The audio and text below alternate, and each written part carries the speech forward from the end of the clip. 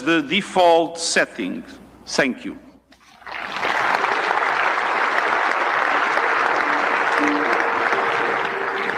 Thank you, His Excellency Antonio Guterres, for your gracious address. Distinguished guests, it is my profound honor now to invite Honorable President of France, His Excellency Emmanuel Macron, to address the august gathering. Let's extend a warm and respectful welcome to His Excellency Emmanuel Macron.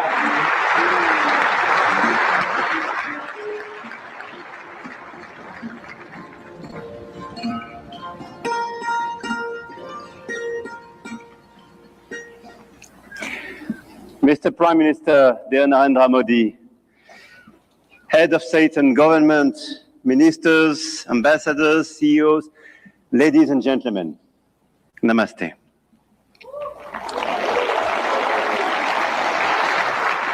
Thank you very much for welcoming us in this magnificent city, in this magnificent country.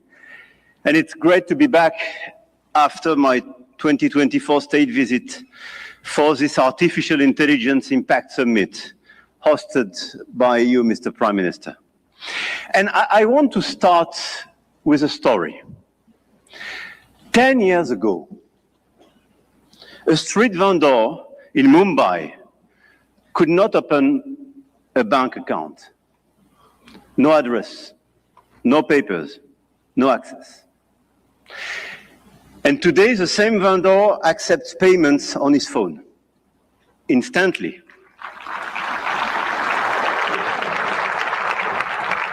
Instantly, for free, from anyone in the country. That is not just a tech story. That is a civilization story.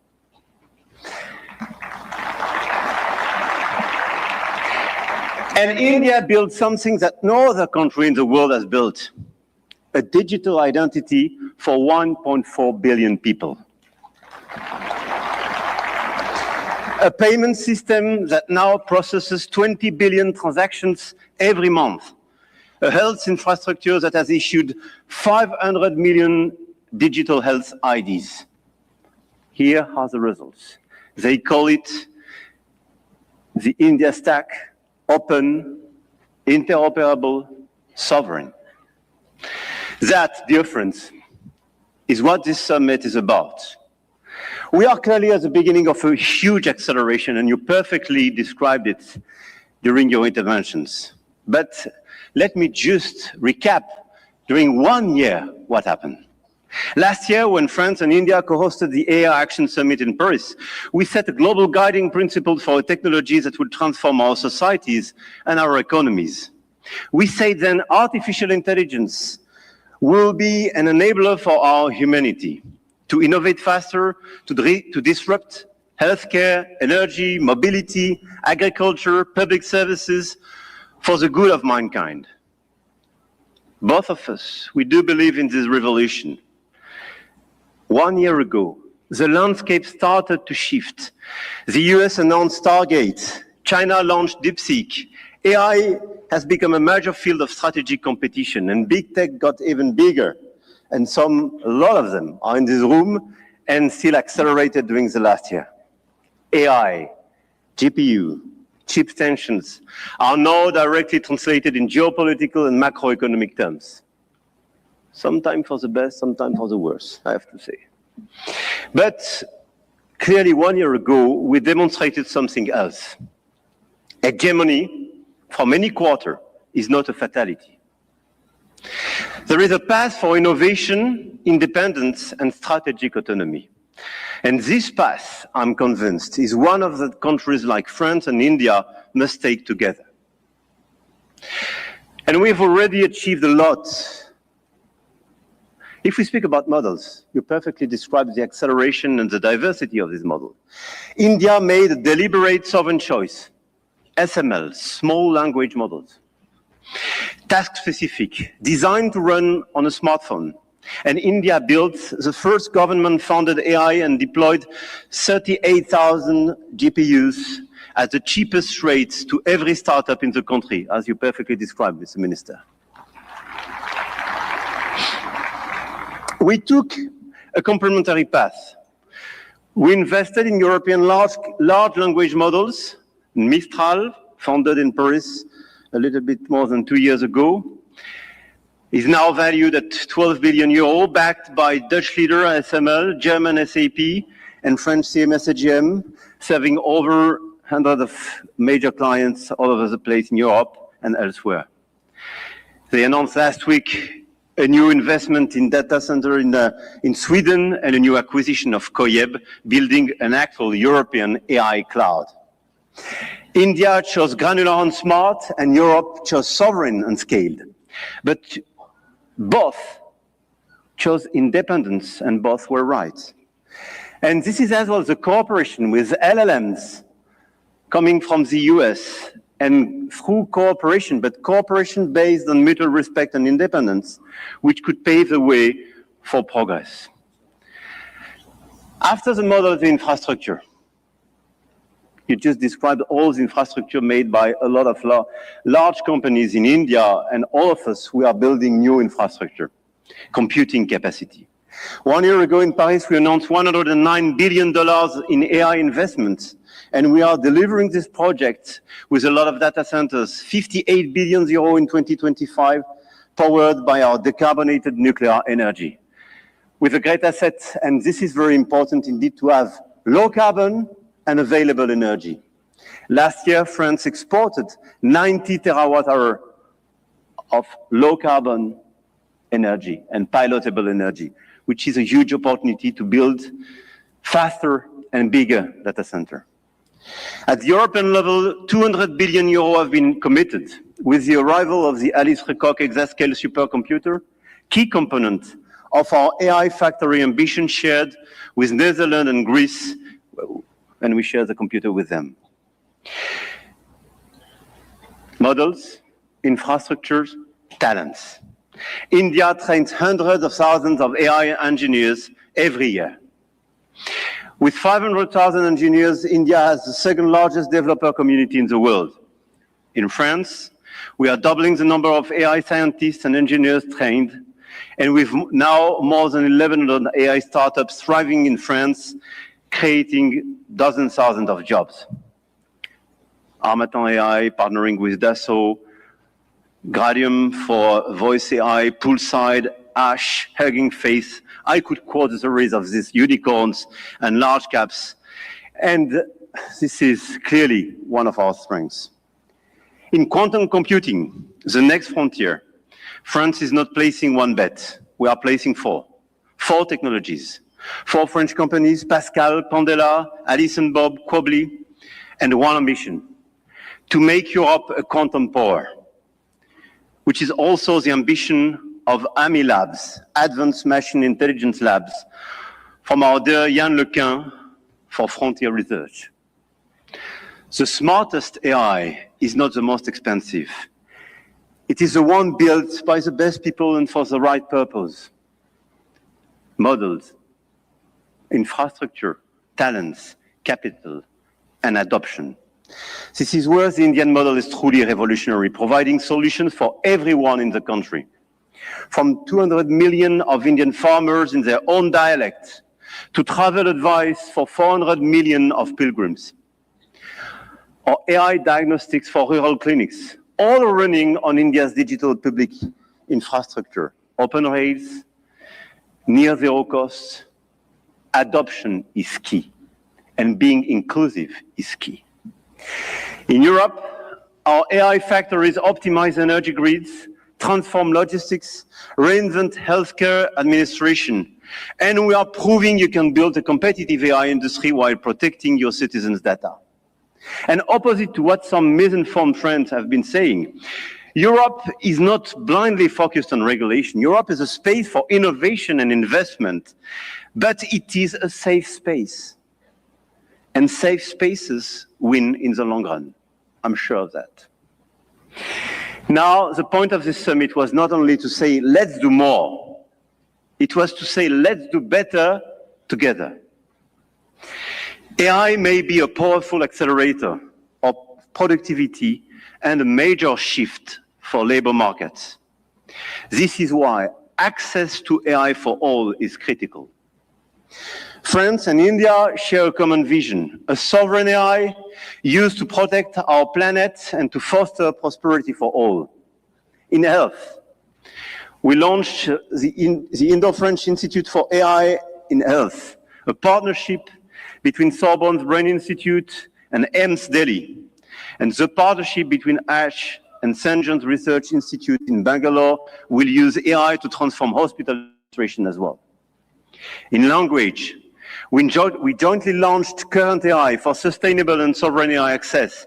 And this year, we announced an open hardware tool for translation into Indian languages and dialects, because AI that doesn't understand dialects is not AI for all. And this is why we do endorse this initiative for diversity in language. In sustainability, our Coalition for Sustainable AI now has more than 200 supporters. Today, with India and UNESCO, we launch an international challenge for sustainable AI models. Last year in Paris, we called it action. This year in Delhi, we call it impact. But the real name is simpler: AI together. AI and digitalization will be a key theme for the months to come. And the key theme of the Africa Forward Summit we will co-host with Kenya in Nairobi in May. The continent, the African continent, with the youngest population that will double in 25 years, deserves the best digital tools. And at a time when tensions are rising, there is an increased sense of urgency to direct all our digital tools towards this inclusive approach. And in order, indeed, to be strong here in India, but to be strong as well on the African continent. And let's focus all together towards bridging rather than dividing, creating rather than destroying, sharing rather than taking. France intends to use its G7 presidency to foster that vision. I know, Mr. Prime Minister, that India will do the same through your BRICS presidency. No country is bound to serve only as a market where foreign companies sell their models and download their citizens' data. No country. One of our G7 priorities will be as well children's protection against AI and digital abuse. You just mentioned it, Mr. Secretary General. There is no reason our children should be exposed online to what is legally forbidden in the real world. Our platforms, governments and regulators should be working together to make internet and social media a safe space. This is why, in France, we are embarking on a process to ban social networks for children under 15 years old.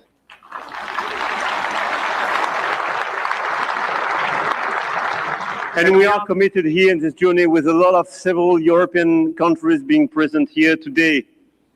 Greece, Spain. I know, Mr. Prime Minister, you will join this club. And this is a great news that India will join such an approach in order to protect children and teenagers.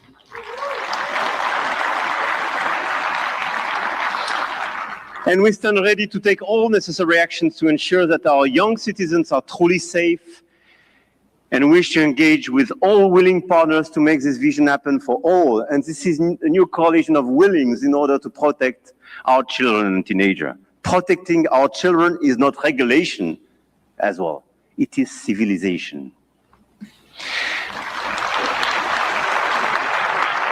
To conclude, the message I have come to convey is that we are determined to continue to shape the rules of the game. And to do with our allies, such as India, because we believe in core shared values: science, rule of law, global balance, efficient multilateralism, innovation for the benefit of all. Now is the time to channel our forces toward what works. Concrete action and solutions that make AI more sustainable, efficient, and accessible. Targeted funding to leverage talents and creativity. Appropriate rules to prevent abuse and protect all our citizens. Strong partnerships that help build new AI solutions, more safe and more sustainable. I want to thank all the governments and business leaders present in this room and engaged in this journey. I know your goodwill and your commitment in order to deliver these concrete results. We do believe in innovation, but we do believe in a better place, in a better world as well. And I don't believe one second it's incompatible. And let me say one more thing about partnerships, because this is not a two-player game. Last week, India and the UAE announced a joint AI partnership, a supercomputing cluster, shared data centers and innovation corridor. And India brings the engineers and the frugal models, and the Gulf brings the capital and the infrastructure. And together, they build faster than either could alone. France knows this equation well. With UAE, we engaged and they committed billions of euros for innovation and data centers in our country, and this partnership creates more value together. This is not dependency. This is intelligent convergence between governments, with companies, large caps, startups, and this is clearly this intelligent convergence which can provide results. The old world said you compete or you lose. The new world says you connect or you fall behind.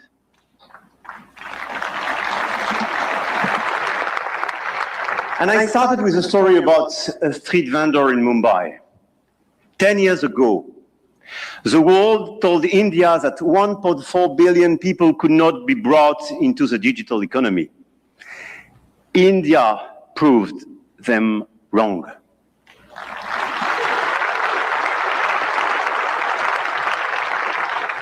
Today, some say AI is a game only the biggest can play. That you need $400 billion to be in the race. That nothing can exist between the two blocks. India, France, Europe, together with our partners, those who believe in our approach, companies, governments, investors, might have a different way. The money race is important and we cannot discount it. But the outcomes and real value creation for our population is even more. The future of AI will be built by those who combine innovation and responsibility, technology with humanity. And India and France will help to shape this future together. And the journey has just begun. Jai Ho. Thank you.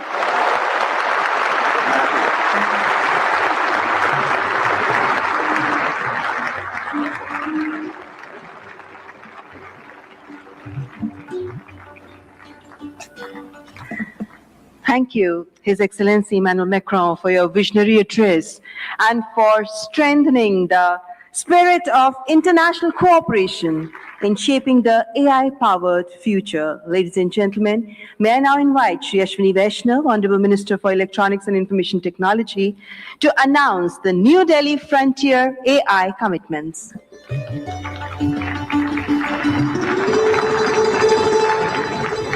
Honorable Prime Minister, distinguished global leaders, industry partners, ladies and gentlemen, and young friends.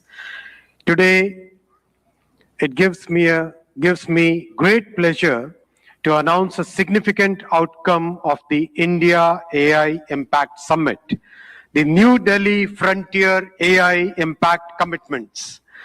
Today, leading frontier AI companies, along with India's own innovators, such as Sarvam, BharatGen, Gyani, and Socket, have come together to make a set of voluntary commitments that reflect a shared vision for inclusive and responsible AI.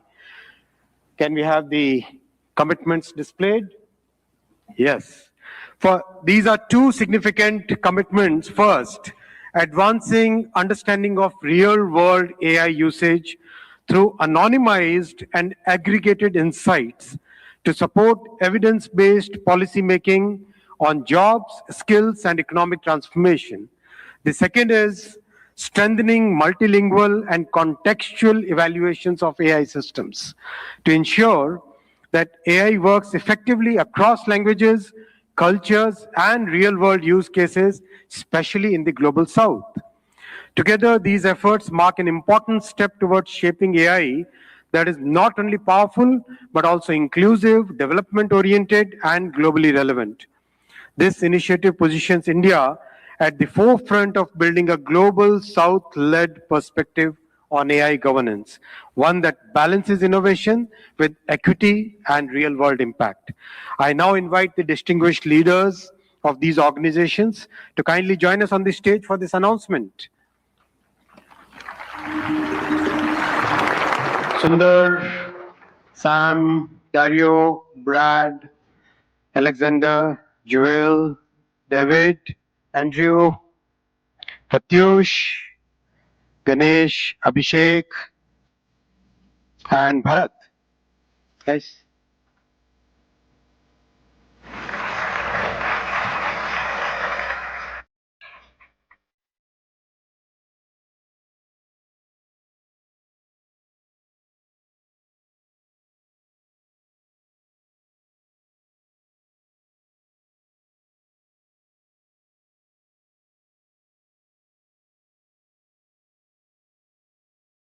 I now invite Honorable Prime Minister of India, Shri Narendra Modi ji, to join the leaders in this major commitment out of the AI Impact Summit.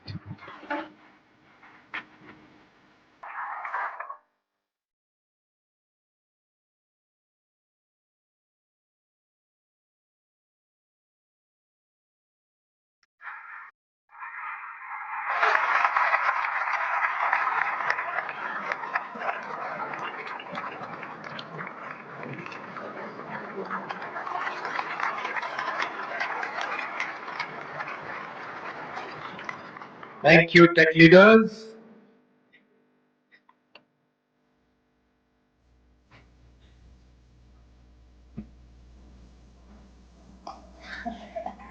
Friends, the leader who made this, who gave this vision to the world, I now invite Honorable Prime Minister for your inaugural address. Give a big round of applause for the Honorable Prime Minister.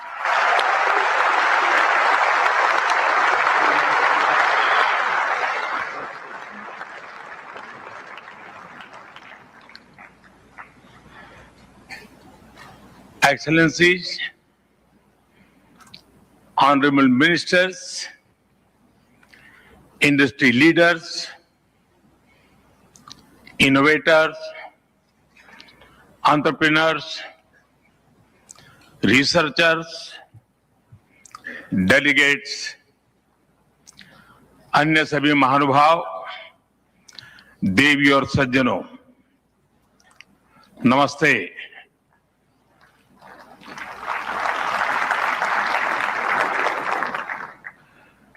दुनिया की सबसे बड़ी और ऐतिहासिक AI impact summit में आप सभी का हार्दिक अभिनंदन है। ये समिट जिस भारत में हो रही है वो भारत 1/6 ऑफ ह्यूमैनिटी को रिप्रेजेंट करता है। भारत दुनिया की सबसे बड़ी युवा आबादी का देश है, सबसे बड़े टेक टैलेंट पूल का केंद्र है, सबसे बड़े टेक एनेबल्ड इकोसिस्टम का उदाहरण है। भारत नई टेक्नोलॉजी बनाता भी है और उसे अभूतपूर्व तेजी से अपनाता भी है। नई टेक्नोलॉजी के प्रति उत्सुक 140 करोड़ भारतीयों की ओर से मैं आप सभी heads of governments, global AI ecosystem के लीडर्स और इनोवेटर्स का इस समिट में स्वागत करता हूं, आपका आभार व्यक्त करता हूं। इस समिट का भारत में होना भारत के साथ ही पूरे ग्लोबल साउथ के लिए गर्व का विषय है। इस समिट में एआई जगत के हुज हू यहां पर मौजूद है। दुनिया के 100 से ज्यादा देशों का रिप्रेजेंटेशन, दुनिया के कोने कोने से यहां आए महानुभाव इसकी सफलता को नई ऊंचाई पर ले जा रहे हैं। इसमें यंग जनरेशन की जो उपस्थिति हमने देखी है वो एक नया विश्वास पैदा करती है। आमतौर पर नई टेक्नोलॉजी को लेकर कुछ लोगों में शुरुआती में संदेह होता है, लेकिन जिस तेजी और भरोसे के साथ दुनिया की युवा पीढ़ी एआई को स्वीकार कर रही है, उसकी ओनरशिप ले रही है, एआई का इस्तेमाल कर रही है, वो अभूतपूर्व है। यहां एआई समिट की एग्जीबिशन को लेकर भी बहुत उत्साह रहा है। खासकर यंग टैलेंट बहुत बड़ी संख्या में आया है। एग्रीकल्चर, सिक्योरिटी, दिव्यांगजनों की मदद, मल्टीलिंगुअल पॉपुलेशन की तमाम जरूरतों से जुड़े जो भी सॉल्यूशंस यहां प्रेजेंट किए गए हैं वो इस फील्ड में मेड इन इंडिया की ताकत और भारत की इनोवेटिव कैपेबिलिटीज का बहुत बड़ा उदाहरण है। साथियों, मानव इतिहास में हर कुछ शताब्दियों के बाद एक टर्निंग पॉइंट आता है और वो टर्निंग पॉइंट सभ्यता की दिशा रीसेट करता है और वहीं से विकास की रफ्तार बदलती है। सोचने, समझने और काम करने के पैराडाइम बदलते हैं। और दिलचस्प बात यह है, जब हम ट्रांसफॉर्मेशन के उस दौर में होते हैं तब उसके वास्तविक इंपैक्ट का अंदाजा भी नहीं होता। जब पत्थरों से पहली बार स्पार्क निकला, किसी ने नहीं सोचा था कि वही चिंगारी सिविलाइजेशनल की फाउंडेशन बनेगी। जब बोली को पहली बार लिपि में बदला गया, किसी ने नहीं जाना था कि रिटन नॉलेज फ्यूचर सिस्टम की बैकबोन बनेगी। जब पहली बार सिग्नल्स को वायरलेस ट्रांसमिट किया गया, किसी ने कल्पना नहीं की थी कि एक दिन पूरी दुनिया रियल टाइम में कनेक्ट होगी। साथियों, आर्टिफिशियल इंटेलिजेंस मानव इतिहास का ऐसा ही ट्रांसफॉर्मेशन है। आज जो हम देख रहे हैं, जो प्रिडिक्ट कर रहे हैं, वो इसके इंपैक्ट का सिर्फ प्रारंभिक संकेत है। एआई मशीनों को इंटेलिजेंट बना रही है, लेकिन उससे भी अधिक मानव सामर्थ्य को कई गुना बढ़ा रही है। अंतर सिर्फ एक है, इस बार स्पीड भी अभूतपूर्व है और स्केल भी अप्रत्याशित है। पहले टेक्नोलॉजी का इंपैक्ट दिखने में दशकों लगते थे। आज मशीन लर्निंग से लर्निंग मशीन तक का सफर तेज भी है, गहरा भी है, व्यापक भी है। इसलिए विजन भी बड़ा रखना है और जिम्मेदारी भी उतनी ही बड़ी निभानी है। वर्तमान पीढ़ी के साथ ही हमें इस बात की भी चिंता करनी है कि आने वाली पीढ़ियों के हाथों में हम एआई का क्या स्वरूप सौंप कर जाएंगे। इसलिए आज असली प्रश्न यह नहीं कि भविष्य में आर्टिफिशियल इंटेलिजेंस क्या कर सकती है।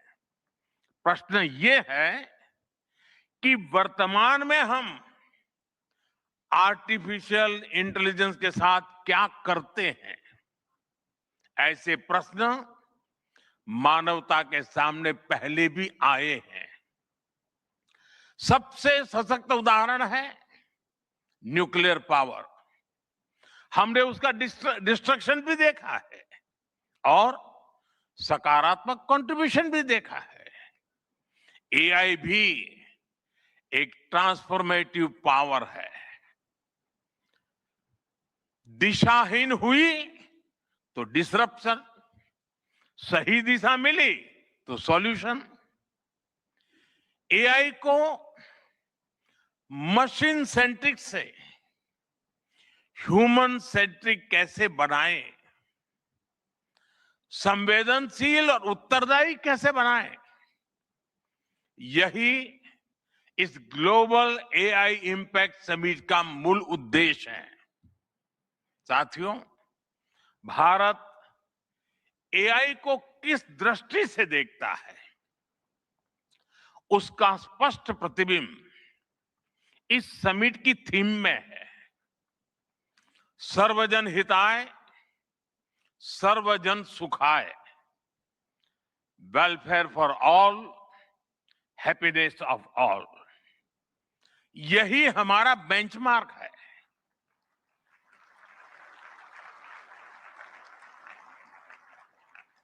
एआई के लिए इंसान सिर्फ डेटा पॉइंट न बन जाए, इंसान सिर्फ रॉ मटेरियल तक सीमित न रह जाए।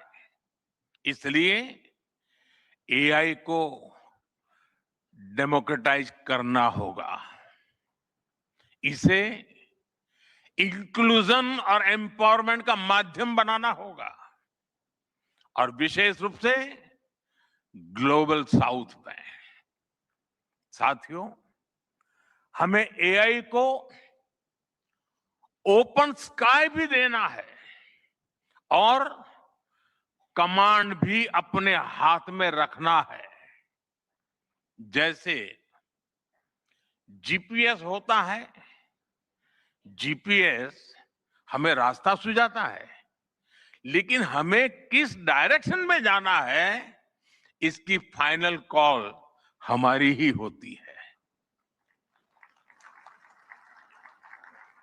आज हम एआई को जिस दिशा में लेकर जाएंगे, वैसा ही हमारा भविष्य तय होगा।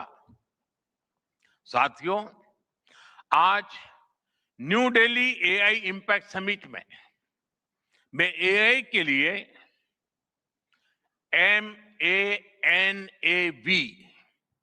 MANAV मानव विजन प्रस्तुत करता हूं।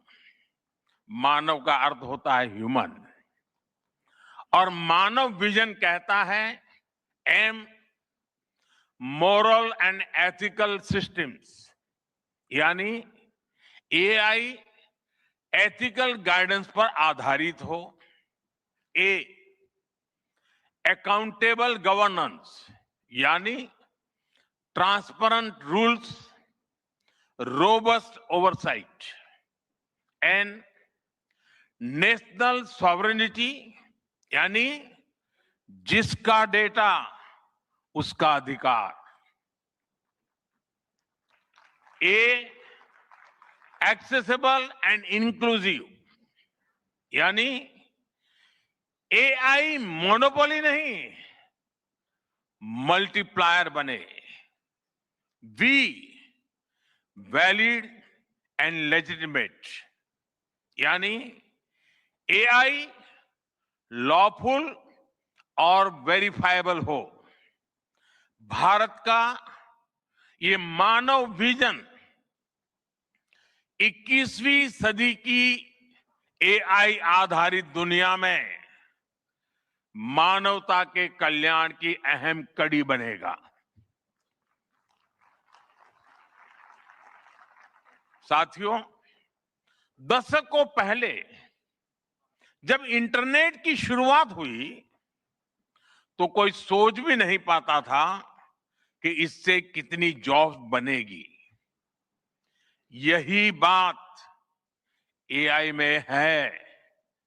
आज कल्पना करना मुश्किल है कि आने वाले समय इस फील्ड में किस तरह की जॉब पैदा होगी। एआई का future of work pre defined नहीं है। ये हमारे निर्णय पर, हमारे कोर्स ऑफ एक्शन पर निर्भर होगा। मैं समझता हूं हमारे लिए फ्यूचर ऑफ वर्क एक नई अपॉर्चुनिटी है। ये ह्यूमंस और इंटेलिजेंट सिस्टम्स के साथ मिलकर काम करने का युग है। We are entering an era where humans and intelligent systems co-create, co-work and co-evolve. AI हमारे काम को और अधिक स्मार्ट, एफिशिएंट और इंपैक्टफुल बनाएगा। हम बेहतर डिजाइन करेंगे, तेज बिल्ड करेंगे और बेहतर डिसीजन ले सकेंगे। इससे और ज्यादा लोगों को हायर वैल्यू, क्रिएटिव और मीनिंगफुल रोल्स भी मिलेंगे। ये इनोवेशन, एंटरप्रेन्योरशिप और न्यू इंडस्ट्रीज के लिए बड़ा मौका है। इसलिए हमें स्किलिंग, रीस्किलिंग और लाइफ लॉन्ग लर्निंग को मास मूवमेंट बनाना होगा। साथियों, future of work inclusive, trusted और ह्यूमन सेंट्रिक होगा। अगर हम मिलकर आगे बढ़ें तो आर्टिफिशियल इंटेलिजेंस पूरी मानवता की क्षमता को नई ऊंचाइयों तक ले जाएगी। साथियों, कहा जाता है sunlight is the best disinfected, यानी पारदर्शिता ही सबसे बड़ी सुरक्षा है। कुछ देश और कंपनियां मानती है कि एआई एक स्ट्रैटेजिक एसेट है, इसलिए इसे कॉन्फिडेंशियल तरीके से डेवलप किया जाना चाहिए। लेकिन भारत की सोच अलग है। हम मानते हैं कि एआई जैसी तकनीक तभी दुनिया के लिए लाभकारी होगी जब उसे शेयर किया जाएगा, जब कोड ओपन होंगे और शेयर किए जाएंगे, तभी हमारे मिलियंस ऑफ यंग माइंड्स उन्हें बेहतर और सुरक्षित बना पाएंगे। इसलिए आइए कि एआई को ग्लोबल कॉमन गुड के रूप में विकसित किया जाएगा। साथियों, आज की एक बहुत बड़ी आवश्यकता ग्लोबल स्टैंडर्ड्स बनाने की भी है। डीप फेक्स और फैब्रिकेटेड कंटेंट ओपन सोसाइटीज में अस्थिरता ला रहे हैं। फिजिकल वर्ल्ड में हम फूड पर न्यूट्रिशन लेबल्स देखते हैं ताकि हमें पता हो कि हम क्या खा रहे हैं, ठीक उसी तरह डिजिटल वर्ल्ड में कंटेंट पर भी ऑथेंटिसिटी लेवल्स होने चाहिए, ताकि लोगों को पता हो कि क्या असली है और क्या एआई से बनाया गया है।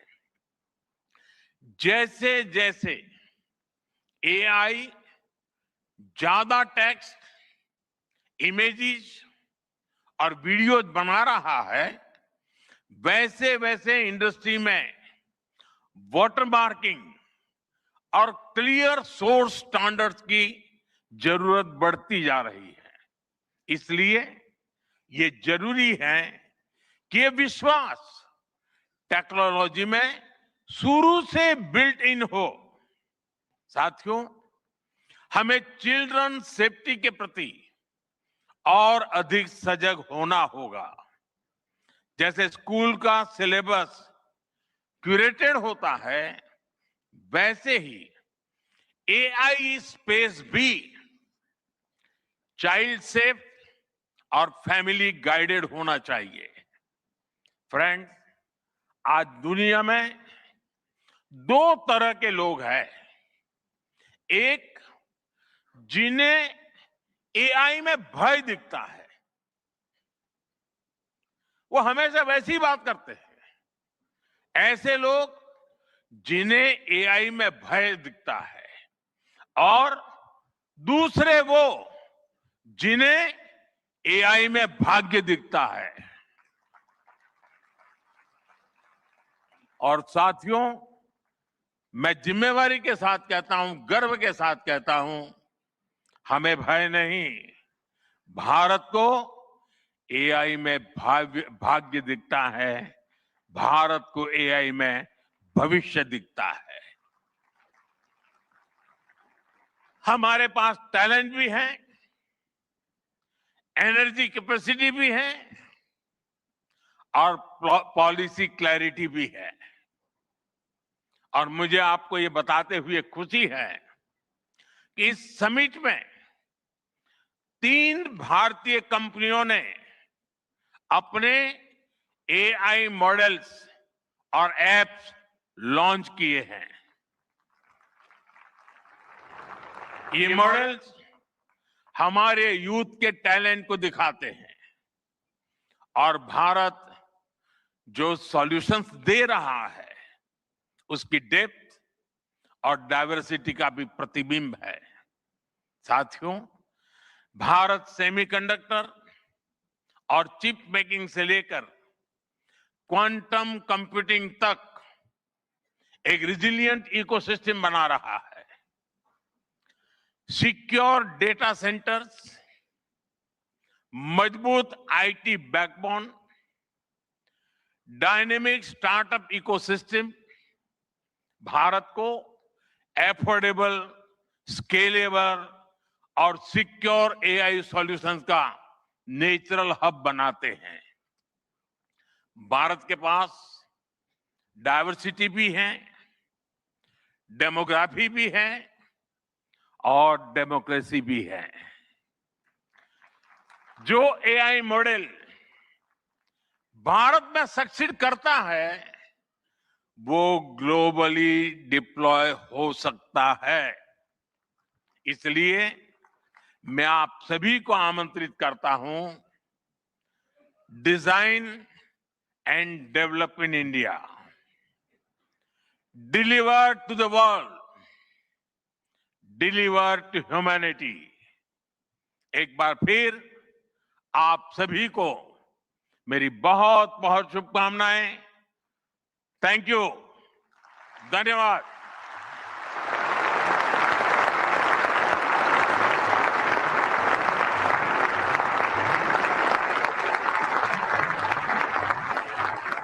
Thank you, Honorable Prime Minister, for your guiding words. Ladies and gentlemen, Honorable Prime Minister of India, Shri Narendra Modi, is a visionary leader who envisions that progress should uplift every citizen and leave no one behind.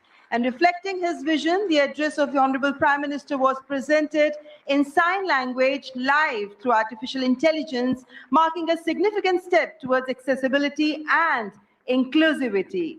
Guided by the three pillars of people, planet, and progress, from the timeless principle of Sarvajan Hitai, Sarvajan Sukhai, to the vision of sovereign AI and AI sovereignty, India's approach is impact-oriented and people-centric. I extend my heartfelt gratitude to all our distinguished guests, including His Excellency Emmanuel Macron, and to all the global leaders, speakers, and delegates for their august presence. Thank you all for joining us, ladies and gentlemen. From India's perspective, India's development journey in AI is focused on development of AI for the global south, from limited ownership of AI to inclusive participation. That's India's approach to AI. Ladies and gentlemen, your presence has reaffirmed our तो आपने संबोधन सुना यहाँ पर प्रधानमंत्री नरेंद्र मोदी का, और इस संबोधन की जो बड़ी बातें थी वो आपके साथ हम यहाँ साझा कर रहे हैं। खासतौर से प्रधानमंत्री ने कहा कि भारत दुनिया की सबसे बड़ी युवा आबादी वाला देश है, और इसका देखिए किस तरीके से हम आने वाले समय this clarion call today. Namaskar.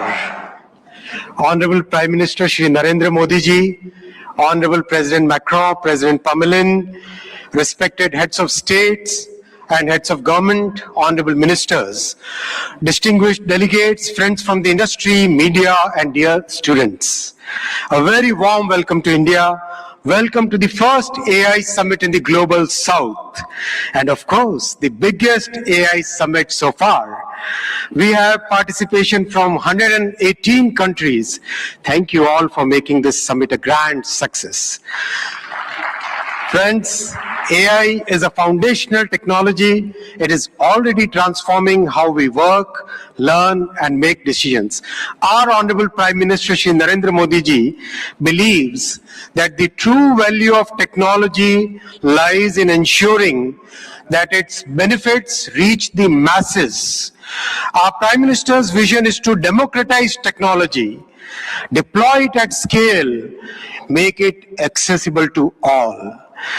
That's why in our country, in India, we are working on all the 5 layers of the AI stack.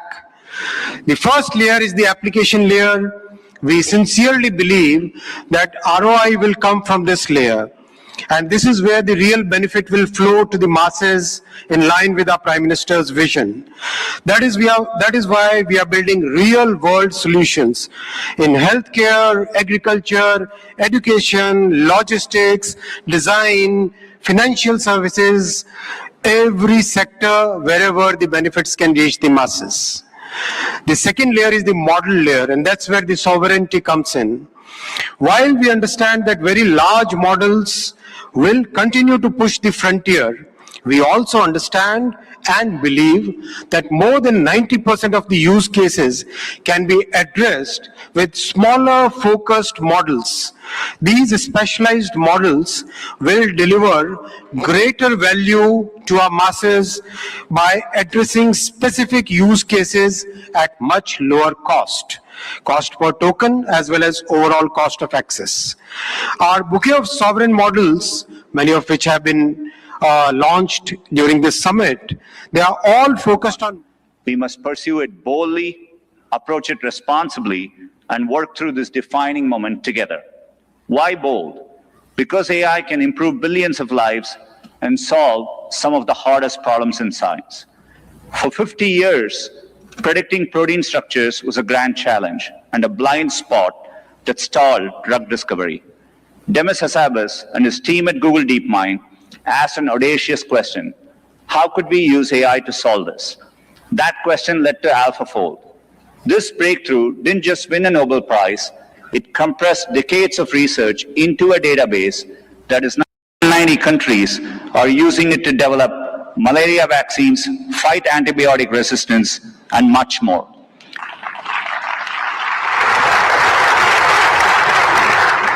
And we are asking similarly bold questions across the scientific stack, from cataloging DNA disease markers to building AI agents that act as true partners in the scientific method. We must be equally bold in tackling problems in regions that have lacked access to technology.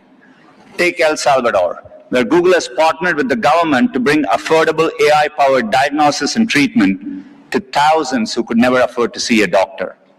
Or in India, where our work together is helping farmers protect their livelihoods in the face of monsoons. Last summer, for the first time, the Indian government sent AI-powered forecasts to millions of farmers, possible in part because of our neural GCM model. I see language inclusion as another exciting ambition. In Ghana, we are collaborating with universities and NGOs to expand research and open source tools across more than 20 African languages. We need this bold thinking in more places to tackle more problems across health, education, economic opportunity, and more. Technology brings incredible benefits, but we must ensure everyone has access to them.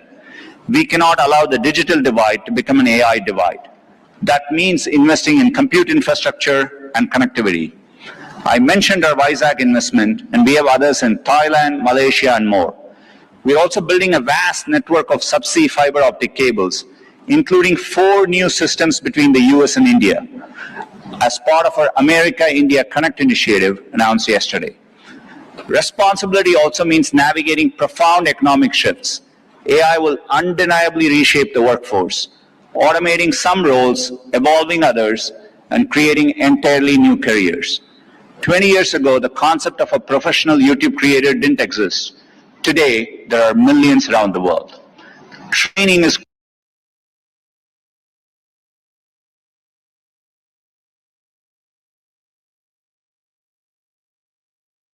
a professional certificate will help people master AI in their jobs available globally. Finally, trust is the bedrock of adoption. We have created tools like SynthID used by journalists and citizen fact-checkers globally to help verify the authenticity of the content you read and see. But no matter how bold we are or how responsible, we won't realize AI's full benefits unless we work together. Governments have a vital role that includes as regulators, setting important rules of the road and addressing key risks. And importantly, also as innovators, bringing AI to public services that improve lives and accelerating adoption of these technologies for people and businesses. There are glimmers of this from around the globe, from the Ugandan government using AI and satellite imagery to locate priority areas for electrification, to getting potholes fixed for residents more efficiently in Memphis, Tennessee, by using AI scans of road surfaces from buses. Tech companies must also step up, building products that boost knowledge, creativity, and productivity to help people achieve their dreams. And we also need companies of all sizes thinking about this, harnessing AI to innovate and transform their businesses and sectors, and to skill up and empower workers. We have the opportunity to improve lives at a once-in-a-generation scale. I know we have the capability to do this, and looking at the leaders here today, I believe we also have the will. Now we must do the work together. Thank you.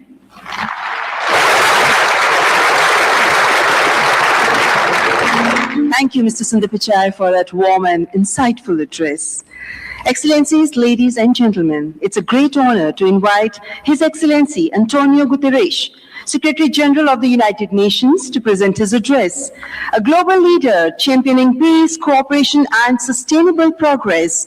Please join me in giving him a warm welcome.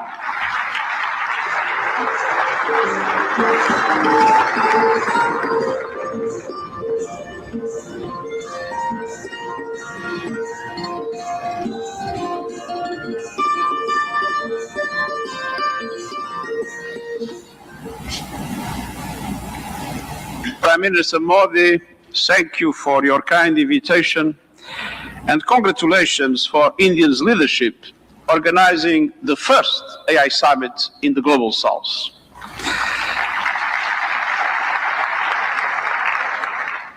Meeting in India has special meaning. It brings this conversation closer to the realities shaping much of the world.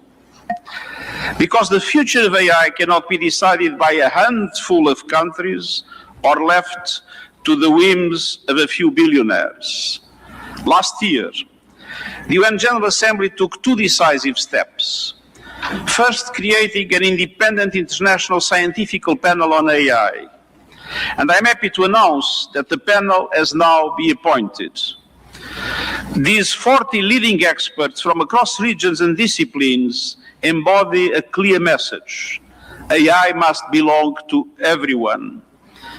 We must replace hype and fear with shared evidence and close knowledge gaps. I urge member states, industry and civil society to contribute to the panel's work.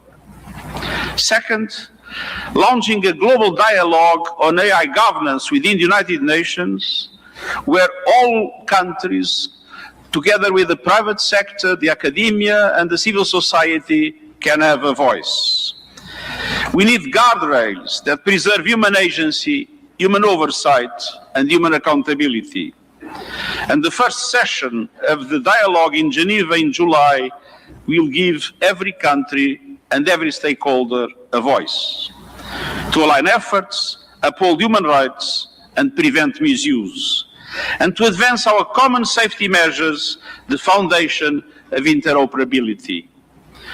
That builds trust across borders for regulators and businesses, and trust and turns compatibility into opportunity. Your discussions here will culminate in the global dialogue. But without investment, many countries will be locked out of the AI age. AI must be accessible to everyone. That is why, encouraged by the General Assembly of the United Nations, I'm calling for a global fund on AI to build basic capacity in developing countries. Skills, data, affordable computing power, and inclusive ecosystems. Our target is $3 billion US. That is less than 1% of the annual revenue of a single tech company. A small price for AI diffusion that benefits all, include businesses building AI. I'm pleased that member states have responded to my call to form a global network for exchange and cooperation on AI capacity building in developing world. AI must benefit everyone. Done right, AI can advance sustainable development goals, accelerate breakthroughs in medicine, expand learning opportunities, strengthen food security, bolster climate action and disaster preparedness, and improve access to vital public services. But it can also deepen inequality, amplify bias, and fuel harm. As AI's energy and water demands soar, data centers and supply chains must switch to clean power and shift costs to vulnerable communities. We must invest in workers so AI augments human potential, not only replaces it. And AI must be safe for everyone. We must protect people from exploitation, manipulation, and abuse. No child should be a test subject for unregulated AI. Excellencies, the message of this summit is simple. Real impact means technology that improves lives and protects the planet. So let's build AI for everyone with dignity as the default setting. Thank you.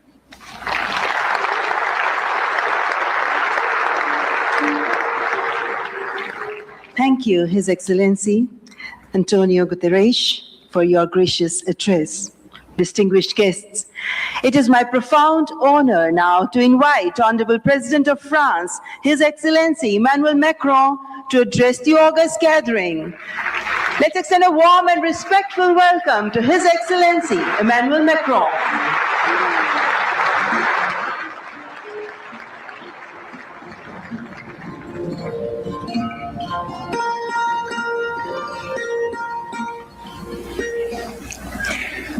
Mr. Prime Minister, dear Narendra Modi, Head of State and Government, Ministers, Ambassadors, CEOs, ladies and gentlemen, Namaste.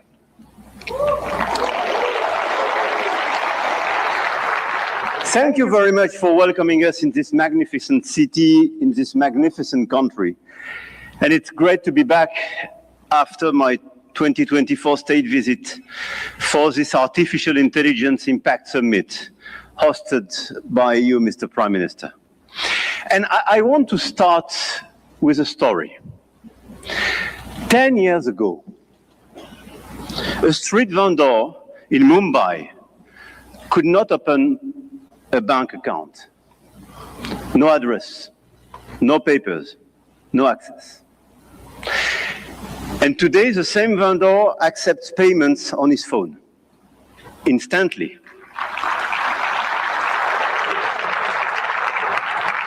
Instantly, for free, from anyone in the country. That is not just a tech story. That is a civilization story.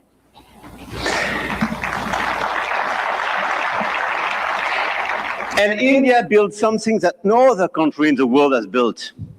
A digital identity for 1.4 billion people. A payment system that now processes 20 billion transactions every month. A health infrastructure that has issued 500 million digital health IDs. Here are the results. They call it the India Stack, open, interoperable, sovereign. That, dear friends, is what this summit is about. We are clearly at the beginning of a huge acceleration, and you perfectly described it during your interventions. But let me just recap during 1 year what happened. Last year, when France and India co-hosted the AI Action Summit in Paris, we set a global guiding principle for technologies that will transform our societies and our economies. We said then artificial intelligence will be an enabler for our humanity to innovate faster, to disrupt healthcare, energy, mobility, agriculture, public services for the good of mankind. Both of us, we do believe in this revolution. 1 year ago, the landscape started to shift. The US announced Stargate. China launched DeepSeek.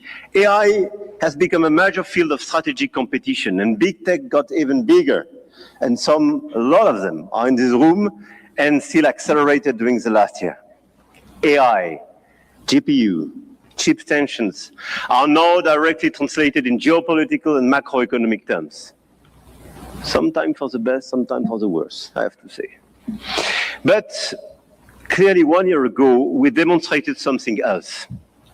Hegemony from any quarter is not a fatality.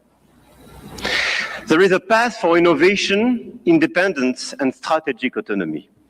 And this path, I'm convinced, is one of the countries like France and India must take together. And we've already achieved a lot. If we speak about models, you perfectly described the acceleration and the diversity of this model. India made a deliberate sovereign choice. SML, small language models. Task-specific, designed to run on a smartphone.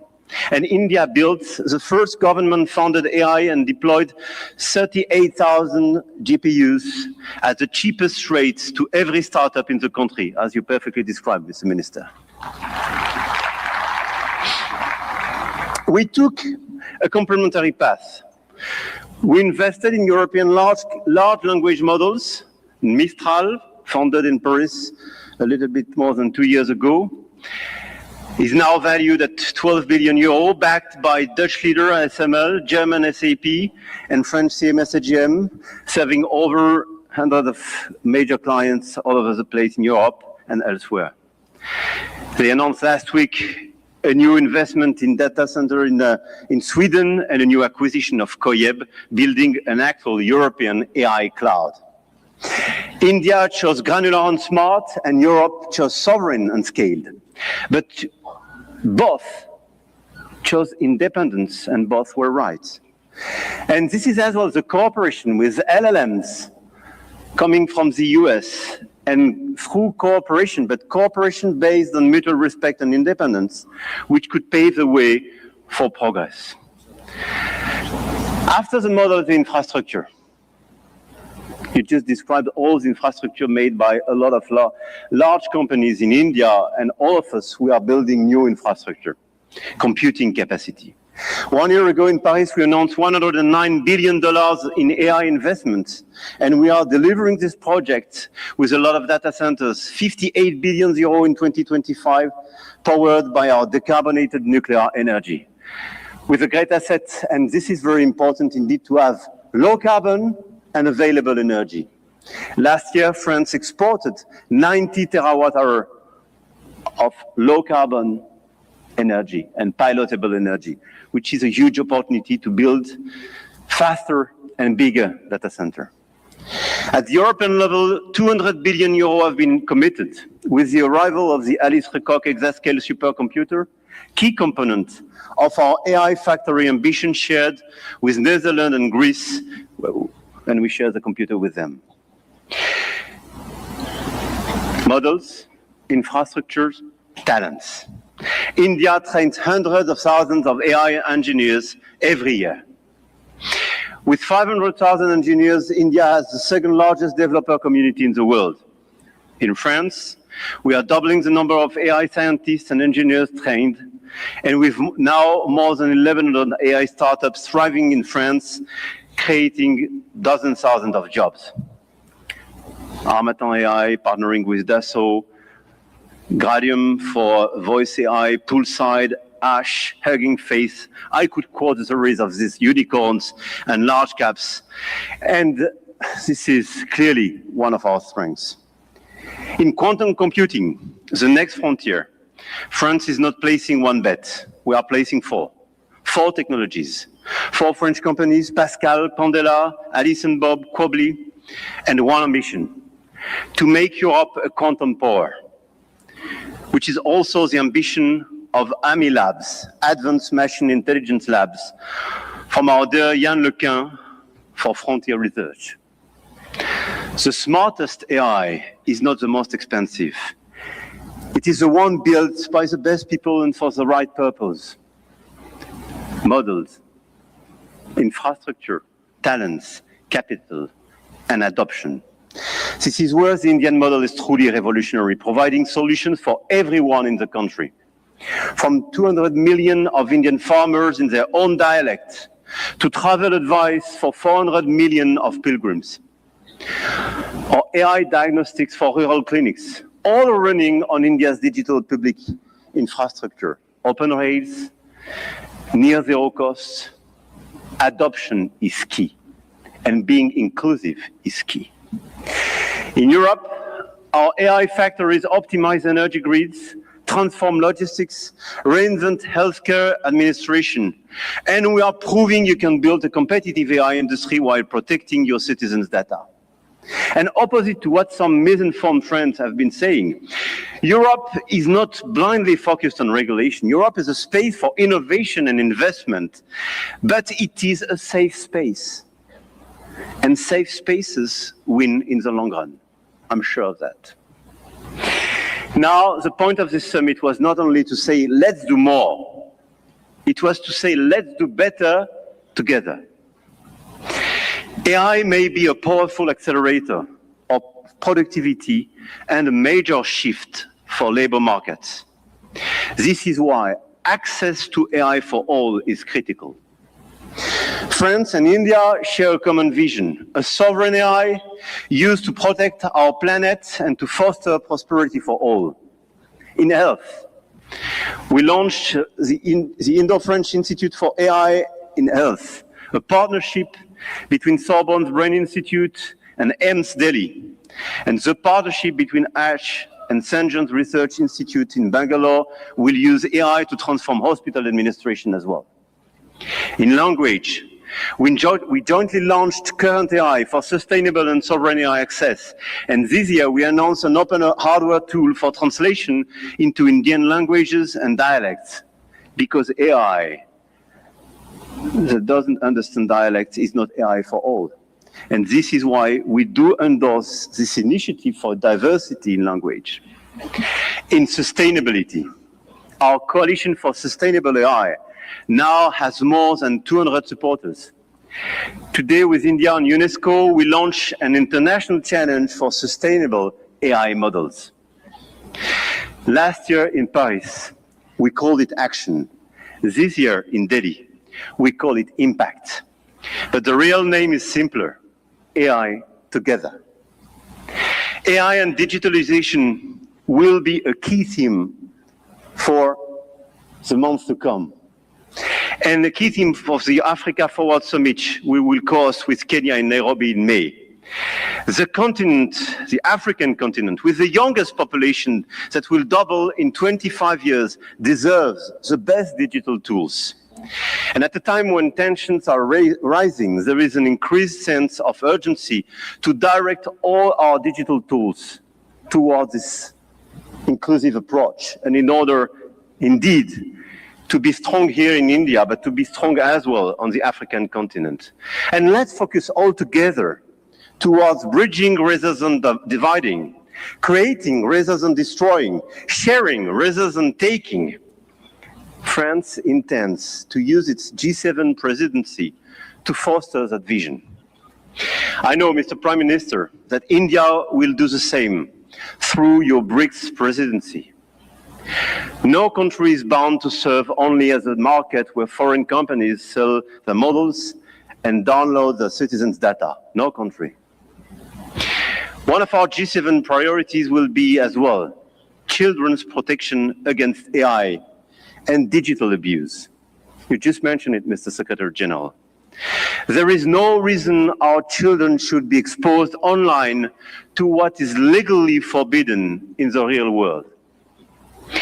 Our platforms, governments and regulators should be working together to make internet and social media a safe space. This is why, in France, we are embarking on a process to ban social networks for children under 15 years old.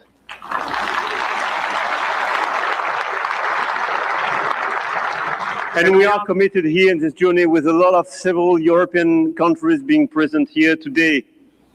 Greece, Spain. I know, Mr. Prime Minister, you will join this club. And this is a great news that India will join such an approach in order to protect children and teenagers.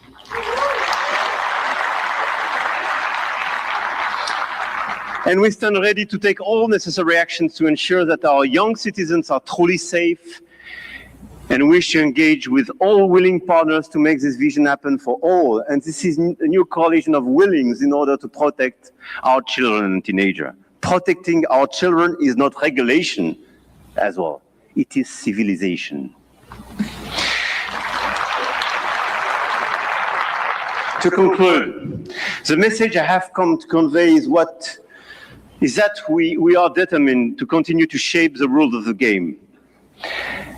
And to do with our allies, such as India, because we believe in core shared values: science, rule of law, global balance, efficient multilateralism, innovation for the benefit of all.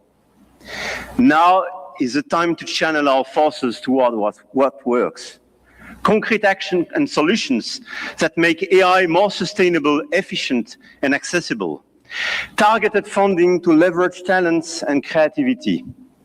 Appropriate rules to prevent abuse and protect all our citizens. Strong partnerships that help build new AI solutions, more safe and more sustainable. I want to thank all the governments and business leaders present in this room and engaged in this journey. I know your goodwill and now your commitment in order to deliver these concrete results. We do believe in innovation, but we do believe in a better place, in a better world as well. And I don't believe one second it's incompatible. And let me say one more thing about partnerships, because this is not a two-player game. Last week, India and the UAE announced a joint AI partnership, a supercomputing cluster, shared data centers and innovation corridor. And India brings the engineers and the frugal models, and the Gulf brings the capital and the infrastructure. And together, they build faster than either could alone. France knows this equation well. With UAE, We engaged and they committed billions of euros for innovation and data centers in our country, and this partnership creates more value together. This is not dependency. This is intelligent convergence between governments, with companies, large caps, startups, and this is clearly this intelligent convergence which can provide results. The old world said you compete or you lose. The new world says you connect or you fall behind.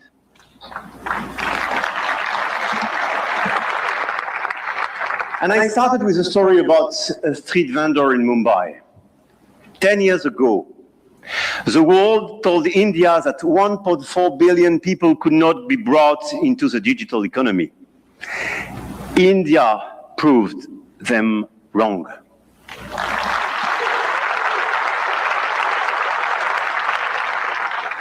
Today, some say AI is a game only the biggest can play. That you need $400 billion to be in the race. That nothing can exist between the two blocks. India, France, Europe, together with our partners, those who believe in our approach, companies, governments, investors, might have a different way. The money race is important and we cannot discount it.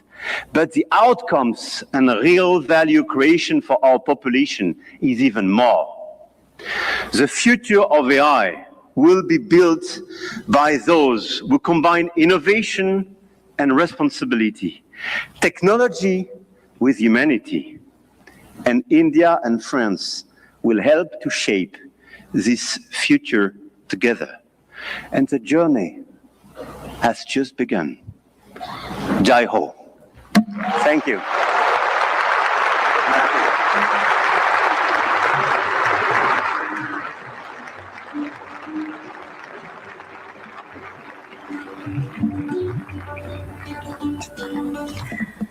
Thank you, His Excellency Emmanuel Macron, for your visionary address and for strengthening the spirit of international cooperation in shaping the AI-powered future. Ladies and gentlemen, may I now invite Shri Ashwini Vaishnav, Honorable Minister for Electronics and Information Technology, to announce the New Delhi Frontier AI commitments.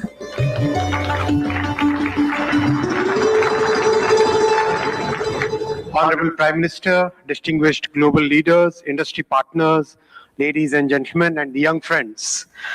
Today, it gives me great pleasure to announce a significant outcome of the India AI Impact Summit, the New Delhi Frontier AI Impact Commitments. Today, leading frontier AI companies, along with India's own innovators, such as Sarvam, BharatGen, Gyani, and Socket, have come together to make a set of voluntary commitments that reflect a shared vision for inclusive and responsible AI. Can we have the commitments displayed? Yes. These are two significant commitments. First, advancing understanding of real-world AI usage through anonymized and aggregated insights to support evidence-based policymaking on jobs, skills, and economic transformation. The second is strengthening multilingual and contextual evaluations of AI systems to ensure that AI works effectively across languages, cultures, and real-world use cases, especially in the global south. Together, these efforts mark an important step towards shaping AI that is not only powerful, but also inclusive, development-oriented, and globally relevant. This initiative positions India at the forefront of building a global South-led perspective on AI governance, one that balances innovation with equity and real-world impact. I now invite the distinguished leaders of these organizations to kindly join us on the stage for this announcement. Sundar, Sam, Dario, Brad, Alexander, Joel, David, Andrew, Pratyush, Ganesh, Abhishek, and Bharat. Guys.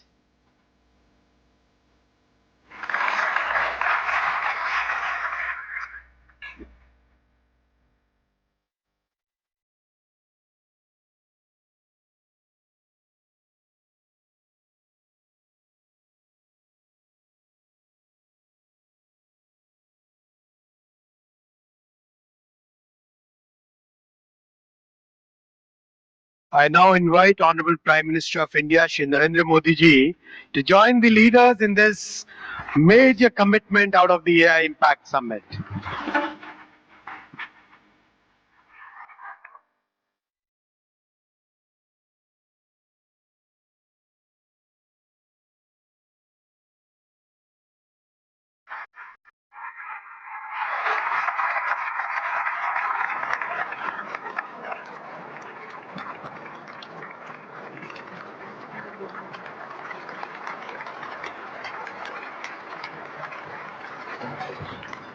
Thank you, tech leaders.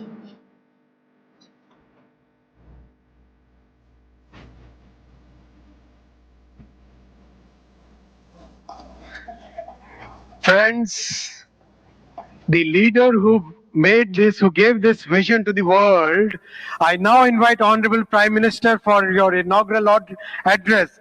Give a big round of applause for the Honorable Prime Minister.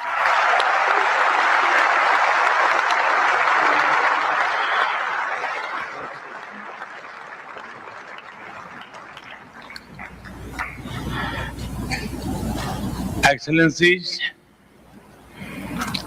honorable ministers, industry leaders, innovators, entrepreneurs, researchers, delegates, अन्य सभी महानुभाव, देवी और सज्जनों, नमस्ते।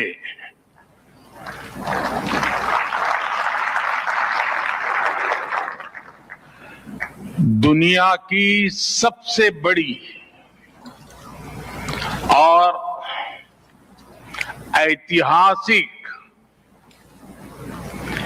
AI impact summit में आप सभी का हार्दिक अभिनंदन है।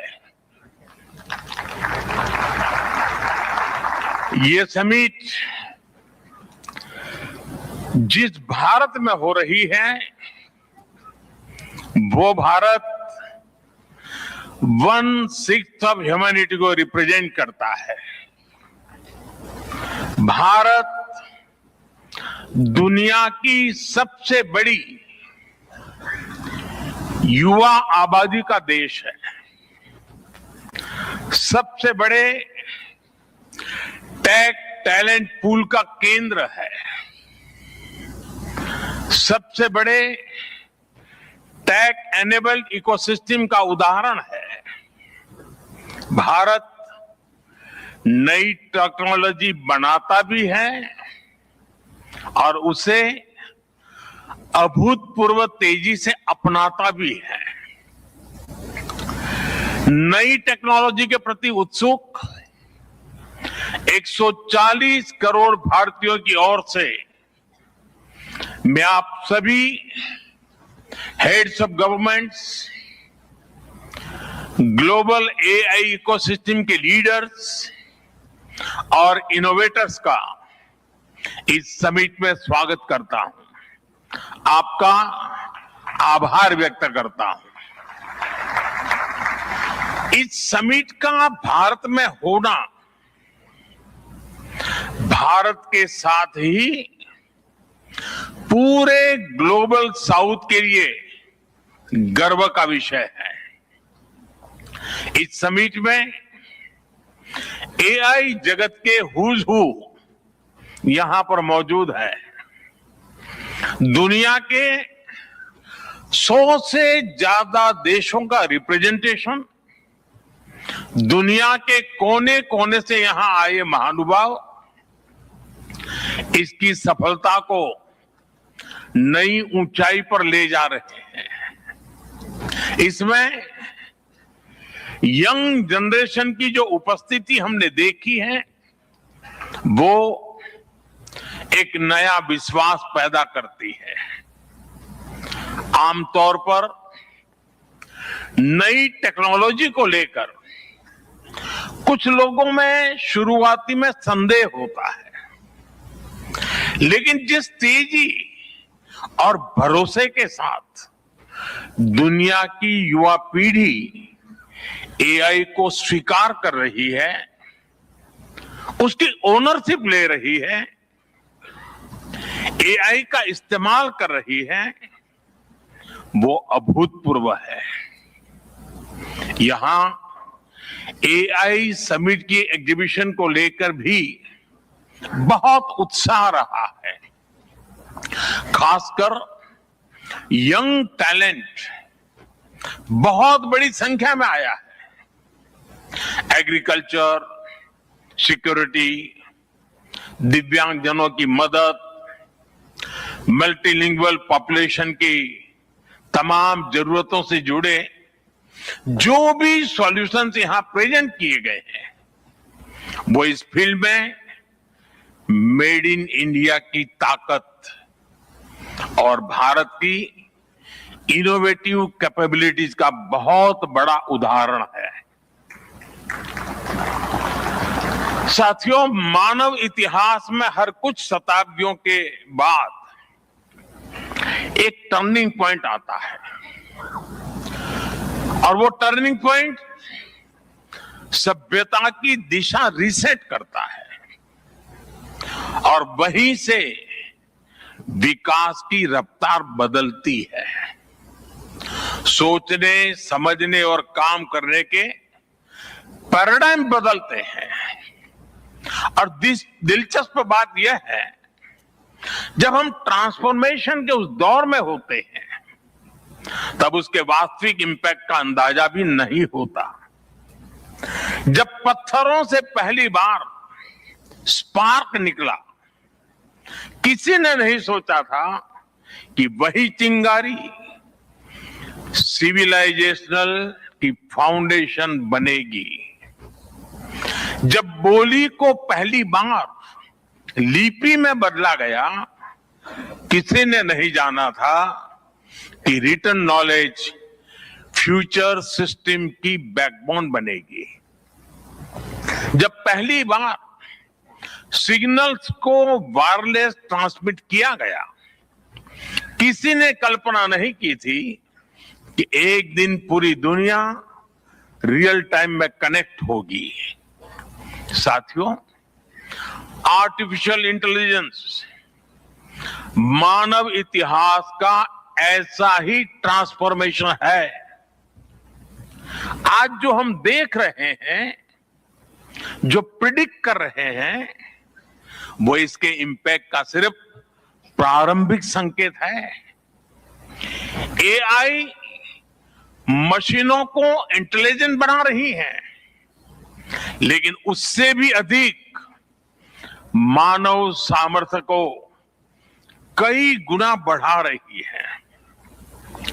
अंतर सिर्फ एक है, इस बार स्पीड भी अभूतपूर्व है और स्केल भी अप्रत्याशित है।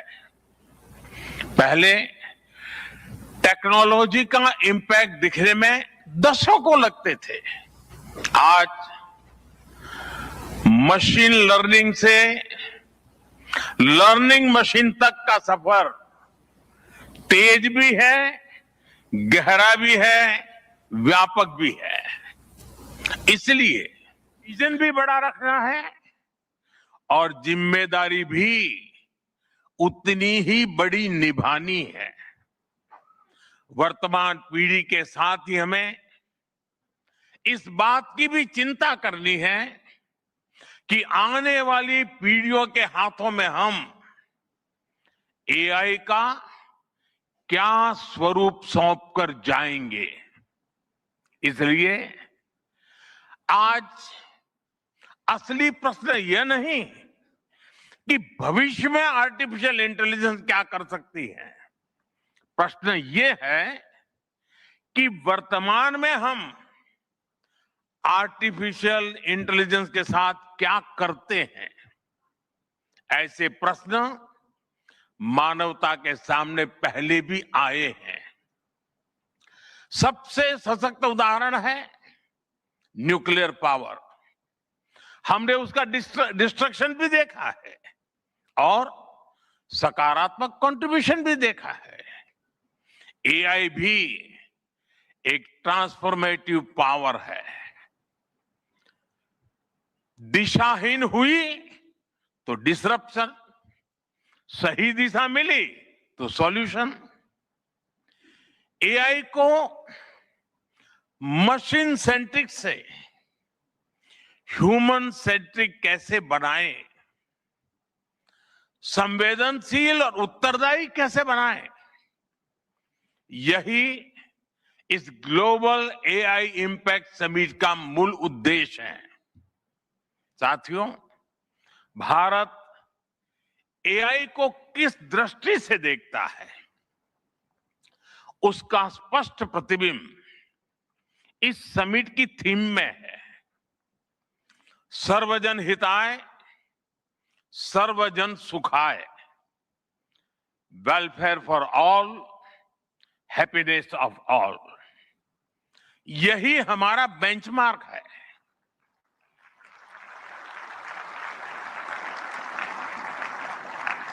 एआई के लिए इंसान सिर्फ डेटा पॉइंट न बन जाए, इंसान सिर्फ रॉ मटेरियल तक सीमित न रह जाए, इसलिए एआई को डेमोक्रेटाइज करना होगा, इसे इंक्लूजन और एम्पावरमेंट का माध्यम बनाना होगा, और विशेष रूप से ग्लोबल साउथ में। साथियों, हमें एआई को ओपन स्काई भी देना है और कमांड भी अपने हाथ में रखना है। जैसे जीपीएस होता है, जीपीएस हमें रास्ता सुझाता है, लेकिन हमें किस डायरेक्शन में जाना है, इसकी फाइनल कॉल हमारी ही होती है। आज हम एआई को जिस दिशा में लेकर जाएंगे, वैसा ही हमारा भविष्य तय होगा। साथियों, आज new Delhi AI impact summit में मैं एआई के लिए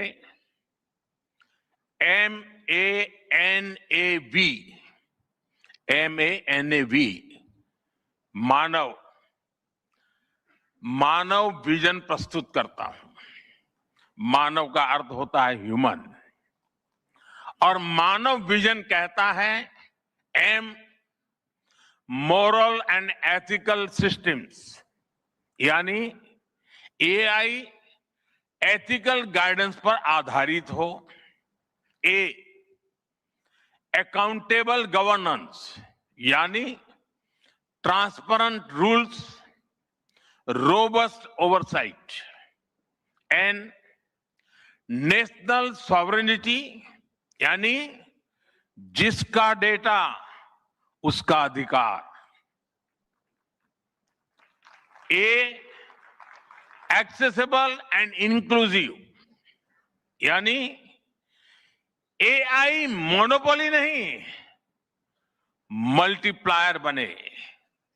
V, वैलिड एंड लेजिटिमेट, यानी एआई लॉफुल और वेरीफाइबल हो। भारत का ये मानव विजन 21वीं सदी की एआई आधारित दुनिया में मानवता के कल्याण की अहम कड़ी बनेगा। साथियों, दशकों पहले जब इंटरनेट की शुरुआत हुई तो कोई सोच भी नहीं पाता था कि इससे कितनी जॉब्स बनेगी। यही बात एआई में है। आज कल्पना करना मुश्किल है कि आने वाले समय इस फील्ड में किस तरह की जॉब पैदा होगी।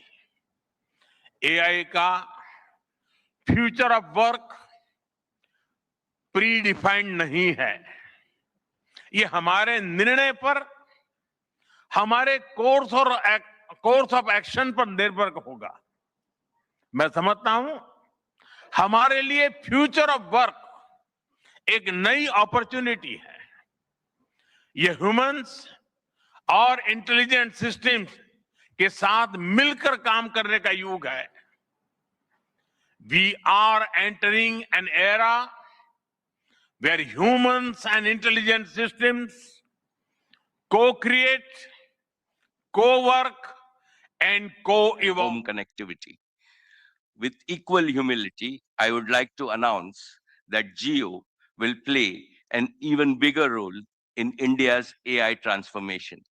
Today, on behalf of the Reliance Group and Geo Intelligence, I want to make 3 announcements. Announcement 1, Geo connected India to the internet era. Geo will now connect India to the intelligence era. We will deliver intelligence to every citizen, every sector of the economy, and every facet of social development and every service of government. Geo will do so with the same reliability, quality, scale, and extreme affordability that transformed connectivity. India cannot afford to rent intelligence. Therefore, we will reduce the cost of intelligence as dramatically as we did the cost of data.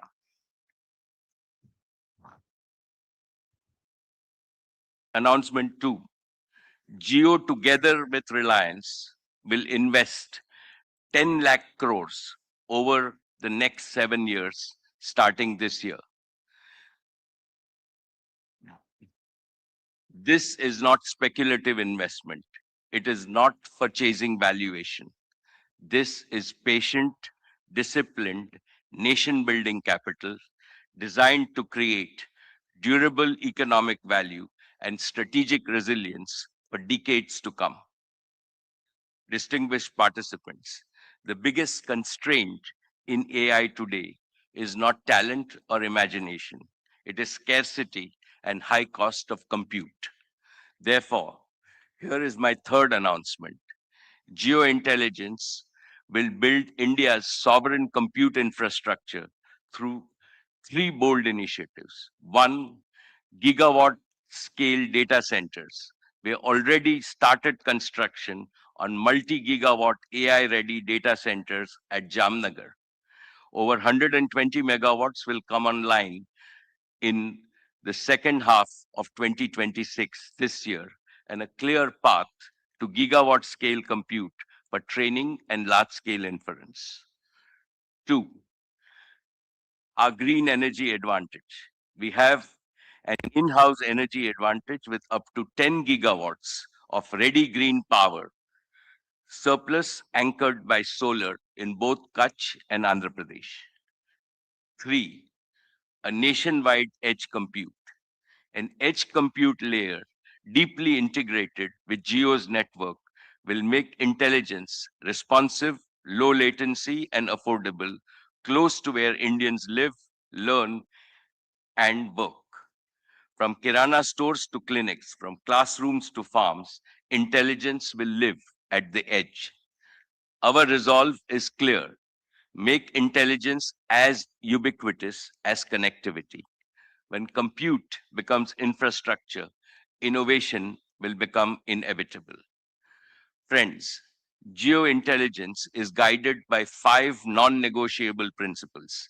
First, AI for India's deep tech and advanced manufacturing leadership, reaching not just large enterprises, but agriculture, small businesses, and the informal sector.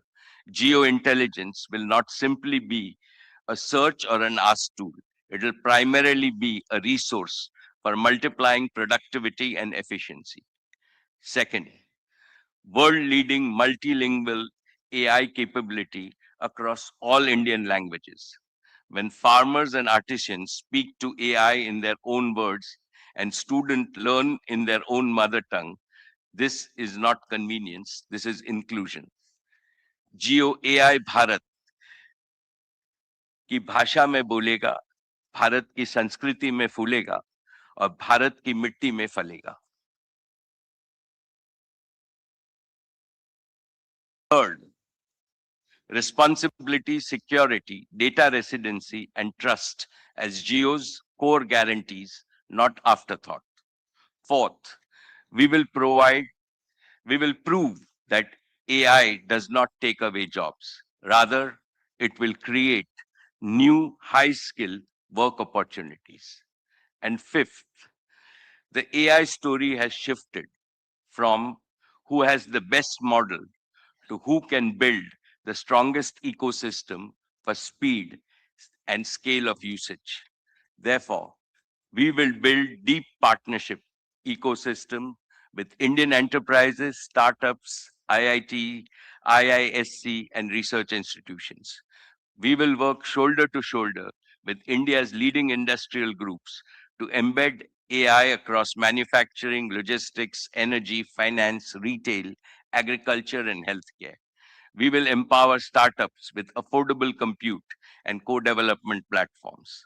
We will aspire to produce global breakthroughs in compute architecture, foundation models, and energy efficiency, designed in India, rooted in our values, powered by our talent, and scaled for humanity. And we will partner with the very best tech companies in the world, not as importers of intelligence, but as co-architects of a new AI century. Dear friends, I believe that social relevance, not momentary craze, should drive AI growth in India. Geo has already started AI applications for the most pressing challenges in inclusive development. In education, we have Geo Shikshak, an adaptive AI teaching assistant in 22 languages. When 250 million school children and 50 million students in higher education are empowered by AI, teachers, no power on earth can match India's talent wealth.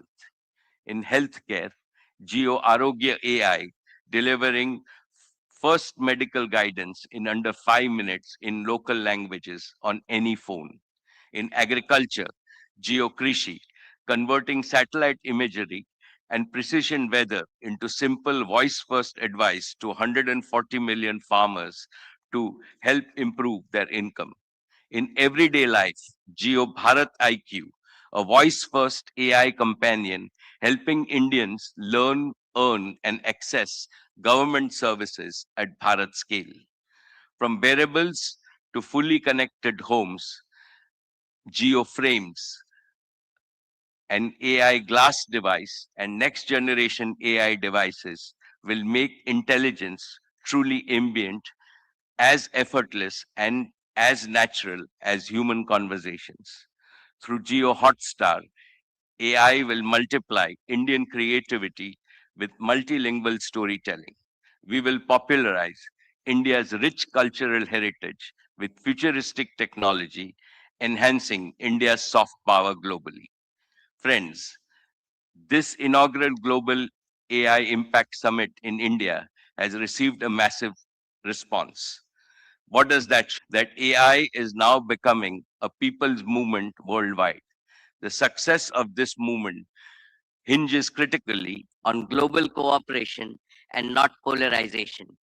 Be it chips or rare earths, AI works its magic through sharing, not hoarding, through collaborations, not conflicts.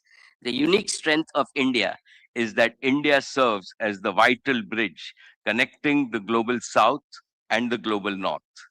After all, south or north, east or west, all of us have only one earth, one family, and one future. Today, at this summit, let us all pledge to transform this noble aspiration into reality using the most powerful gift of the human mind, AI. Let us combine intelligence with empathy and let us build a better future for all. Thank you. Jai Hind.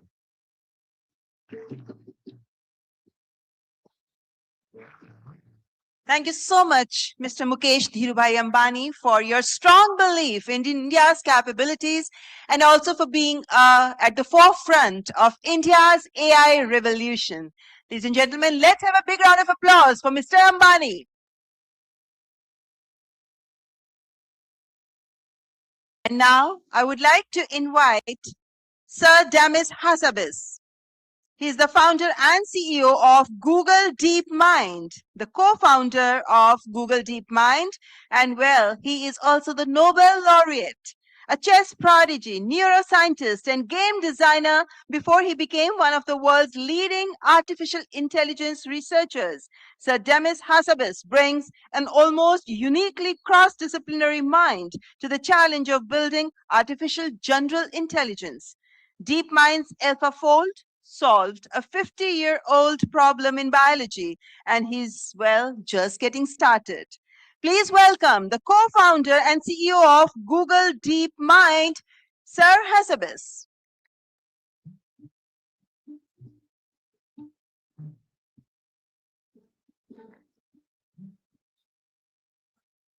Thank you. It's a huge honor to be here today with so many of my esteemed colleagues from industry, academia, and government. And congratulations to Prime Minister Modi and the Indian government on convening such an impressive summit at this very pivotal moment for AI. It's fantastic to see how the summit has evolved over the years, with the first meeting convened by Prime Minister Sunak at Bletchley Park in the UK.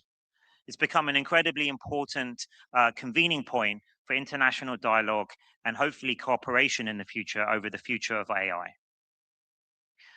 When we started DeepMind in 2010, almost nobody was working on AI in industry. It was just a dream. And it's been incredible to see how in the last 15 years, where we've come from the beginnings, those humble beginnings, to now where we are today, where the whole world is talking about AI. The reason I've spent my whole career working on AI is I always believed it would be one of the most important and beneficial technologies ever invented. And for me, my passion is to advance scientific discovery. And I always felt that AI would be the ultimate tool for accelerating scientific discovery and being a force multiplier for human ingenuity. From a very young age, I've been obsessed with the Greek questions of science, the nature of reality, the nature of consciousness, these deep mysteries that are in the universe. And I think AI can help us find answers to these questions that we've pondered over for thousands of years. We're already starting to see the beginnings of this with systems like AlphaFold that we built to solve the 50-year grand challenge of protein folding. And we hope that this will just be the first example of amazing advances in science and medicine that have been enabled by AI. And we and others are working on many other branches of science now to bring AI tools to help advance material science, fusion, physics, and mathematics. In fact, almost every branch of science and medicine can be impacted by AI. And now in 2026, we're another threshold moment where AGI, artificial general intelligence, is on the horizon, maybe within the next 5 years. And we're seeing these general purpose systems, foundational model systems, becoming increasingly capable almost week by week. So this is obviously an amazing opportunity that we should all grasp, economic and productivity, as well as in the sciences. But it's also something that we have to approach with humility and understanding that we don't have all the answers yet as to how this technology is going to develop and to be deployed into the world. I've been really impressed with what I've seen in India. I spent some time prior to the summit in Bangalore. We have a really big office there, Google and DeepMind, a great research office where we do some really critical research that we then bring to our products and our technologies around the world in areas like efficient models, continual learning, and multilingual capabilities. I also had time to give a talk at the Indian Institute of Science at Bangalore, and I was incredibly impressed by the students and the faculty there, their enthusiasm and their energy for AI, and their ideas for how to use AI to improve India standing in the world, and to also seize all the new economic opportunities and scientific opportunities that AI opens up. It was incredibly impressive to see the energy around the country. And I think that India will indeed be a powerhouse for AI across the globe. We have many partnerships. Sundar, you heard Sundar announce many Google partnerships that we have with India. I'm especially proud of our deep partnership with Mr. Ambani and the Reliance Jio group to bring intelligence to everyone in India with our Gemini foundation models in partnership with Reliance. So we hope to build on that in the next few years. So if I was to try and quantify what's coming down the line with the advent of AGI, I think it's going to be one of the most momentous periods in human history, probably something more like the advent of fire or electricity. One way maybe we can quantify that is, I think it's going to be something like 10 times the impact of the Industrial Revolution, but happening at 10 times the speed, probably unfolding in a matter of a decade rather than a century. So really, this is an enormous amount of change is going to come, and it's still to be written how we can make that beneficial for the whole world. And I think the main way we should try to do this is by taking a scientific approach, using the scientific method to understand what the capabilities of these systems are, to build good guardrails and monitoring systems, to understand more deeply what these systems are capable of and how we can make sure that they serve the purposes that we want. And then, of course, simultaneously, we also have to be bold to grasp these new opportunities to advance science and medicine and to improve human health and the human condition that society and the globe badly needs. So I think we've got to try and navigate this moment very carefully, very thoughtfully. And if we do so, I'm very optimistic that we'll usher in a great new era. But of course, this can't just be left to technologists. And that's why summits like this are really important, to bring together all parts of society, the technologists that are building it, the scientists that are building it, governments and how to deploy it for the best use of their citizens, but also artists, social scientists, and philosophers. We need to bring all of these debates into the tent to understand how we should navigate this next period in human history. And I think summits like this, international summits like this, are critical to encourage this kind of international dialogue and cooperation. And if we get this right, these next steps right, I think we can usher in a new golden era of scientific discovery and improve the lives and health of everyone in the world. Thank you.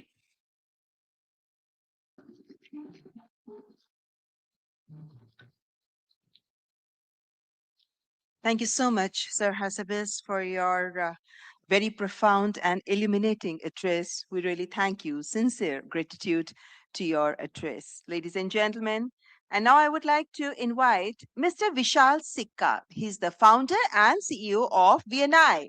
As CEO of Infosys, Vishal Sikka has led one of the most ambitious transformations in Indian IT history before leaving to build VNI, a company focused on human-centered artificial intelligence.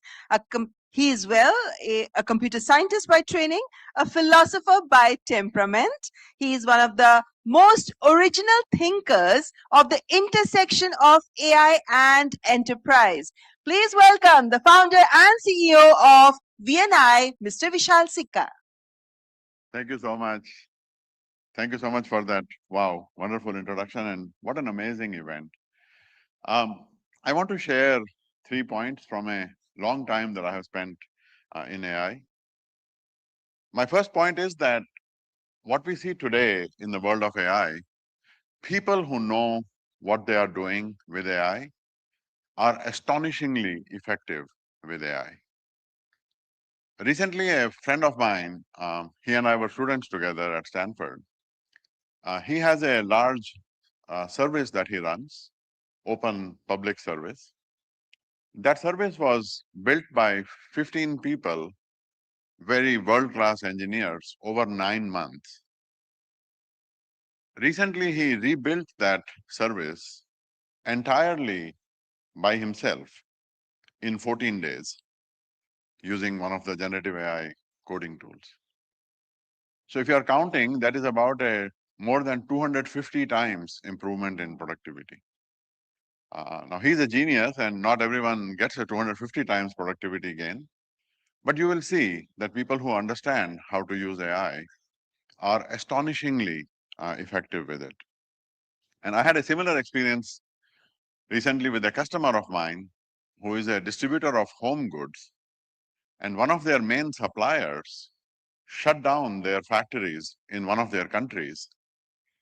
And they did analysis using our product, all kinds of simulation scenarios. And over a few days, they reached the decision that they need to exit that country entirely. I asked him, such a monumental decision to get out of an entire country, how long would that have taken you before? And he said, easily it would have taken a year. And it would have involved heavy duty consultants and things like that. So we now have instant access to knowledge in any language, a condensation of things that we can present in any way. It is an incredible power. And yes, it is deeply disruptive to the ways that we have worked before, the way that we have done things in the past. But at the same time, and even more importantly, we can do unprecedented things with this, things that we could never do before. So this astonishing effectiveness, and Joshua referred to this as a jagged frontier, it is not uniform. Not everyone sees this. So that's my second point. Being effective with AI requires not only a knowledge of AI itself, but understanding its limitations and how to overcome those limitations.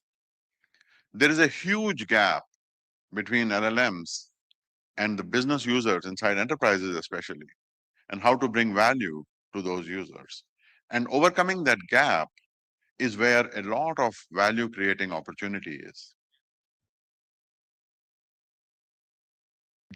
Bridging that gap requires delivering correct systems, trusted, verifiable, reliable systems that deliver value to people.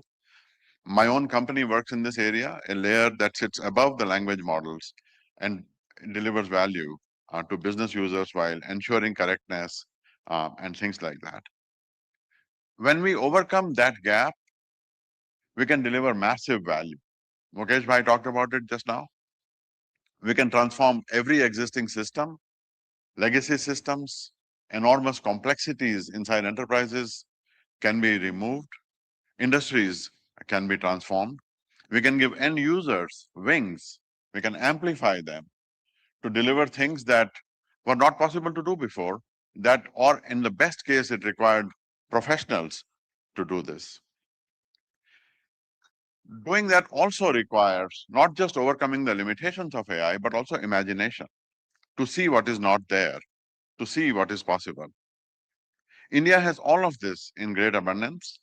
The Honorable Prime Minister has called for 1 billion entrepreneurs, people who can overcome these and deliver value using AI.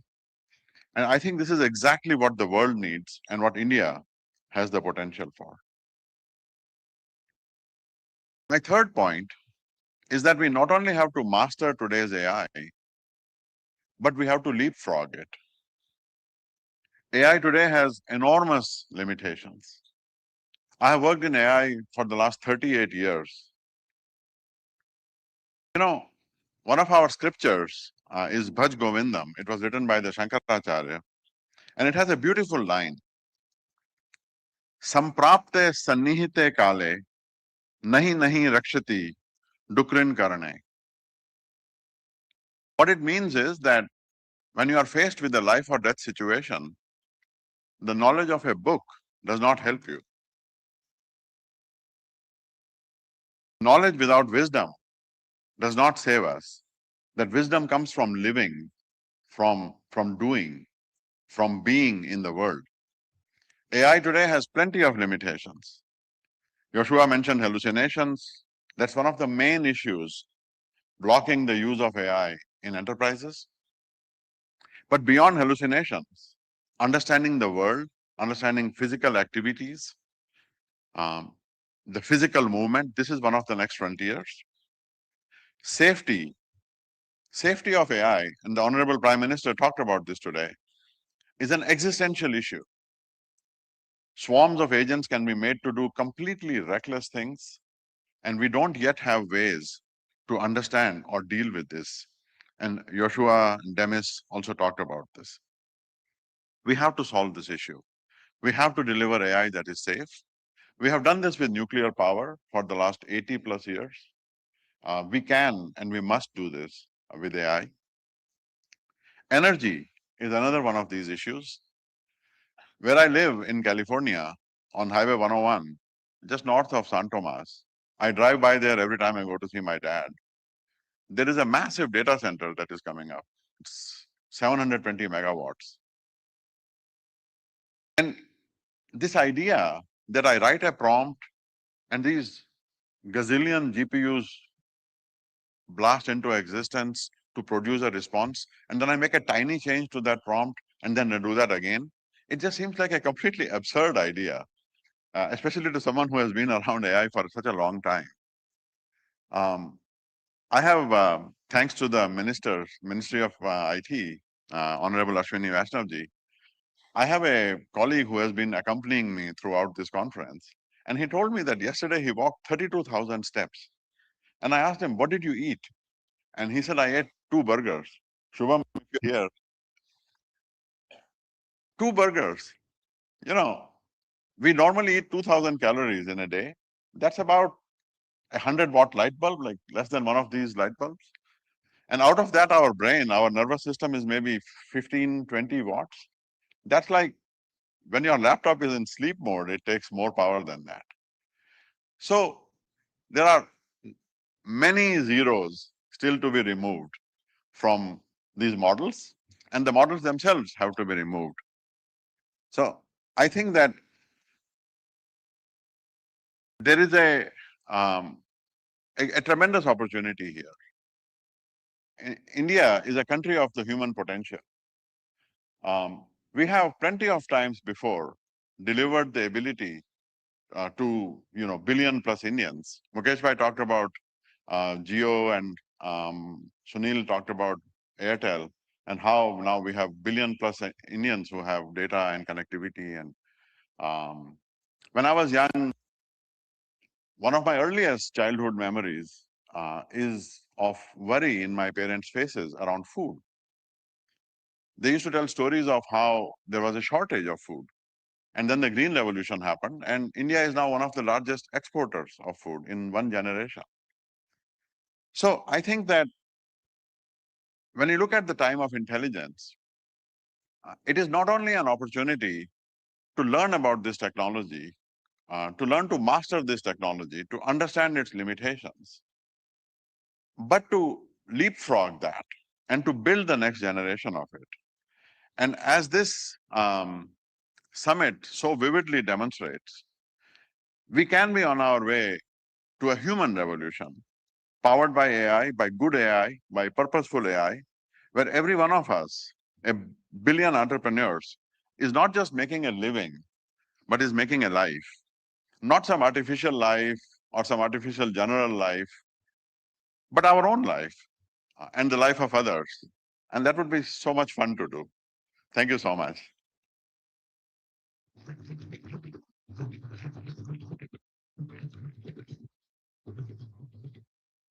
Thank you so much, Mr. Sikka, for your profound and very interesting remarks. And of course, your work at VNI also exemplifies the transformative potential of artificial intelligence. And with this movement on the stage, you can make out that now we are heading into a fireside conversation. And well, this would be a remarkable conversation we're going to have with Mr. Nandan Nilekani, co-founder and chairman, Infosys, and Dario Amodei, founder of Anthropic. And before I invite our guests on the stage, let me say a few words about Mr. Nandan Nilekani, who is the architect of Aadhaar, the world's largest biometric identity system, and the intellectual godfather of India's digital public infrastructure movement. Nandan Nilekani has spent decades proving that technology built in the public interest can transform entire societies, and Aadhaar is a big example before the world. His thinking on artificial intelligence and open digital ecosystems is essential reading for anyone serious about this field. So, ladies and gentlemen, I would now invite Mr. Nandan Nilekani and Mr. Dario Amodei for this conversation, which is being moderated by Mr. Rahul Mathan, partner Tri-Legal. I invite all our three guests on the stage.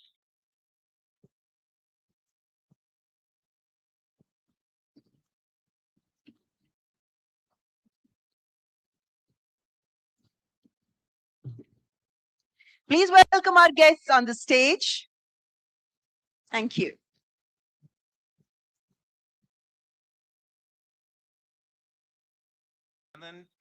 Dario, welcome, Dario. Great speech in the morning.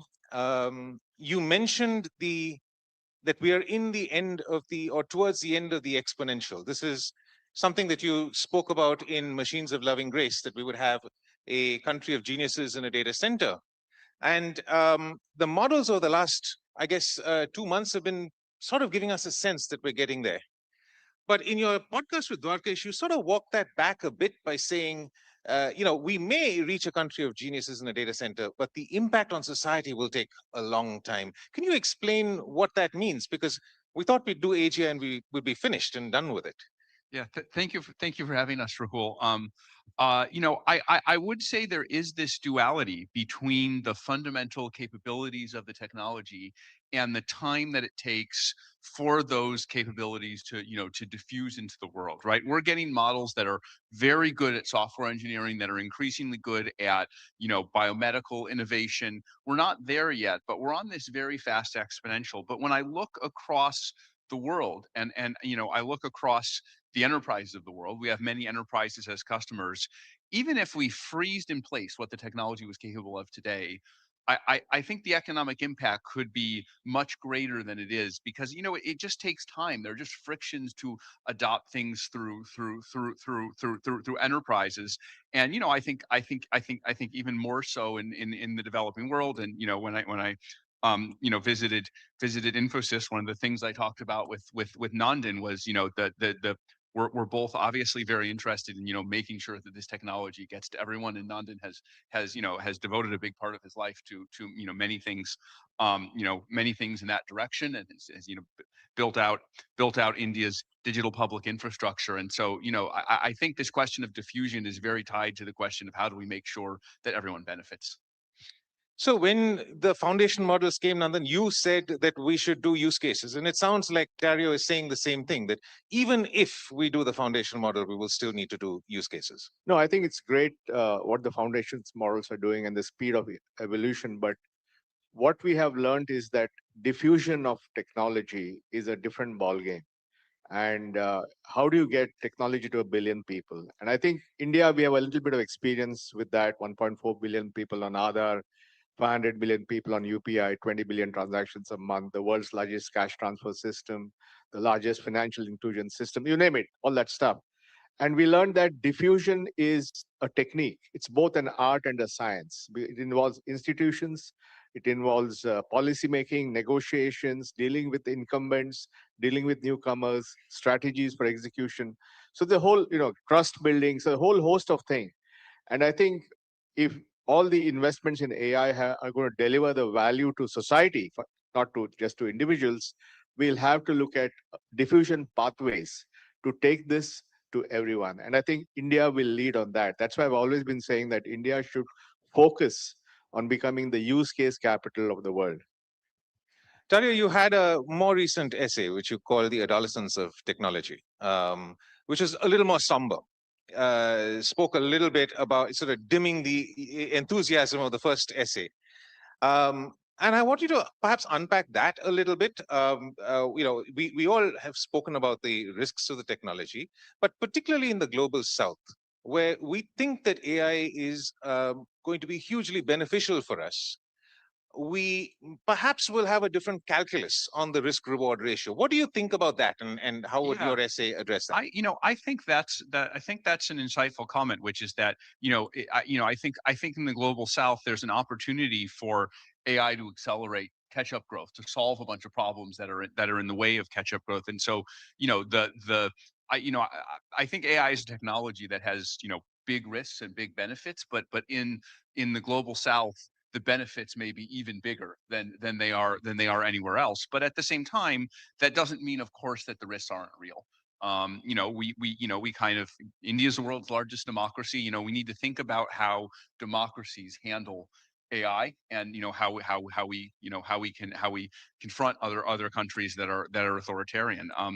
That's one of the risks I talk about. Another risk I talk about is making sure that AI systems are safe and predictable, and autonomously behave in a way that's under our control. And everyone in the world has to worry about that. That affects everyone in the world. And then, I think of particular relevance to India is, the concerns I raised around economic displacement, right? Where, I think the signature of this technology is going to be that it greatly grows the economic pie for the whole world. And again, huge upside because the opportunity for catch-up growth, like, growth can be very, very fast.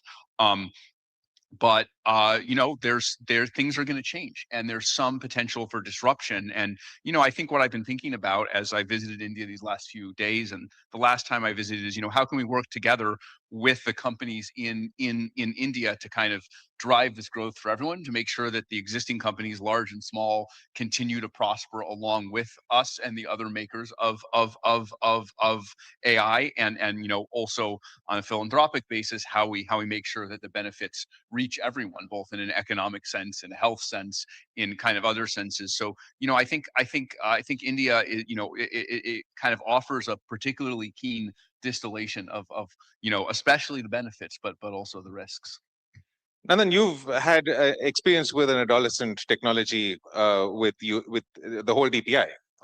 In the early days of DPI, it was challenging. There were challenges with getting the big vision, which of course now we're looking at, and in hindsight it looks like it was easy, but the early days was difficult.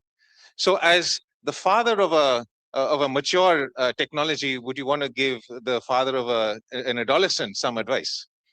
I know that makes me a grandfather. So I think when you talk about diffusion, and you have to think of AI, everybody agrees is like a general purpose technology, like people give the simile to fire or electricity or whatever. It's about starting from the user and how can we improve their lives? How can we take 1 billion people and help them to learn better? How can we take 1 billion people and give them better healthcare? How can we take 500 million farmers and improve their earnings? You have to start from there and then figure out how to make it happen. And it's not just technology. Technology is just one piece of the puzzle. It's about institutions. It's about trust building. It's about negotiations. It's about guardrails, which Dario mentioned. It's about working with different stakeholders and making them go towards a common vision. So diffusion is difficult. It's not a simple task.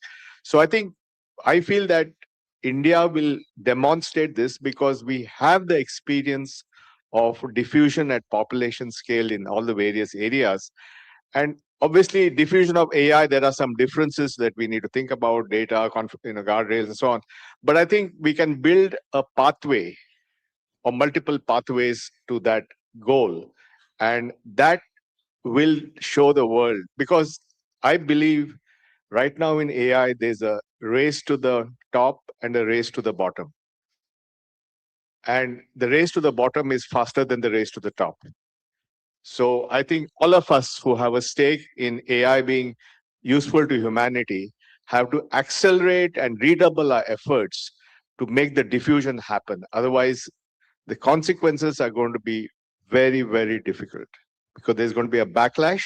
If the only thing that AI does is create deep fakes or raise the price of your power bill or all the other things that are happening, people are going to respond. I mean, the resentment of the blue collar worker led to the train wreck of globalization.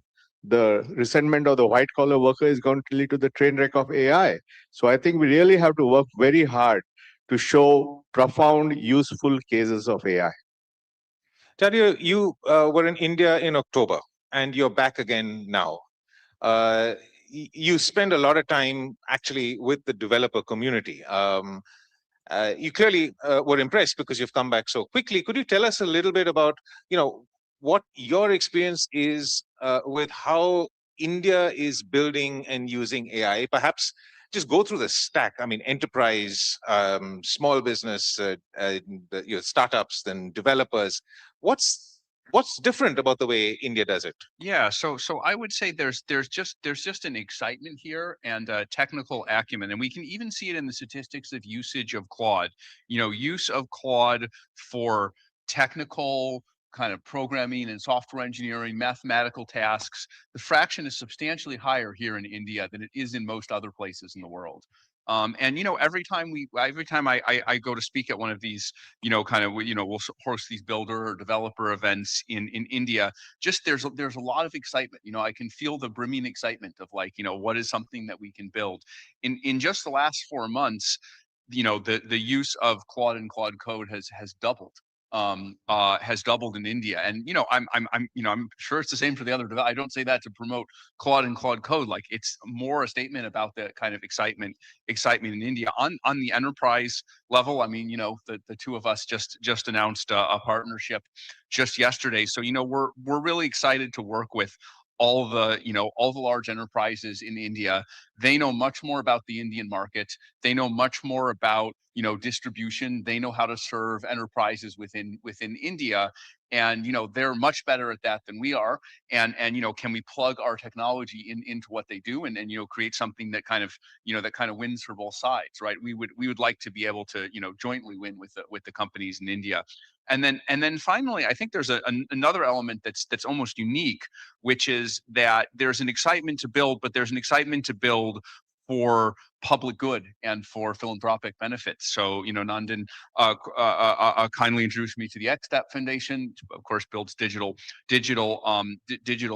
infrastructure, and we've already started to work on a number of projects really to reach people in rural areas. We're trying to combine Claude with something called Open AgriNet, which, you know, helps farmers in rural regions to kind of find better information and you know, better advice to be more effective and efficient. And we're looking to expand that a great deal. So I think that's something, you know, that's something totally unique to India. And that, you know, through folks in the private sector, we would get connected to these efforts, and, you know, there would be mutual enthusiasm to promote these efforts.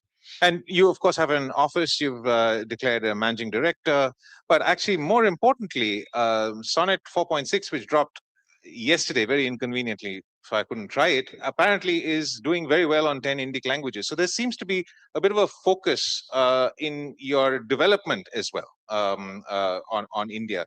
Can you tell me why that's important? Why language, cultural context is important, and what, you know, India can play, what role it can play in that? Yeah. So, you know, language models have always been multilingual, but of course they're better at languages than that they've been trained more on.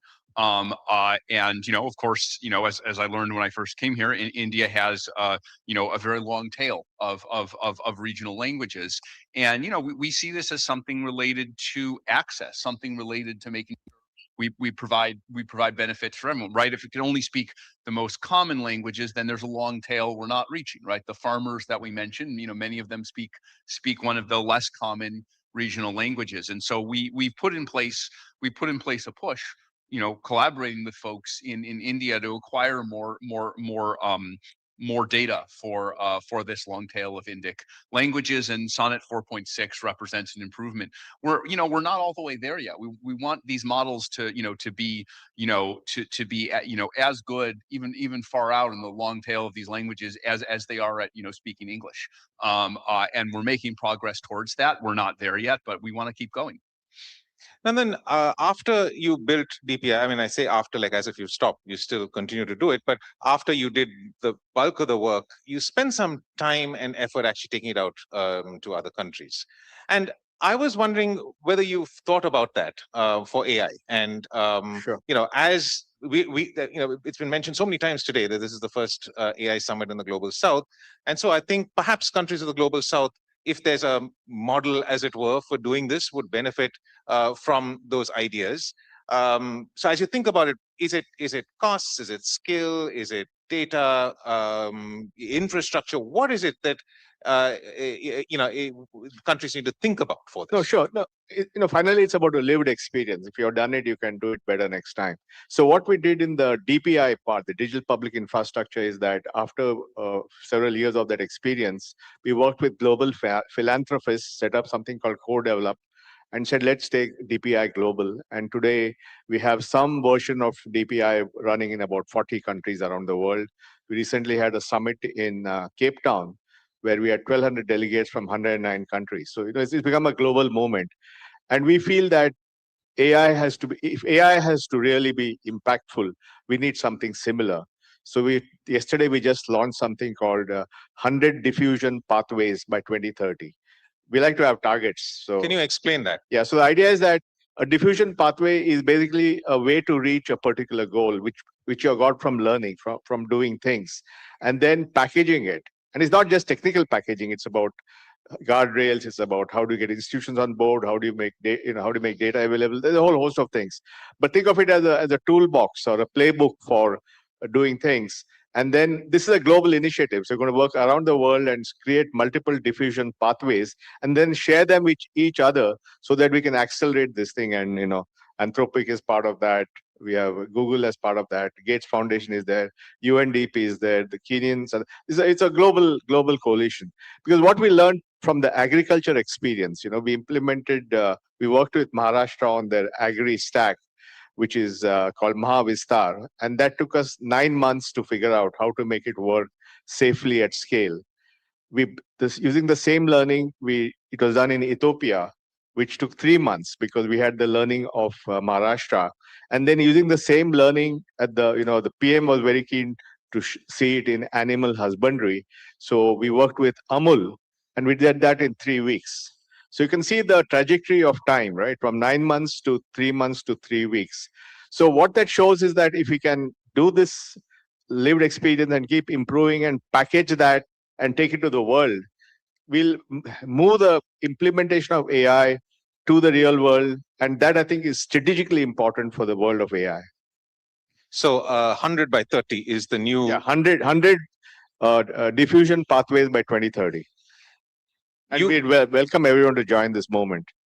You have many such catchphrases, but the one that really stood out to me at some time ago was India needs AI and AI needs India.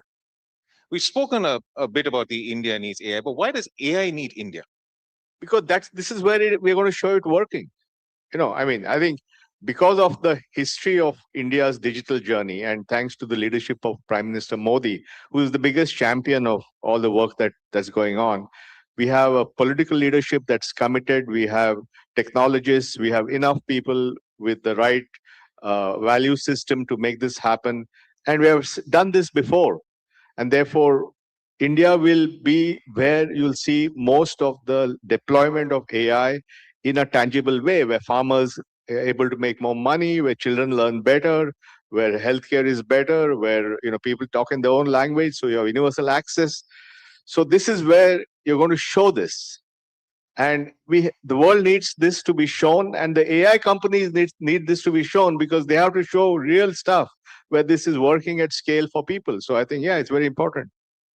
Dario, if I can ask you, if you were to rewrite Machines of Loving Grace, which is a beautiful 20,000 word or something essay for India, if you were to think about, what is that utopic vision of what AI could be for India, what would it be? I mean, obviously not 20,000 words, but whatever few ideas you could have now. Yeah, I mean, I think a lot of what was there was universal, but there are some things that I would accentuate that are possible when you have such a large population for running this kind of large possibility of experiments, right? You have here a very large population for kind of studying and improving human health. There's world-class medical research. So I think I would double down, especially on some of the sections about accelerating the cures for diseases. We just had Demis Hassabis, who has basically solved the protein folding problem with AI and kind of shown us all the way. And what we need are like 50 improvements like that.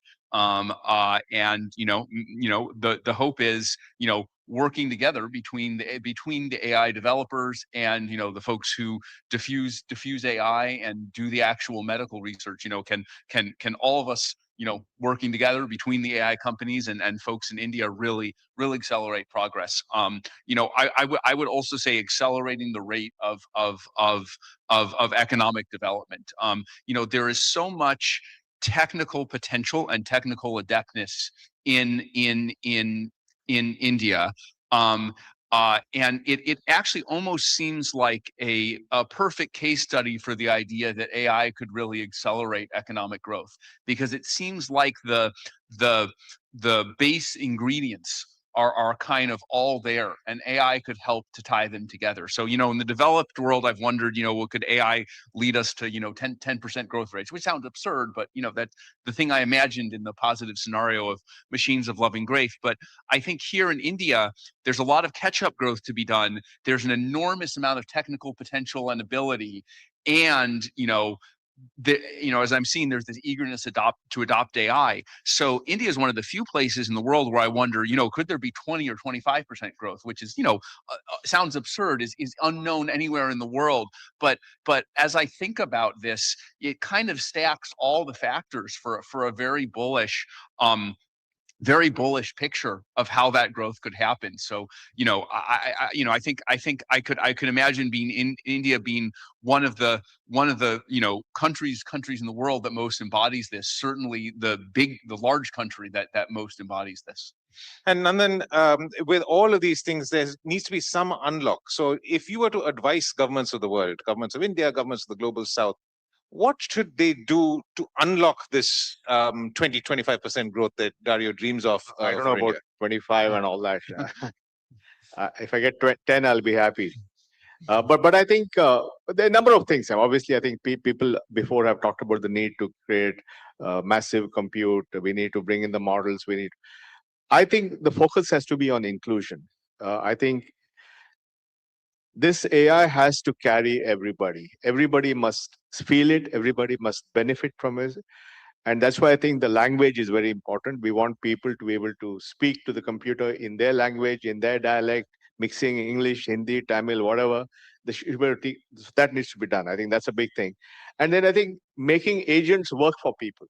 I think if we can make agents work for people, then it means more inclusion, because they can get complex things done because you're hiding all the sophistication behind the agent. So I think there are a lot of things we can do, which you'll see now in the coming years. We already have 3 or 4 examples in agriculture, in healthcare, in language, in education, in electricity. We have a very good example of P2P trading. So I think all these are examples of how AI will actually benefit people. And then I think, as to Dario's point, India is a country which is very positive about technology in general and AI in particular. And we need to take advantage of that and not let them down by giving them truly transformative applications using AI, which you will see in the next 2 to 3 years. Nandan, Dario, thank you so much. What a lovely conversation. Thank you. That's great.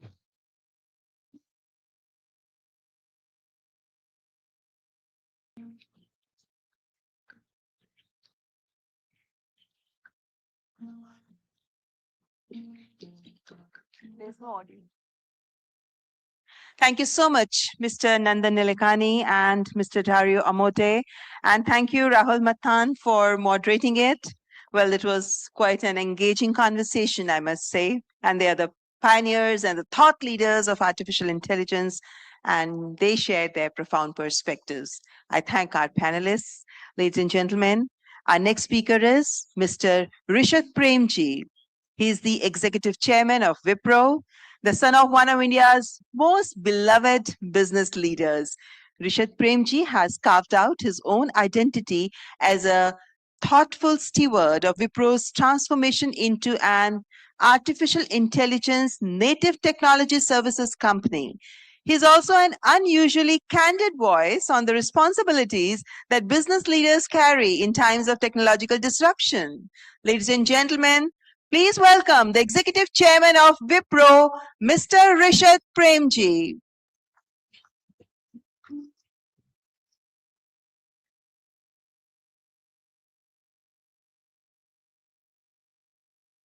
A warm welcome once again. That's Mr. Rishad Premji.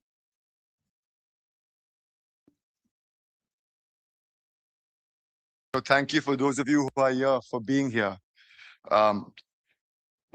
Once in a generation, a technology emerges that doesn't just change what we can do, it truly changes what we must do.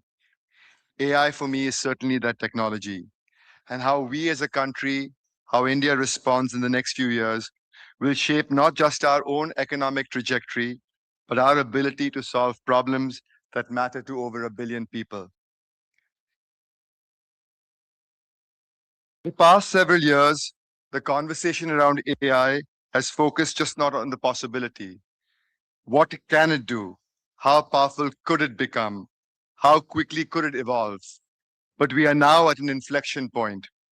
The conversation has fundamentally shifted from possibility to practicality, from experimentation to adoption, and from pilots to scaled impact.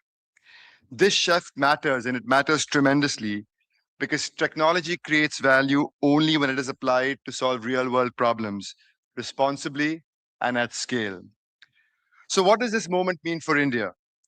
It means India has the opportunity to become one of the world's most consequential environments for the application of AI, not just as a builder of the technology, but as a place where AI is tested against real-world complexity and made to work at scale. Our context as a country is demanding. Systems here must work across multiple languages, across urban and rural settings, and across populations with very different levels of access, need, data quality, and infrastructure. That raises the bar, but it also makes success meaningful. We already see what this looks like in practice. In education, AI can support learning outcomes in local languages and help address teachers' shortages across skill mismatches. In healthcare, it can enable earlier disease screening and strengthen rural care, especially where access is limited. And in public services, it can help build smarter, safer infrastructure and reduce leakages in welfare delivery. Which brings me to India's strengths and why I believe India is well placed today to take advantage of all of this. Let me just highlight a few that matter most and have been highlighted by many. One of the most significant is our experience with DPI. UPI today processes over 20 billion transactions every month and has transformed how individuals and businesses participate in the digital economy. It has demonstrated that technology can scale rapidly when it is accessible, reliable, and most importantly, inclusive. India also has one of the largest and fastest growing pools of AI talent in the world. We are truly the AI and talent destination of the world. Approximately 650,000 professionals in India work in AI-related roles today, and this number will double by 2027. This talent brings not only technical capability, but importantly, practical experience in applying technology in complex real-world environments. Equally importantly, many of the foundations to build out this talent are already in place. Government initiatives to train 10 million young people in AI, along with industry partnerships with universities, are expanding access to practical, job-ready training. Curricula is evolving, and people are giving opportunities as apprenticeships to get exposure to real-world applications. This capability is reinforced by a vibrant innovation ecosystem. India is home, as many of us know, to the world's third largest technology startup base, including more than 4,000 startups in the deep tech and AI space. Together, these companies are helping translate technological capability into practical real-world applications. We are already seeing what this looks like on the ground. In agriculture, for example, farmers across Karnataka, Maharashtra, Telangana, AP, and Punjab are using AI systems trained on satellite imagery and local crop data. These systems provide early pest alerts and in some regions have reduced crop losses by nearly 25%. In small commerce, artisans in Gujarat, Tamil Nadu, and UP are using AI-related platforms connected to open networks. Products are automatically cataloged, descriptions translated across languages, prices up, and logistics coordinated. allowing small sellers to reach markets that were once out of reach. And we are also seeing deliberate investments in the future. National initiatives are expanding access to compute infrastructure and building capacity across the AI stack in our country. At the same time, and equally importantly, we as a country are taking a very pragmatic approach to governance, putting early guardrails in place, but balancing accountability with innovation, so AI can scale safely and with confidence. All of this lays a strong foundation for India to lead in the AI era. But there is one more factor that I believe positions us as a country uniquely: our long engagement with global enterprises. Today, the constraint, as many have said, is not access to technology. The real world begins when AI is introduced into large, real world organizations. In those environments, technology has evolved over many years. Application landscapes are complex, data is fragmented, workflows are siloed, processes vary across geography, business units, and regulatory regimes. Decision-making is rarely uniform. Making AI work in this environment means modernizing legacy architectures. It means curating and labeling data to create highly specialized context-aware models. It means orchestrating across agents in ways that are reliable and secure.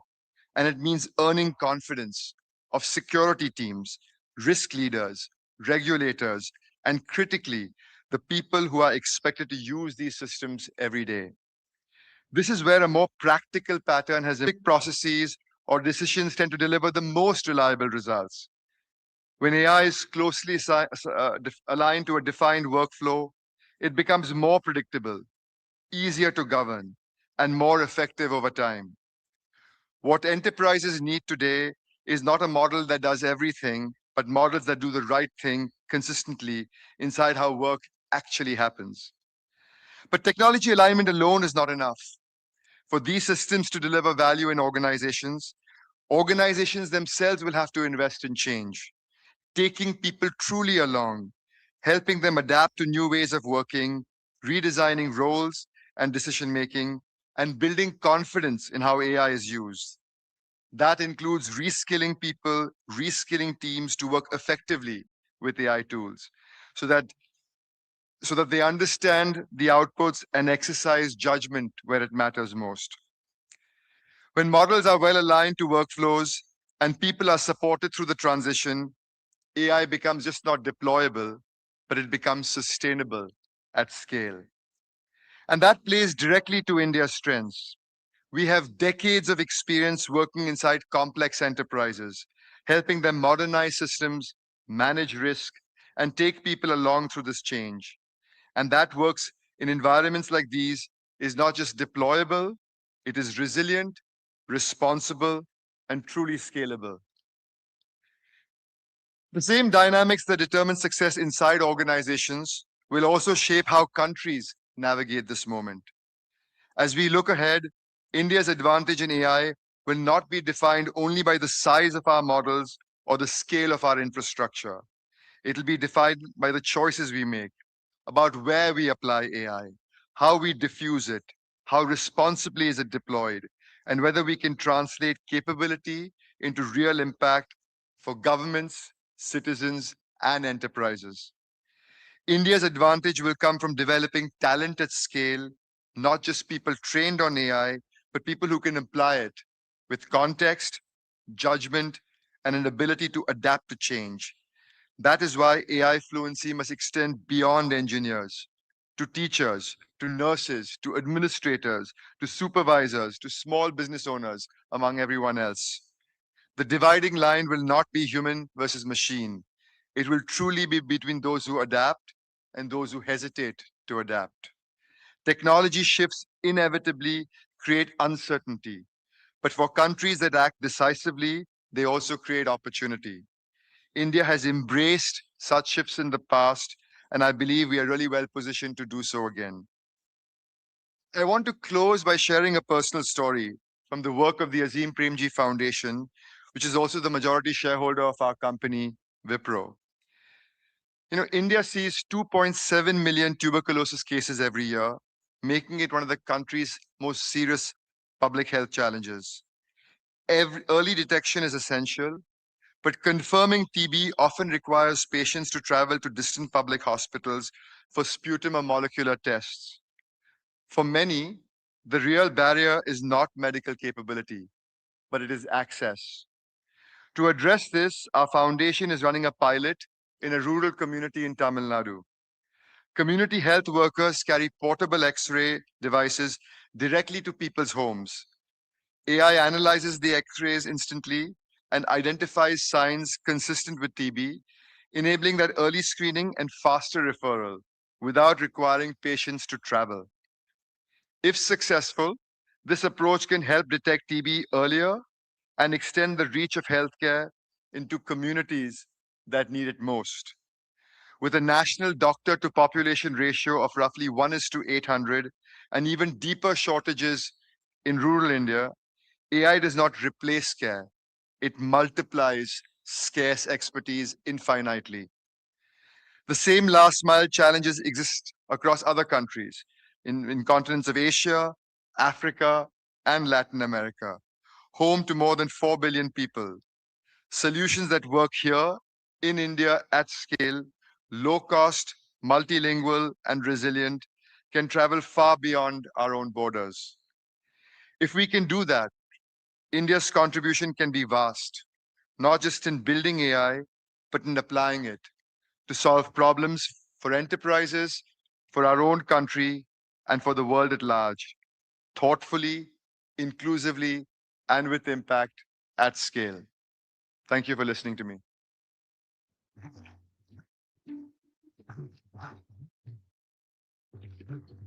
Thank you so much, Mr. Premji, for your visionary insights, which I'm sure will undoubtedly guide the path forward. And we also thank Mr.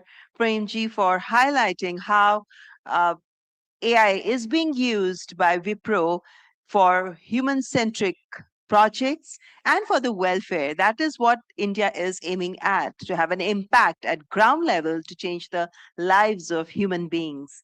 Ladies and gentlemen, few individuals have done more to bring artificial general intelligence from the realm of science fiction into boardrooms, into parliaments, and living rooms than our next speaker, Sam Altman, CEO, OpenAI. Under his leadership, OpenAI launched ChatGPT and forced the world to reevaluate his relationship with artificial intelligence. So, ladies and gentlemen, please welcome CEO of OpenAI, Mr. Sam Altman.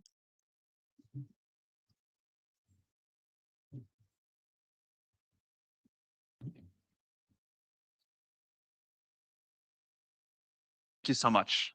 It's really a treat to be here in India, and it's incredible to see the country's leadership in advanced AI. I was last here a little over a year ago, and it's striking how much progress has happened since then.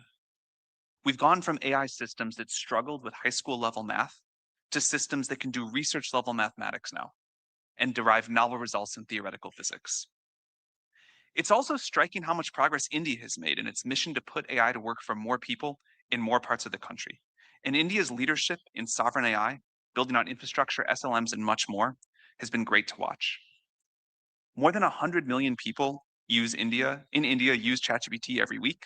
More than a third of them are students. India is also the fastest growing market now for Codex, our coding agent that works to help people develop software faster and better. India, the world's largest democracy, is well positioned to lead in AI, not just to build it, but to shape it and decide what our future is going to look like. And it's important to move quickly. On our current trajectory, we believe we may be only a couple of years away from early versions of true superintelligence. If we are right, by the end of 2028, more of the world's intellectual capacity could reside inside of data centers than outside of them. This is an extraordinary statement to make. And of course, we could be wrong. But I think it really bears serious consideration. A superintelligence, at some point on its development curve, would be capable of doing a better job being the CEO of a major company than any executive, certainly me, or doing better research than our best scientists. As we prepare for this possibility, we are guided by three core beliefs. Number one, we believe that democratization of AI is the only fair and safe path forward. Democratization of AI is the best way to ensure that humanity flourishes. On the other hand, centralization of this technology in one company or country could lead to ruin. The desirable future a couple of decades from now has got to look like a world of liberty, democracy, widespread flourishing, and an increase in human agency. Some people want effective totalitarianism in exchange for a cure for cancer. I don't think we should accept that trade-off, nor do I think we need to. AI should extend individual human will. We'll probably need superintelligence to help us figure out the new governance mechanisms to ensure that this happens fairly at scale, and to avoid problems like extremely unbalanced compute access or something else. Second, we believe that AI resilience is a core safety strategy. We don't mean that this is the only safety strategy. We will continue to need to build safe systems and solve difficult technical alignment challenges. But increasingly, we need to start broadening how we think about safety to include societal resilience. No AI lab, no AI system can deliver a good future on their own. For an obvious example, there'll be extremely capable biomodels available open source that could help people create new pathogens. We need a society-wide approach about how we're going to defend against this. And third, the future of AI is not going to unfold exactly like anyone predicts. And we believe that many people need to have a stake in shaping the outcome. The development of AI has already held many surprises, and I assume there are bigger ones to come. We understand that with technology this powerful, people want answers.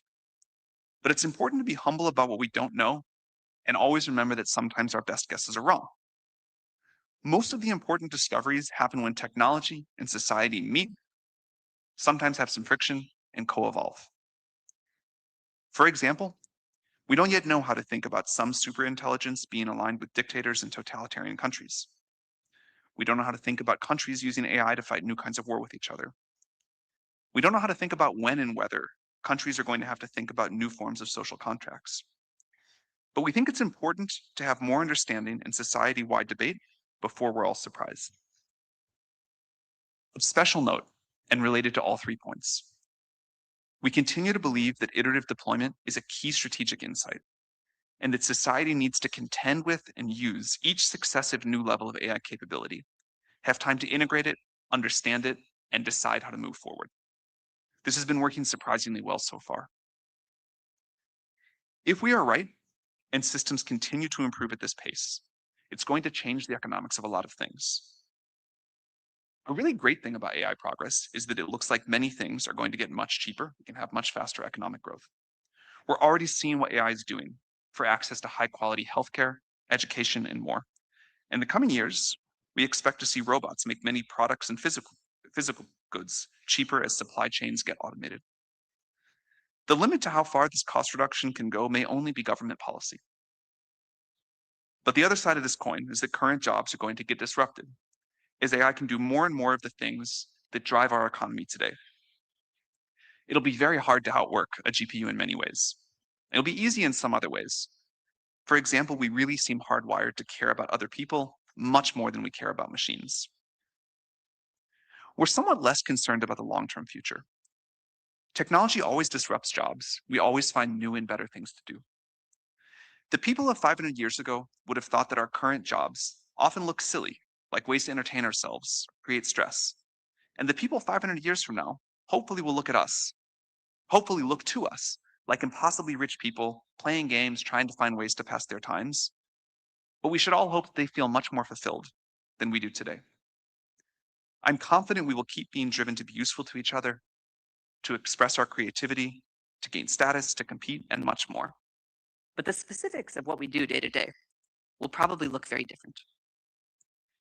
Each generation has built on the work of the generations before. And with new tools, the scaffolding gets a little taller. This collective external lattice, the set of tools that we have built up around ourselves, is remarkable. and we are capable of doing things that our great-great-grandparents couldn't have dreamed possible. It is a moral imperative to make sure that our great-great-grandchildren can say the same. And technology, and especially AI, is how we're going to get there. For a democratic AI future, it is not enough to just give people tools and wealth. We also need to give them agency and power. The vision that AI companies lay out fundamentally reduced to either unilateral control or decentralized power. Sharing control means accepting that some things are going to go wrong in exchange for not having one thing go mega wrong, cemented totalitarian control. This is a fundamental trade-off of democracy, and it is one that we believe in very strongly as the way to give everyone collective agency over the future. Of course, this is not to suggest that we won't need any regulation or safeguards. We obviously do urgently, like we have for other powerful technologies. In particular, we expect the world may need something like the IAEA for international coordination of AI, and especially for it to have the ability to rapidly respond to changing circumstances. The next few years will test global society as this technology continues to improve at a rapid pace. We can choose to either empower people or concentrate power. Thank you very much.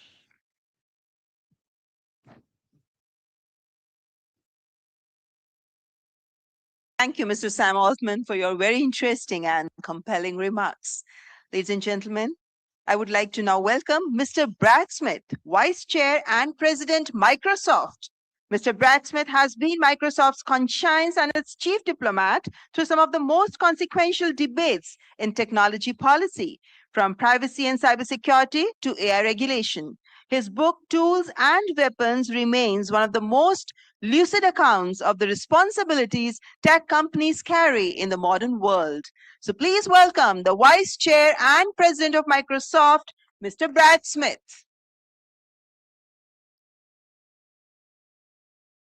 Good afternoon.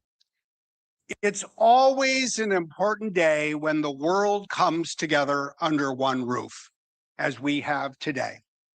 It gives us an opportunity to questions, even hard questions, and think about how we want to answer them. As we think about this summit, the first AI summit in the Global South, it's only right that we start, I believe, by focusing on AI and what it means for the Global South. In some ways, I think the best way to start thinking about AI is to look more broadly and think about the state of the world in which we live.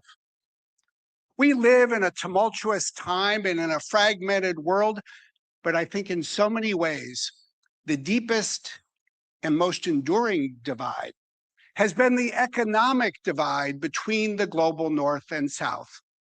And what I believe we need to recognize is that this economic divide is a result, more than anything else, of a technology divide. The technology divide created by unequal access to electricity. Electricity became one of humanity's most important general purpose technologies, meaning it spread across economies. It was applied in every industry. It boosted productivity. Where electricity went, economic development and prosperity followed. But as we all know, electricity did not spread everywhere at the same pace. It was literally 144 years ago that the first electrical power plants started operating in Lower Manhattan, and yet we come together today and we still live in a world where 700 million people lack access to electricity. Now comes AI. AI, perhaps more than any other technology this century, will play a bigger role either in closing this economic divide or in exacerbating it and making it even wider.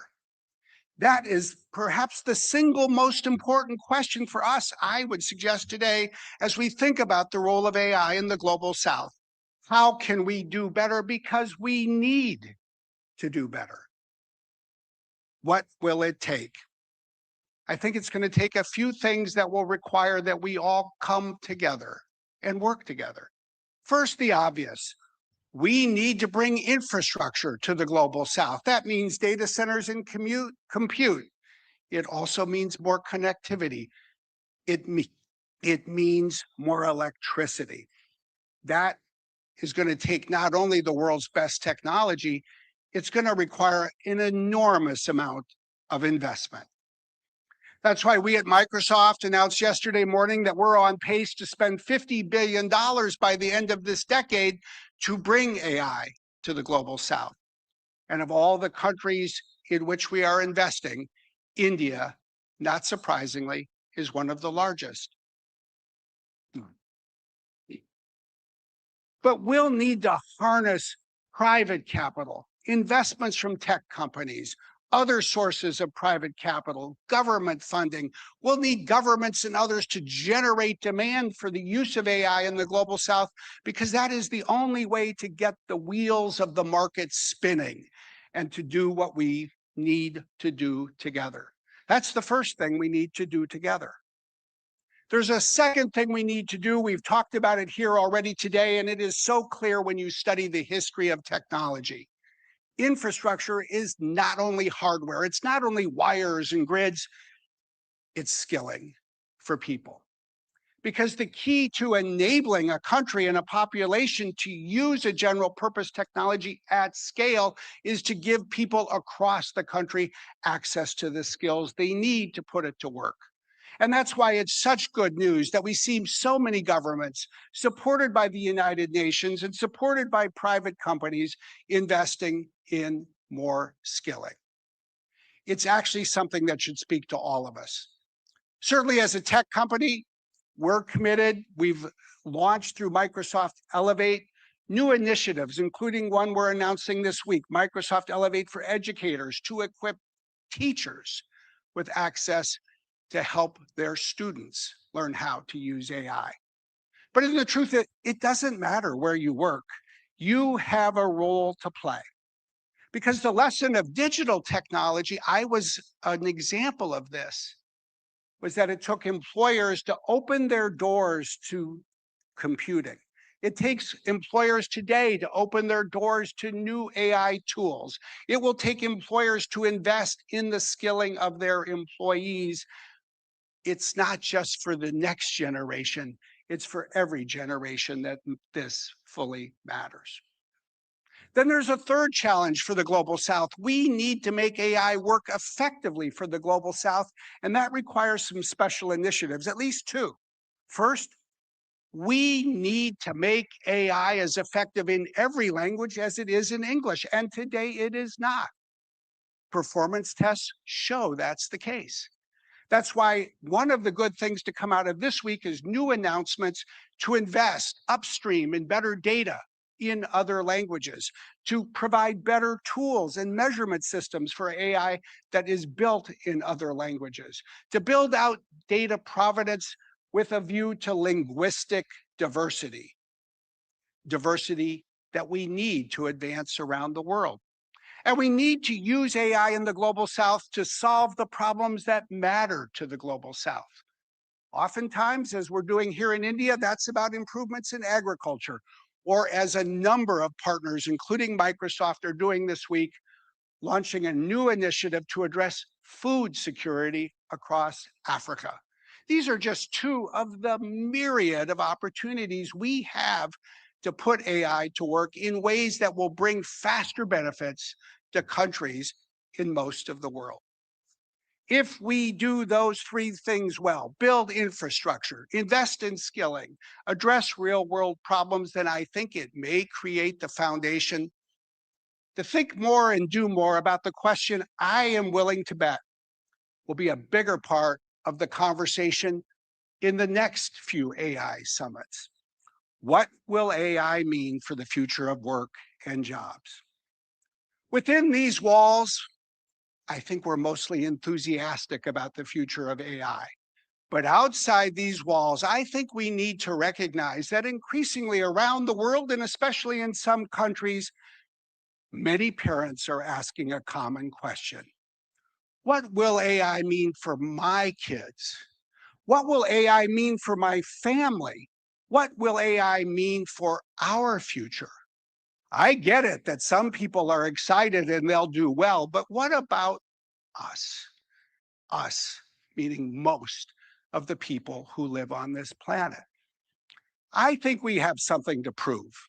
I think we have something to prove not only to communities and countries and our customers, but to ourselves, that we can not only embrace but pursue a brighter future for people. It's great to come to conferences like this and hear people talk about all of the advances in technology, but let's remember one other thing as well.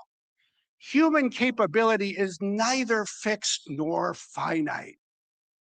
It's great to think about what it would mean to have computers in a data center that would be like a country of geniuses, but let's also recognize this. Compared to the people who lived in the Bronze Age, all of you, all of us, are already geniuses. Whenever technology advances, it creates a new platform, a new foundation that enables people to stand taller and reach higher if and only if we're committed to using that technology well. As AI makes it possible to cure more diseases, then it is right that we expect that it will improve human health. As we use AI already every day to find faster answers, it gives us the opportunity to ask more questions. The fundamental fuel of human capability has always been the same: curiosity. We need to look at AI as the next great generator for human curiosity. And we need to take some inspiration because we all know the world could use a little more inspiration. I often think about the following. Before the invention of the washing machine, it took someone, almost always a woman, between 6 and 8 hours to wash a load of laundry. But as the washing machine improved, that was compressed to 30 minutes. But do you know what happened? One thing happened more than anything else. Everyone wanted to wear cleaner clothes. Everyone expected to wear cleaner clothes. People did their laundry a lot more often. They had better clothes and they had more time, and they put that time to work to do more with their lives. Ultimately, that is the question for us. And this, too, is not just a question for tech companies. This is about what tech will do to people. It is people will use technology to do for people. And it's not people who create products. It's every government, it's every company, it's every nonprofit, it's every employer. Because we all have the opportunity to work with our people, to manage through the change that is coming, to show people how with the right AI skills, they can create jobs and careers that will be brighter for their future.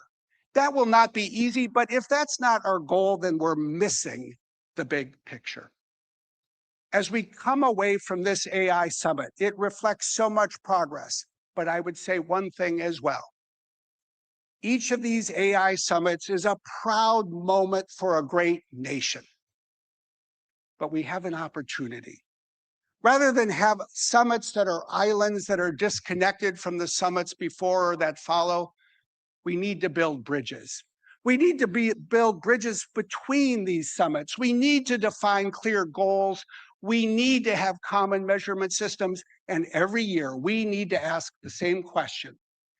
Did we make 12 months of progress in the year that just preceded our meeting? How can we build on that progress to do more and move faster in the year ahead? For those of us who come to these meetings in different countries every year, I hope we will take that away. Let's aim higher, not just for technology, but for what technology can do for people. Let's be clear in defining what we want to accomplish. Let's put in place the ability for us to measure our progress and all hold ourselves accountable as a global community. If we can do these things, then we can use these summits and we can use this next generation of technology to build a better world. I know that's what we within these walls want us ourselves to do. But even more than that, I know that the people outside these walls are hoping and expecting us to do just that. Thank you very much.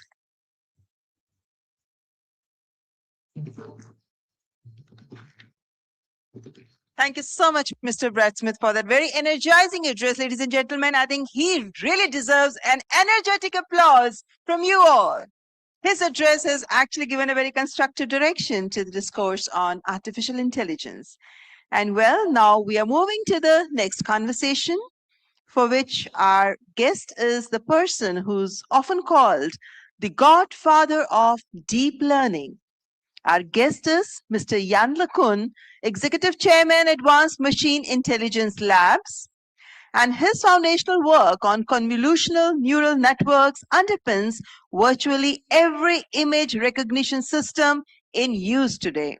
Now at the frontier of next generation AI architectures, he's one of the field's most provocative and independent voices. Please welcome our next speaker, Mr. Jan LeCun, and this conversation will be moderated by Ms. Maria Shakil, Managing Editor, India Today. Please welcome our guest and our moderator. Mr. Jan LeCun. Welcome.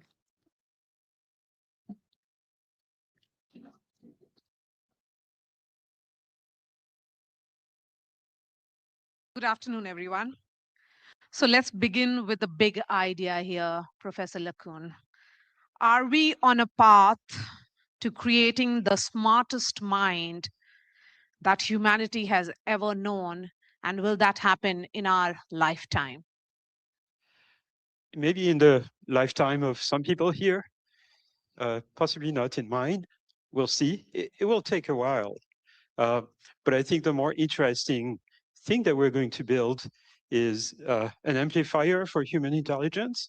So maybe not an entity that surpasses human intelligence in all domains, although that will happen at some point, but at least something that will amplify human intelligence in ways that will accelerate progress. So then will we end up defining and redefining genius? What will a genius be? Well, you know, I think several thousand years ago, or even a few centuries ago, what people identified as genius is very different from what we currently identify as genius. And I think there will be more evolution of that concept of genius.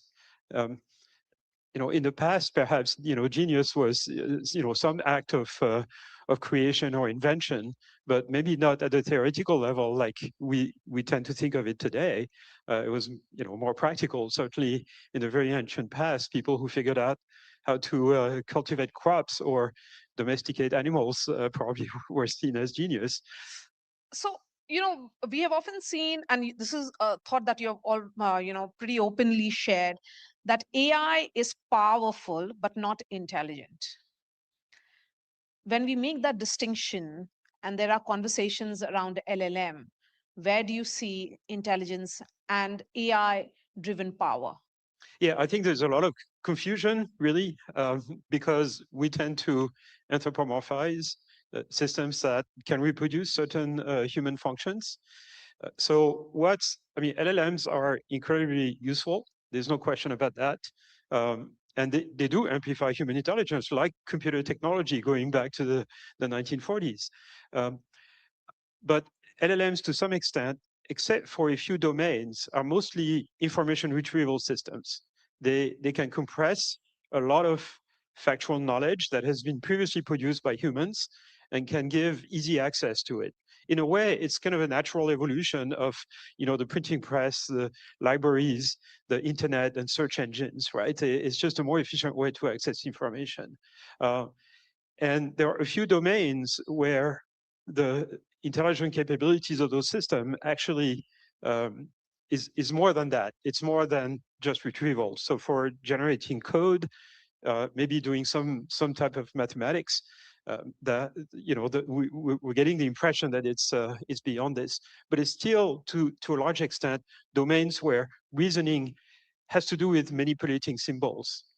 The problem is that why do we have systems that can pass the bar exam and win mathematics Olympiads, but we don't have domestic robots? We don't even have self-driving cars. And we certainly do not have self-driving cars that can teach themselves to drive in 20 hours of practice like any 17-year-old. So we're missing something big still. So what are we teaching a 17-year-old then? Well, so the question is, how does a baby learn? Or even an animal, right? Animals have a much better understanding of the physical world than any AI systems that we have today, which is why we don't have smart robots, and so we learn about the world, how the world works, mostly by observation when we are babies, a few months old, and then we learn by interaction, and we learn mental models of the world that allows us to apprehend any new situation. Even if we haven't been exposed to it beforehand, we can still handle it. So a big buzzword in AI today is world models. And this is really this idea that we develop mental models of the world that allow us to think ahead, to apprehend new situations, plan sequence of actions, reason, and predict the consequences of our actions, which is absolutely critical. And LLMs don't do this, really. There is the sense, Professor, that perhaps AI will unlock an era of radical abundance. Will this abundance benefit us? Well, so there, if you talk to economists, they tell you, if we can measure the improvement that AI will bring to productivity, which is, amount of wealth produced per hour worked, is going to add up to maybe 0.6% per year. Okay, this is from economists that actually have studied the effect of technological revolutions on the labor market and the economy. People like Philippe Aghion or Eric Brynjolfsson. So that seems small. It's actually quite big. And, it's certainly going to accelerate scientific progress in medicine. I do not believe there's going to be like a singular identifiable point where the economy is going to take off and there's going to be abundance. And there's also the question of the policies surrounding this. Are those benefits going to be shared across humanity or different categories of people in various countries? And that's a political question. It has nothing to do with technology. So if economists see this as boom, will then openness survive? It's not going to be an event. It's going to be progressive. There is this false idea that somehow at some point we're going to discover the secret of human level intelligence. I don't like the phrase AGI because human intelligence is specialized, so I don't like the artificial general intelligence phrase.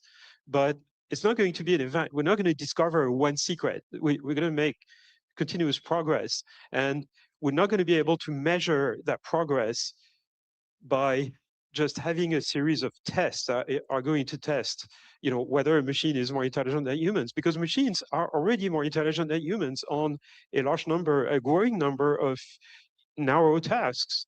And so, it's not like a uniform, scalar measurement of quality. It's a collection of quality. But what's more important is that intelligence is not just a collection of skills. It's an ability to learn new skills extremely quickly, and even to accomplish new tasks without being trained to do it the first time we apprehend it. That's really what intelligence should be measured at. So we're not going to be able to just design a test that is going to figure out, are machines more intelligent than humans? So if it's about upskilling and ensuring that you're relevant, then only perhaps you're intelligent.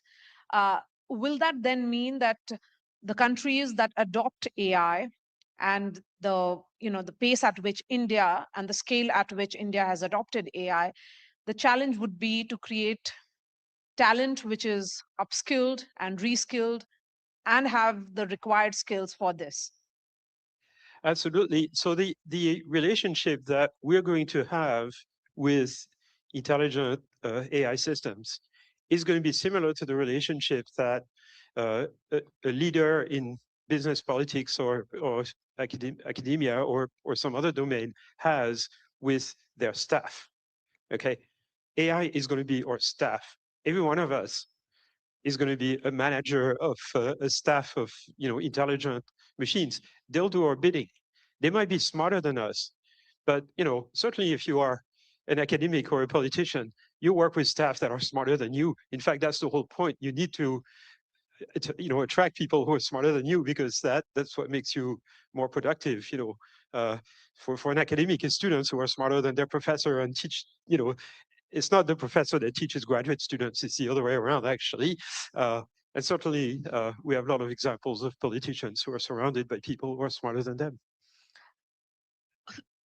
Earlier today, when Prime Minister Modi addressed the gathering, he said that India doesn't fear AI. We are seeing this as our destiny future, which is Bhagya. Do you see that with a summit of this nature being hosted in India, it's a message to the global south, and that's where perhaps the next big innovation in AI could be coming from? Well, long term is going to come from countries that have favorable demographics, and that means India, Africa.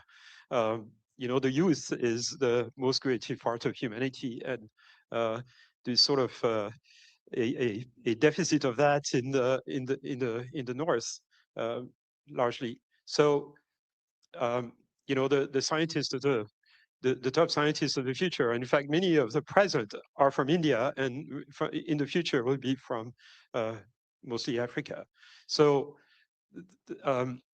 what does that mean, though, right? It means having incentives for young people to kind of study, first of all.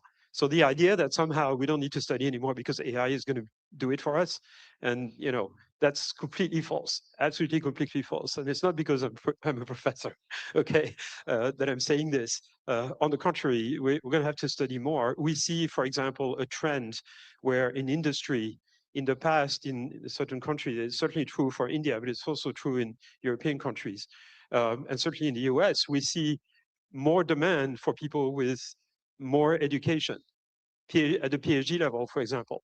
The demand for PhD level scientists in industry has grown in the last 15 years, in part because of AI, but because of everything, because technological progress and hinges on scientific progress, and scientific progress is brought about by scientists, and scientists mostly have done PhDs, and so there is more demand for education, not less.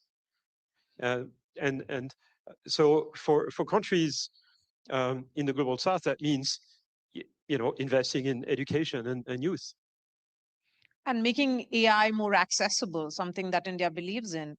Democratizing AI, AI for all, is the theme of this summit as well. Do you think AI can become that accessible, particularly for a country as large as ours with 1.4 billion people? Yeah, in all kinds of ways. Unfortunately, the cost of inference for AI system has to come down to kind of become practical for the vast majority of population in a country like India. Right now, the inference is just too expensive, and energy costs and things like that. It's mostly energy costs, actually.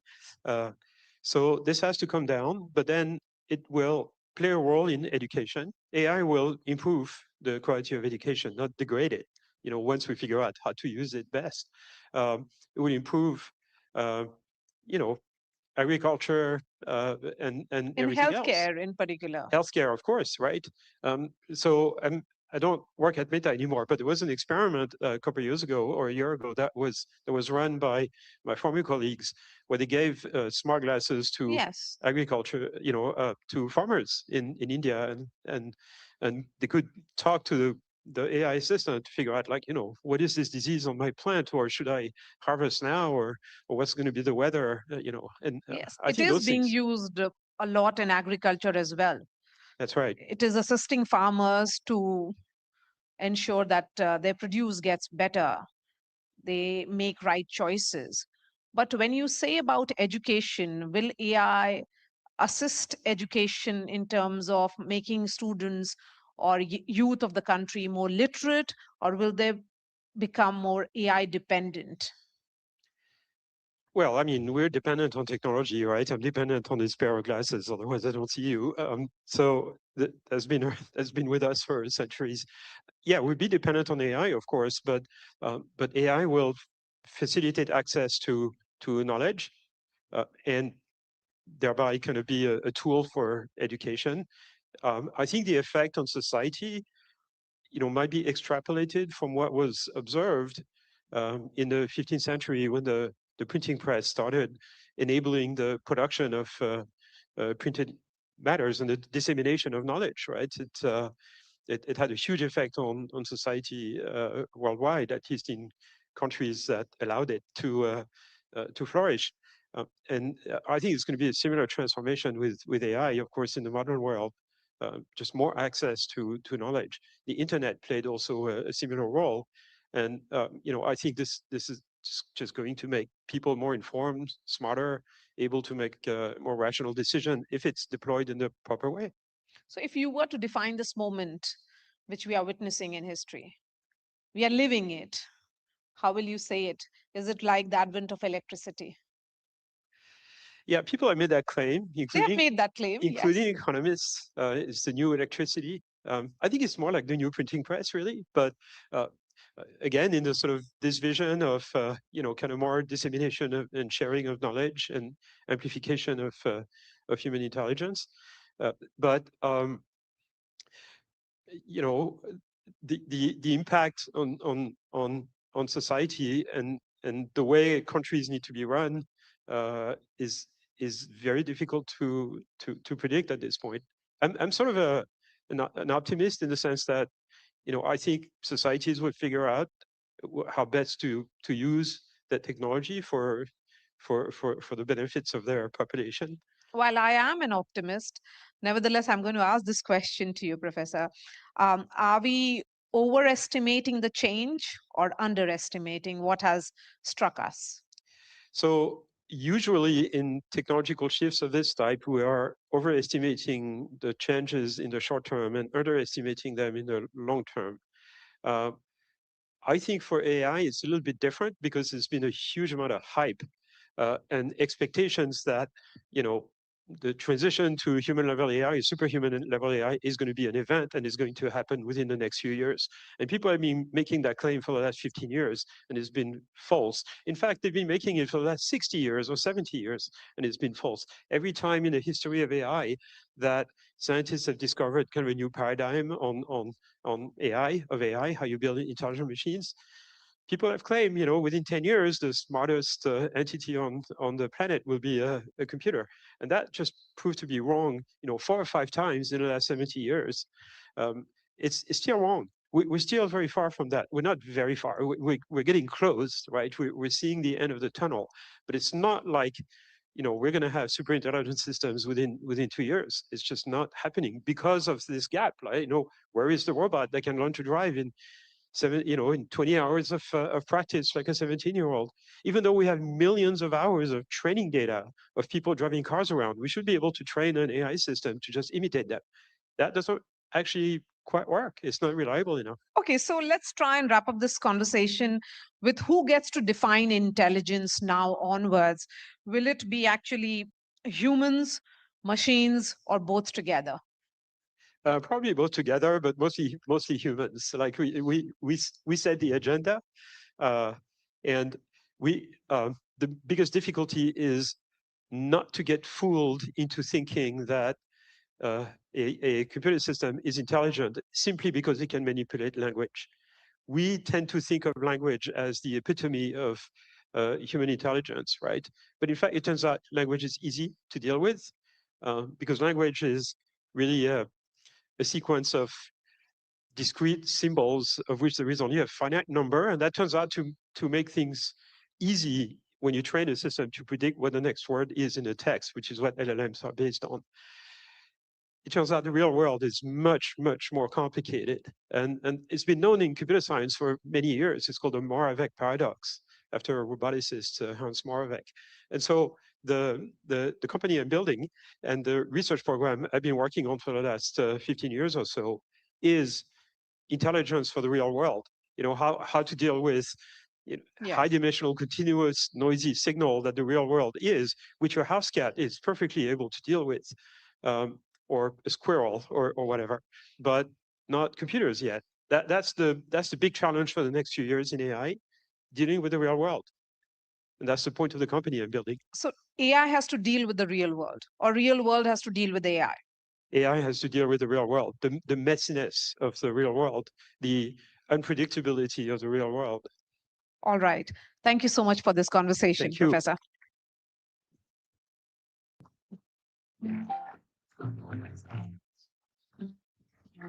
Thank you, Mr. Yanlakun, for sharing your insights on artificial intelligence. And thanks, Maria, for moderating this conversation. Ladies and gentlemen, I would like to now welcome Mr. Ankur Vora. He's the President of Africa and India Offices and Chief Strategy Officer at the Gates Foundation. And well, talking about him, Ankur is a development economist by training, whose life trajectory was influenced by his parents' dedication to purpose and India's economic reform that lifted millions out of poverty. Ladies and gentlemen, please welcome Mr. Ankur Vora.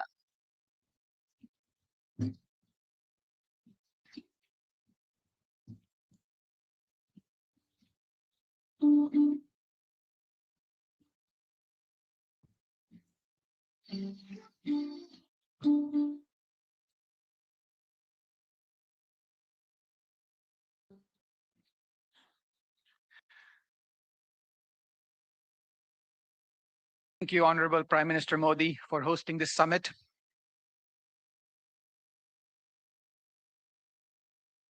The person, okay.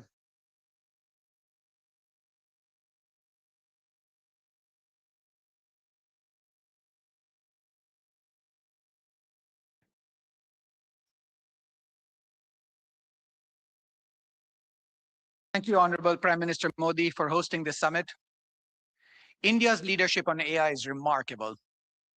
It is fitting that India is hosting the first major international AI summit in the Global South. I grew up in Gujarat, watching my parents serve patients at a community health hospital. I joined the Gates Foundation in 2013, inspired by the mission that every person deserves the chance to live a healthy and productive life. Earlier this year, I stepped into a new role, overseeing the foundation's work across our Africa and India offices. I never imagined that I would stand on a stage like this, at a moment like this, speaking about technology that may shape the future of billions. I feel humbled by this opportunity. Many people predict that AI will help the world be better for everyone. Others predict it will only benefit the privileged few. But the fact is, it's not a matter of prediction. It's a choice.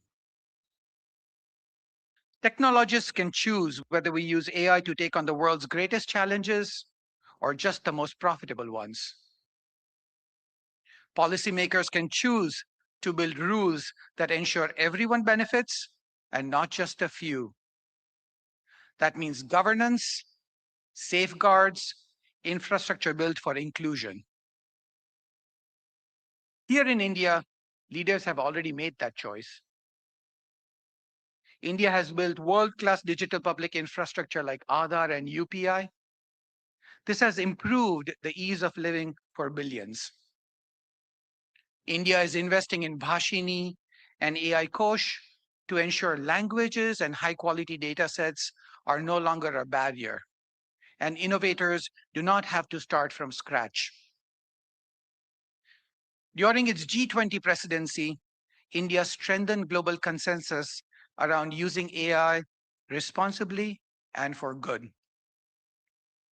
Because of these choices, low-cost, open-source AI tools are ready and improving lives already.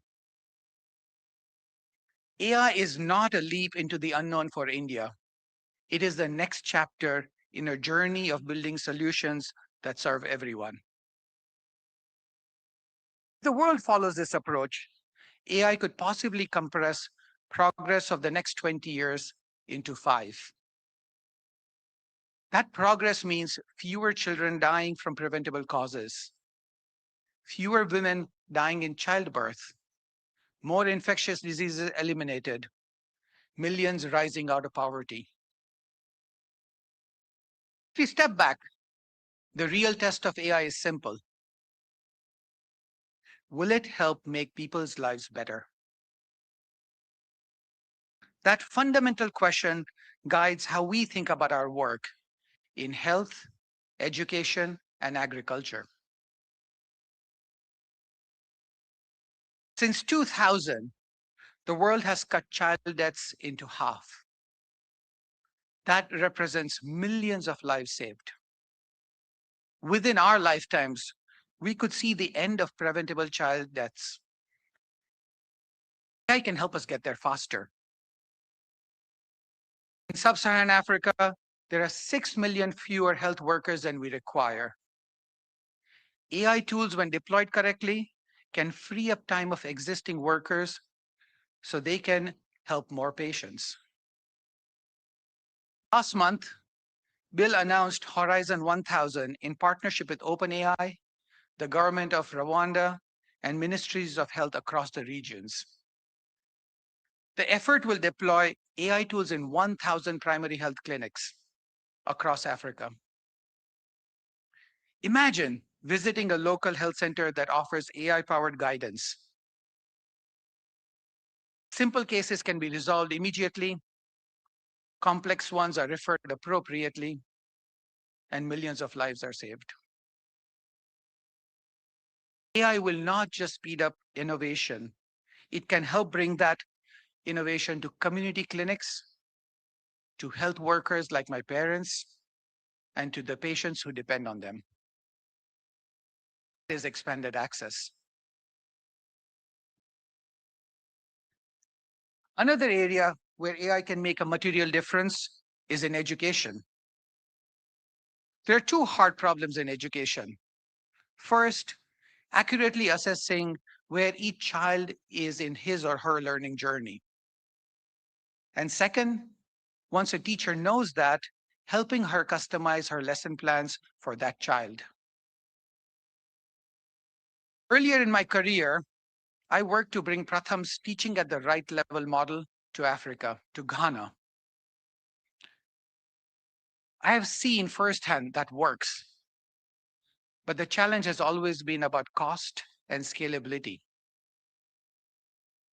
AI now makes that challenge surmountable.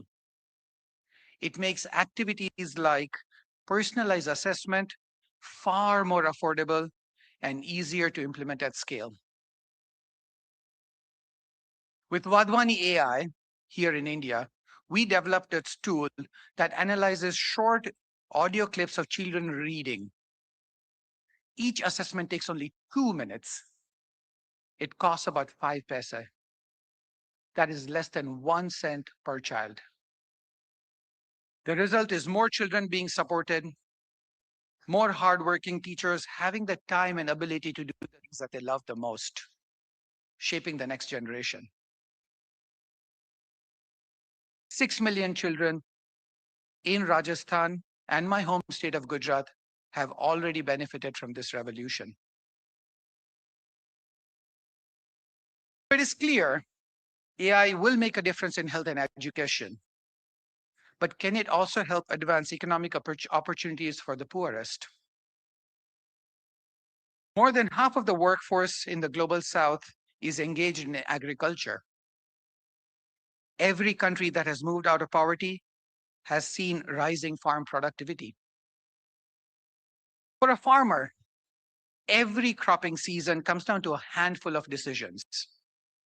What to plant, when to plant, what seeds to buy, what fertilizers to use, when to sell. If even one of these decisions goes wrong, it can wipe out an entire year of income.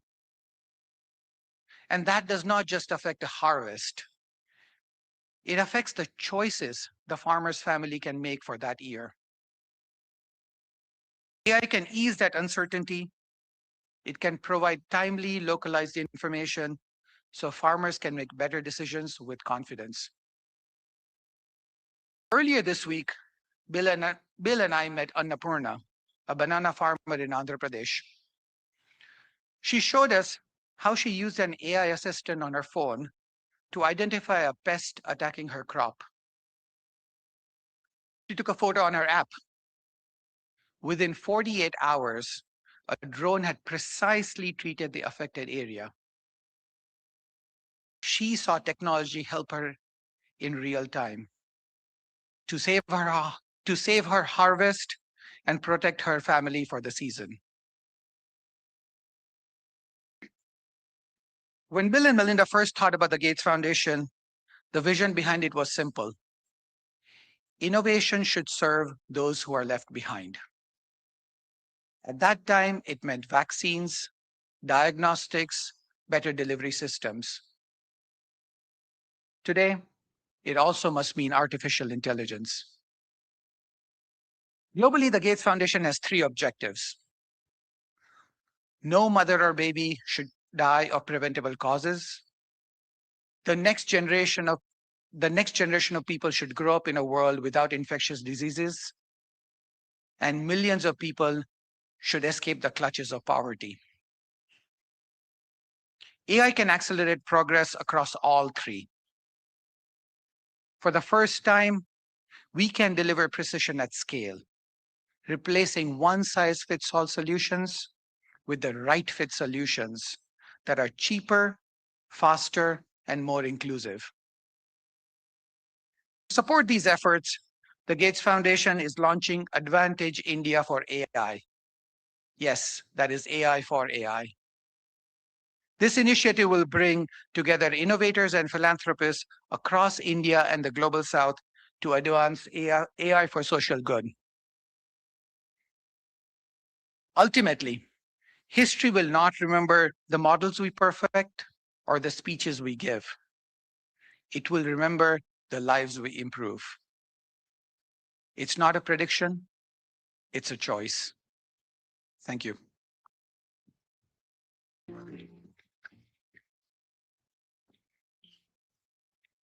Thank you, Mr. Ankur Vora. Your perspectives on leveraging AI for social impact have undoubtedly added depth to this summit.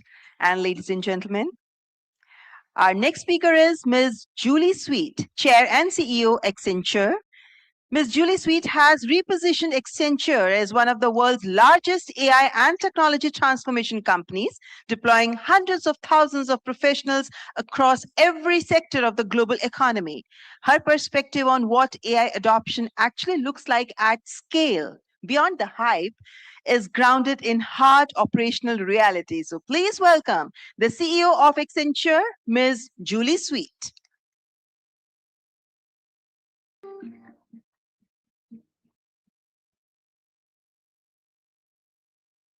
Guest, thank you, Prime Minister Modi, Minister Vaishnaw, and your outstanding teams for convening us for this critical summit around AI.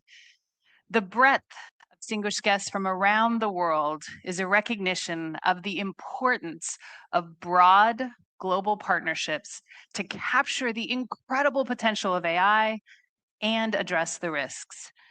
It is also a recognition of the importance of India in our AI-enabled future. At Accenture, we're incredibly proud to have over 350,000 and growing reinventors here in India. We also have one of the largest AI workforces in the world, tightly integrated with our growing AI hubs in the US, Europe, the Middle East, and Japan. And I want to take this time to thank all of our people in India for your incredible commitment to value and to our clients.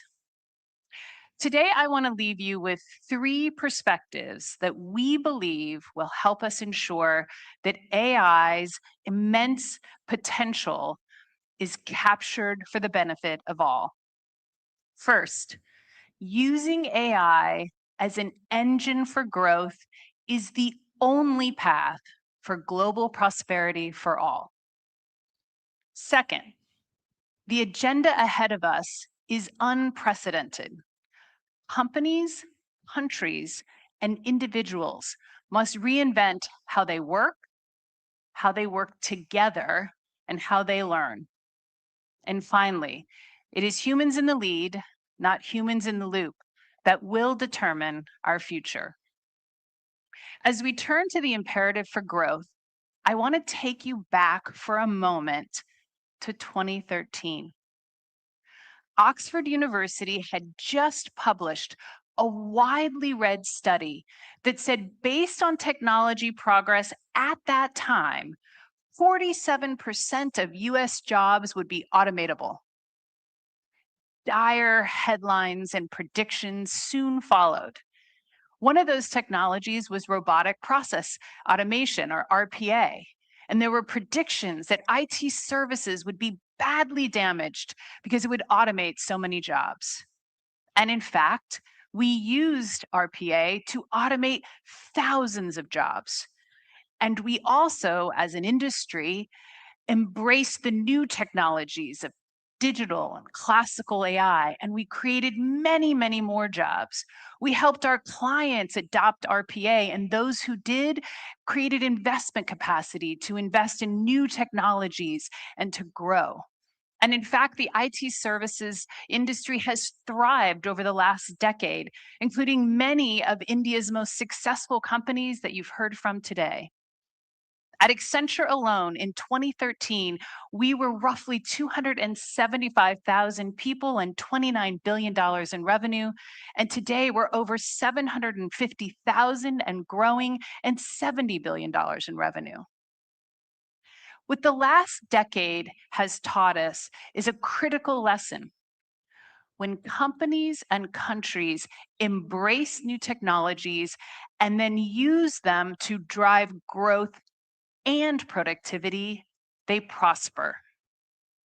Advanced AI should be the same.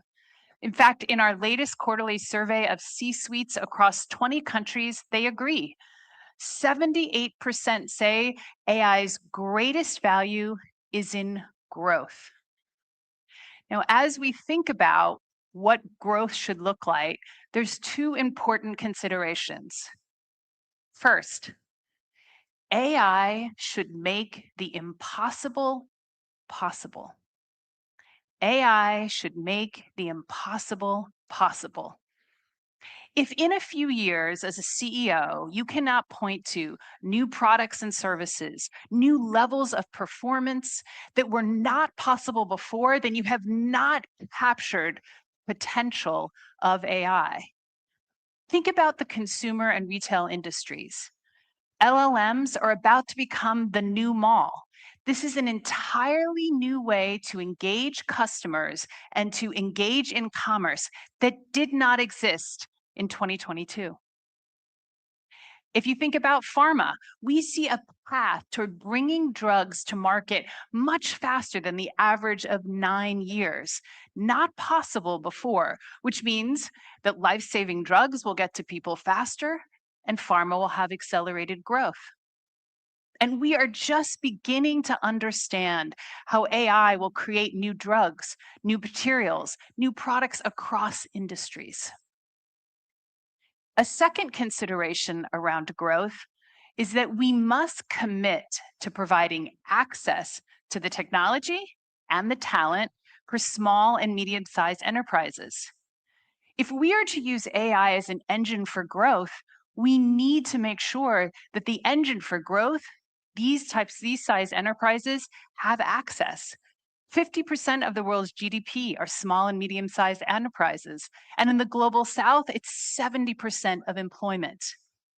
To do so, there will be lots of business opportunities. So many industries will serve small and medium-sized enterprises, but that will not be enough. Private and public partnerships will be critical to making sure there's access.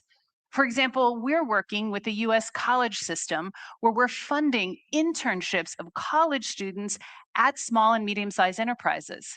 It's a win-win. Statistically, if you have an internship, you have a better chance of getting a job, and it's providing these enterprises access to some of the cutting-edge talent.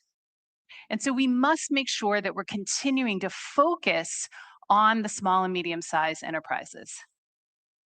Now, I know, and we all know, that advanced AI is much more powerful than the technology advancements of the last decade. And of course, that means that the impact is more profound. But that doesn't change the critical lesson that AI must be used for growth and productivity. What it does change are the sets of actions, the time frame, the need for global collaboration, the need for more public and private partnerships, and the urgency of what we must do in order for AI to drive growth. So companies must be willing to reinvent how they operate, their processes, how they've been doing work for the last decades.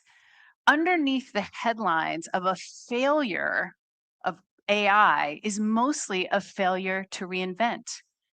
Companies have to invest to reshape their workforces, and companies must commit to creating sustained entry-level jobs. Now, entry-level jobs makes economic sense. They're the only way to create future leaders. And they bring needed, truly AI native talent to each of our organizations. But AI fundamentally is changing what an entry-level job looks like. And so a commitment means we have to be intentional about changing the roles, investing in training. It's exactly what Accenture is doing. We will hire into more entry-level jobs this year than last year. But the skills we require and the way we're onboarding those individuals is fundamentally different. Now, countries must also reinvent. They must reinvent their role and how they work with the private sector. They have to themselves, as governments, become the best credential for why AI matters. They must work with the private sector to help create lifelong learning, because education is no longer a destination. We have to have lifelong learning. India is doing a great job of embedding AI into the educational system, starting in primary school, and governments across the world will need to do so. At the same time, as countries are thinking differently, individuals have to think differently and recognize that formal education is no longer the destination. But perhaps the biggest fundamental change that must be made is that companies and countries need to pound the table for global standards. These standards should apply to safety, but also to the industries where AI can make the greatest impact. For example, in pharma, if one country is allowing pharma companies to use the latest technologies to discover drugs and then test drugs, but other countries don't follow suit, it means that you won't be able to scale, you won't be able to bring it. And we know that most often that impacts the most vulnerable. Now, we have a view, of course, that we have to reinvent. But as we think about that reinvention, core to our future is the fundamental belief that it is humans in the lead, not humans in the loop, that will shape that future. We should not confuse how you deploy AI responsibly. Of course, all of our compliance programs have humans, they have technology. That doesn't change the critical lesson that we've learned over and over again. Technology, no matter how powerful, is only a tool. It is simply a tool. It is leaders who decide how to use those tools. It is leaders who decide to commit to reinvent, who dedicate their time to making sure that people come along the journey. And it is leaders who must choose to work together to ensure the safe, widespread adoption of AI. There are lots of headlines today that predict less. less jobs, less opportunity, less human relevance. We are here because we see a future of more. At Accenture, we live by 8 leadership essentials, the qualities we believe we need to run our company. And one of them is particularly important. We expect leaders to lead with excellence, confidence, and humility. As we look to our collective future, we should have the confidence to have the unwavering belief that together we can make a future that is better for all. We also must hold ourselves individually and collectively accountable for executing on that belief with a high bar of excellence, because our people around the world are counting on that excellence. And finally, we must all have the humility to know that we cannot do this alone. Thank you very much.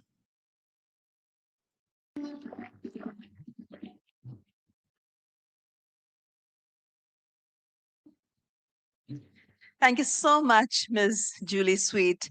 I think I can take a tagline out of her address, which says that AI should make the impossible possible. But thank you for your thoughtful articulation of AI's impact on industry and on society. Ladies and gentlemen, our next speaker is the youngest billionaire in history, and he's now helping to define how one of the world's largest technology platforms deploy AI at unprecedented scale. Next speaker is, ladies and gentlemen, Mr. Alexander Wong, Chief AI Officer at Meta, the founder of Scale AI. Alexander Wong built the data infrastructure that powers much of the modern AI industry before joining Meta as Chief AI Officer. So with a round of applause, please welcome Mr. Alexander Wong.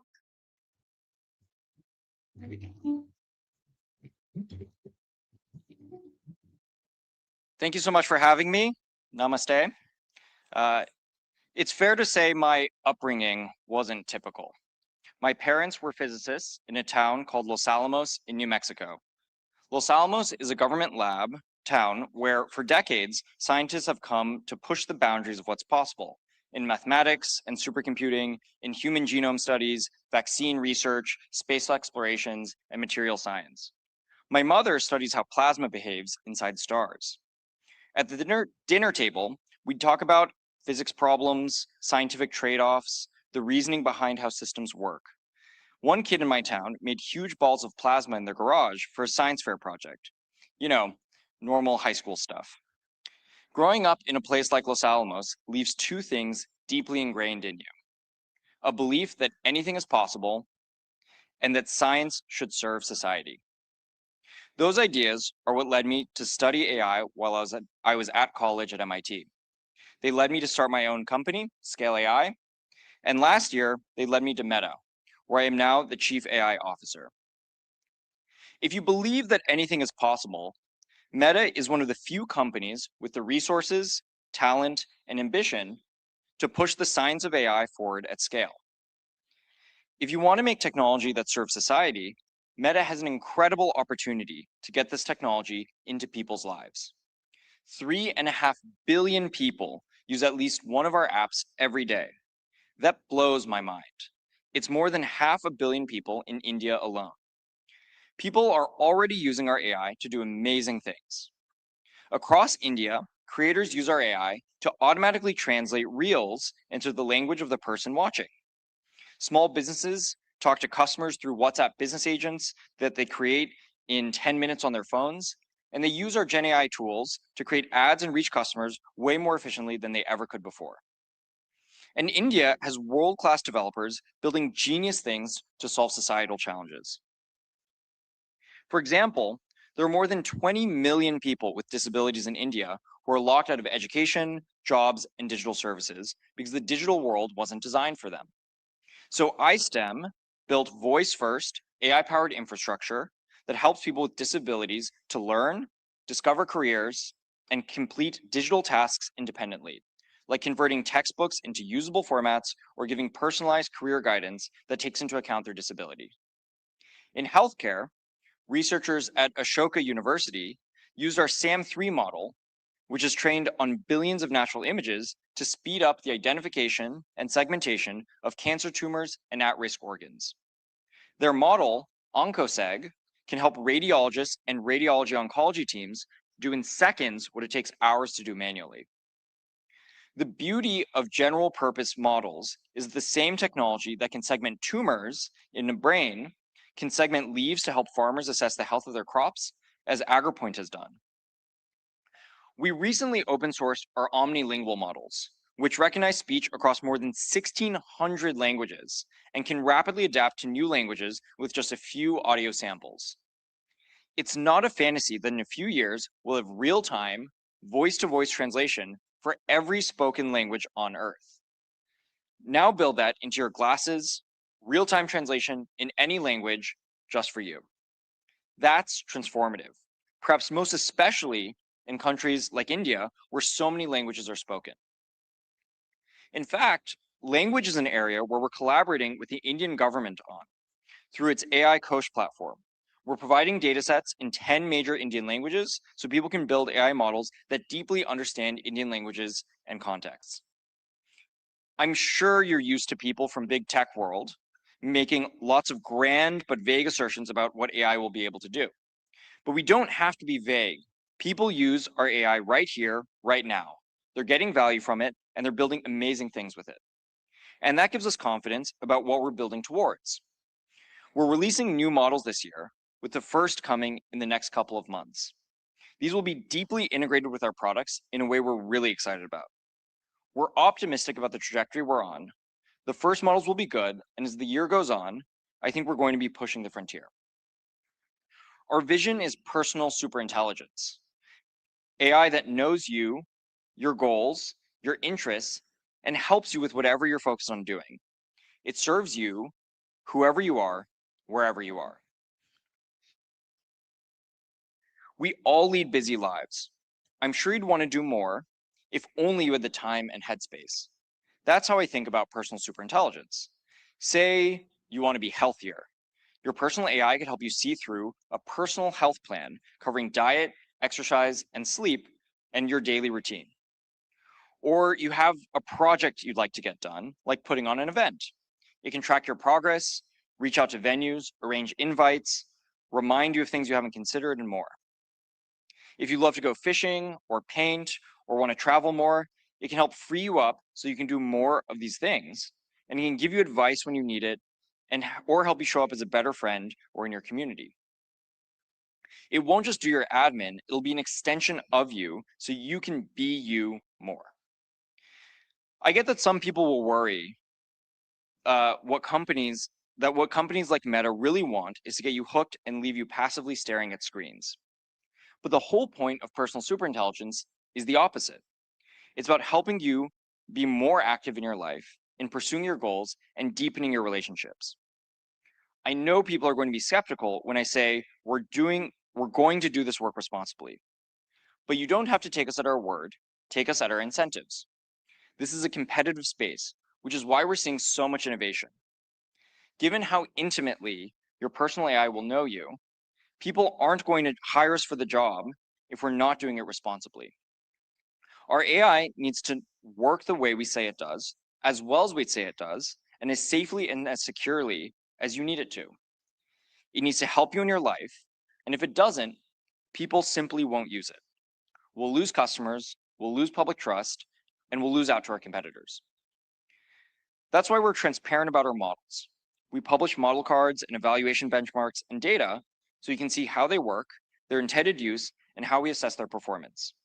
And as they get more advanced, we're looking at ways to share even more. It's why we invest in the science of model evaluation, both improving the existing tests and building new ones for risks we haven't yet confronted. And it's why, over many years, we've developed ways to identify and mitigate potential risks before we release a model through risk assessments, scaled evaluations, red teaming, and fine-tuning. And we can monitor aggregate trends in how people use AI in our apps. So we have a feedback loop that can flag potential risks and help us improve our models. As the models improve, the governance around them has to keep pace. So we're innovating with how they learn and apply principles and how they're tested and evaluated using AI to strengthen checks and balances. Realizing the full promise of AI is as much a matter of getting policy right as it is investment. There are 4 building blocks for AI: talent, energy, data, and compute. Governments and industry need to work together to make sure there's access to each, so we can realize AI's potential and do it in a way that means you can build for your needs, not ours.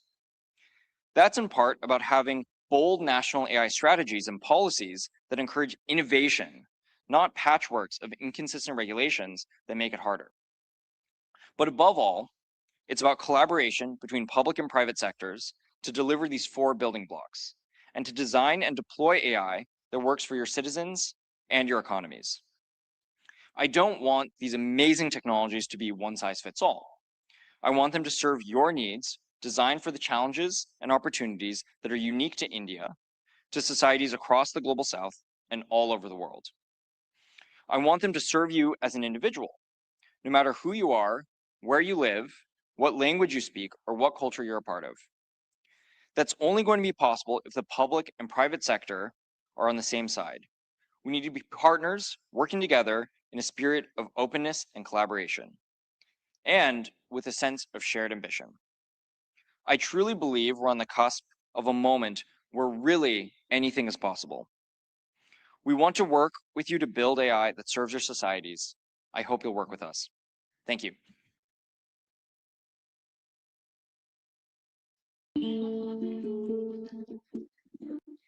Thank you, Mr. Alexander Wang.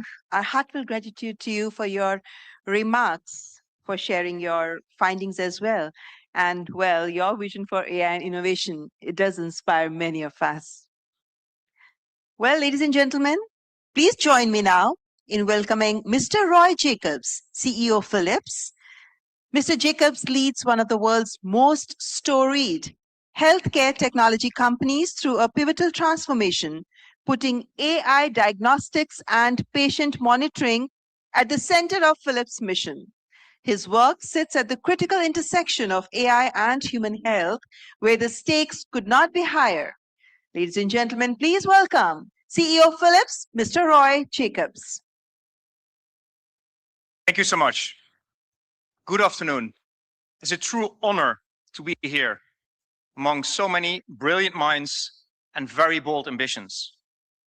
And building off the visionary path of the Prime Minister, I want to share how we are walking that path, designing and developing in India and delivering to the world. And since I have your attention, let me share something that I want to leave behind. We believe that artificial intelligence will have its biggest impact in healthcare, because healthcare needs it. And maybe some of you are skeptical, but let me try to convince you otherwise. For decades, healthcare has been adopting technology cautiously. And there are different reasons for this. For today, something fundamental has changed in healthcare. Healthcare systems are under immense pressure. Rising demand, chronic disease, stretched workforces, and high expectations of patients and society. The pressure is only accelerating, and that will also accelerate the adoption of data and AI-driven innovation. AI is already today helping to provide better access to care. It's embedded in clinical workflows. It's augmenting human expertise. It's improving imaging precision. It's enabling earlier detection. It's extending care beyond walls. And so the task now is, how do we build an intelligent care system that is predictive, trusted, more effective, and accessible for people everywhere? because ultimately it's not about AI or technology. It's about the people that are served by technology and AI. Just consider for a moment the pressure care teams are under. If you ask clinicians what they lack most, the answer is almost always time. Time to think, time to explain, time to connect with patients. In many health systems, nurses and physicians spend hours on documentation and administrative tasks, hours not spent on the patient. AI has the full potential to change that equation. The first wave of AI is about removing friction, automating repetitive steps, reducing clicks, supporting documentation, making systems more intuitive. This may not be flashy, but it is transformative, and it does generate huge impact. When AI listens to a clinical conversation and drafts structured documentation in the background, that is not replacing a clinician, it's giving time back to the clinician. When AI prioritizes work lists so that the most urgent cases rise to the top, it's not making decisions independently, it's supporting better clinical judgment. This is AI working quietly in the background, so clinicians can focus on what matters most. And this is real today. Let me make it even more tangible, because AI is already reshaping what's possible across healthcare. Imagine a patient in a regional hospital. She has been waiting for weeks for an MRI scan. The backlog is long. The technologists are stressed. Clinicians are not available to support. Traditionally, an MRI required significant manual setup, precise parameter selection, and highly specialized expertise to conduct a scan. Variability was inevitable and access was limited. Now imagine something completely different. The patient arrives for her MRI and checks in smoothly. Her clinical information is already available to the system that will conduct the scan.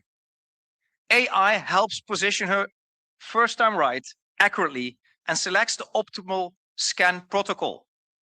It's tailored to her autonomy. And as the scan runs, the image quality is continuously monitored and adjusted automatically. This is autonomous MRI scanning. The result? Clear, precise images, delivered efficiently and consistently. The radiologist receives AI-driven insights and quantitative biomarkers. And Philips is working to make that a reality. It means more patients diagnosed earlier, earlier detection of chronic and complex conditions.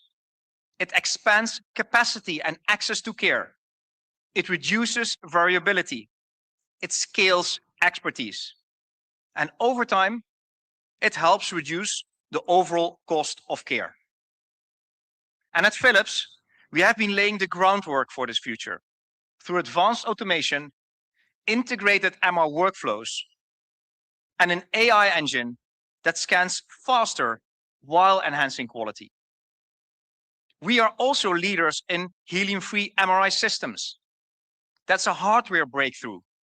And together, that does not only make it more sustainable, but it allows us to install MRI systems outside of the hospital, closer to patients, where it was previously not feasible to go to. That means even more access, more resilience, and more patients served. Diagnosis is not the only part of the story. Let's enter a hospital room. There is no lack of data. Actually, there's an overload of data. Many devices, alarms going off, dashboards to be read. Now image a hospital room transformed into a smart healing environment. Data from devices flow into a unified platform. where AI continuously analyzes vital signs and clinical trends. False alarms are reduced. True risks are elevated early. A subtle deterioration pattern in patient is detected by AI hours before it becomes visible. The nurse is alerted within context, not with noise, and the physician receives predictive insights. Preventative action can and will be taken. The true patient crisis never fully materializes. That is the power of agentic AI. Software that can perceive, reason, and act within defined guardrails, always under human oversight. It reduces burden, it anticipates risks, and it turns data into action. That's how we can give time back. With all of this excitement, we must be clear about one thing. Healthcare runs on trust. AI in healthcare needs to be transparent. It must be validated continuously, not approved just once. It must operate within regulatory frameworks, and those evolve as the technology evolves. Clinicians need to understand how systems arrive at their recommendations. Patients need to know how their data is protected. And regulators need confidence that safety and efficacy is rigorously monitored all the time. Innovation and governance must advance together with speed, because trust determines adoption, and adoption determines the success of valuable application of AI in healthcare. If they move at different speeds, trust erodes. If they move in alignment, adoption accelerates. Now, I'm very happy to be back in India. India represents a remarkable opportunity in this transformation, standing at the intersection of scale, digital infrastructure, and ambition. The country's digital infrastructure, including initiatives under the Ayushman Bharat Digital Health Mission, is laying the foundation for interoperable health records and longitudinal patient data, the foundation for a big data play. Unique health ideas and digital registries create the possibility for the continuity of care for a population at scale. This matters enormously, as we have heard earlier today. AI systems thrive on structured, high-quality, longitudinal data. When patients can be followed across settings, from primary care to hospital, to diagnostics, and to the home, the power of predictive analytics increases dramatically. But India also brings something else to the table: real-world complexity at scale. Urban and rural settings, public and private systems, high-end tertiary care systems, and primary health centers. The diversity of care environments creates an unparalleled testbed for scalable, resilient solutions. Solutions built for India's scale and constraints have the potential to inform global models of care. And at Philips, we see India as a global innovation engine. We are already here for 97 years. And through our Philips Innovation Campus in Bengaluru and the Healthcare Innovation Center in Pune, we have made significant investments in R&D, manufacturing, digital platforms, AI engineering, and clinical collaboration. Our teams in India contribute to global development as much as to local development. And they do that across imaging, monitoring, and connected care. The work done here does not stay here alone. It shapes solutions deployed around the world. For example, AI algorithms developed and validated with diverse data sets here improve robustness across geographies. That's done by more than 4,000 engineers that we have in India, developing for India and for the world. These software platforms, engineered here, connect ecosystems in multiple markets. Clinical workflow solutions co-created with Indian partners inform designs that scale globally, exactly as the Prime Minister says we are doing that today. And this is the kind of distributed innovation model that healthcare needs. Not isolated breakthroughs, but integrated, globally connected ecosystems. If we look ahead, in 10 years, success will not be defined by the number of algorithms deployed. It will be defined by the outcomes they generate. Earlier detection of disease, fewer avoidable complications, shorter waiting times, greater access, more times for clinicians, nurses, and technicians. The Philips Future Healthcare Index, one of the world's largest recurring health research initiatives, tells a clear story. 76% of Indian healthcare professionals are optimistic that AI can help them improve patient outcomes. 79% of the Indian patients are optimistic that AI can improve their personal healthcare. This shows us that patients in India are ready for this, and that Indian healthcare professionals are asking for this. And so are policymakers and government, as we heard today. The promise is real. It's for today. Healthcare will move from reactive to predictive, from fragmented to connected, from episodic to continuous. The systems we build today will shape the health of billions tomorrow. So let me return to where I started. AI will have its greatest impact in healthcare for the world. And when we look at this in a decade from now, we will look at the outcomes and impact it has delivered. It will not be remembered for what is optimized on the screen, but for the billions of lives that we could improve with it. That's the responsibility. That's the exciting opportunity. And that's the future that we are committed to building together with all our partners, together here in India and across the world. Thank you so much.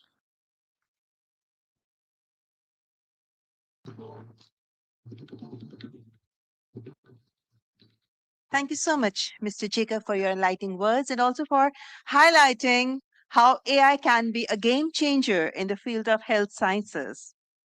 Ladies and gentlemen, I would now like to welcome Mr. Martin Schroeter, who is the chairman and CEO, Kyndryl.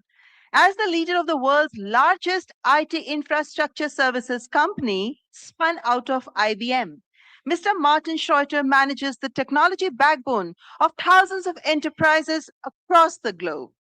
His view of what it takes to actually run AI in production environments offers a necessary corrective to summit stage optimism. Ladies and gentlemen, please join me in welcoming the chairman and CEO of Kyndryl, Mr. Martin Schroeter. Thank you. Thank you. Thank you very much. Good afternoon, everybody. First, I want to thank the Honorable Prime Minister of India, Shri Narendra Modi, for convening this distinguished group of ministers, policymakers, global leaders, fellow CEOs, and of course, everybody watching on the live stream. It is an extraordinary opportunity for us to be here with you as we all focus on how to usher in this new era of AI responsibly for people, for industry, and for our communities. Today, I'm proud to represent the collective knowledge and experience of Kyndryl's engineers, technical practitioners, problem-solving consultants, the people who support the mission-critical systems that the world depends on every day.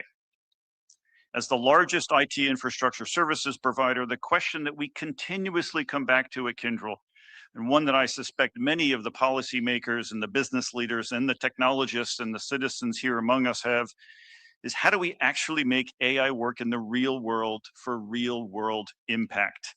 Not a demo, not a pilot or an experiment, and not in theory, but in day-to-day operations under real constraints with people working alongside AI agents at national and enterprise scale. Scale means something here in India that's different than anywhere else, where failure of these systems is just not an option.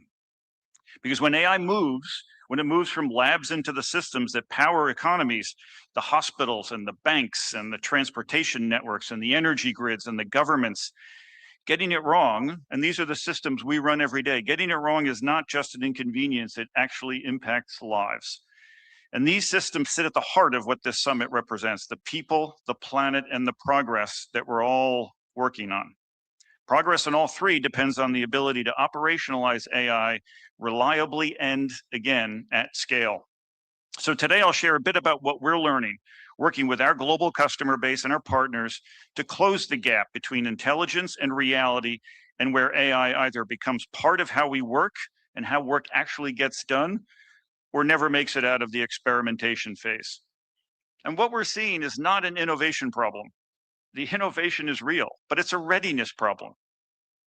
We've conducted global studies with business and IT leaders countless times, and our research shows that while more than 2/3 of global organizations are already heavily invested in AI, almost half still struggle to see meaningful returns.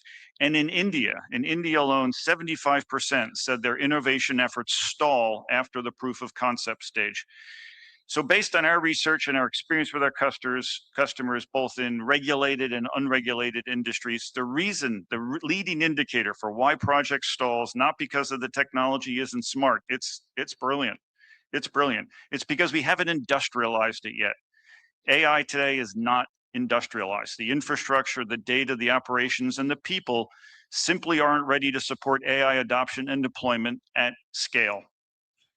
Our customers really want greater clarity and greater support on 4 critical questions. First, on operational conduct, they want to know how to deploy AI when data is fragmented across clouds, across their core systems of record, and at the edge of the environments in which they operate, when business processes were never designed for AI, and when regulations differ by sector and by geography, and when trust, security, and resilience are imperative to how it works.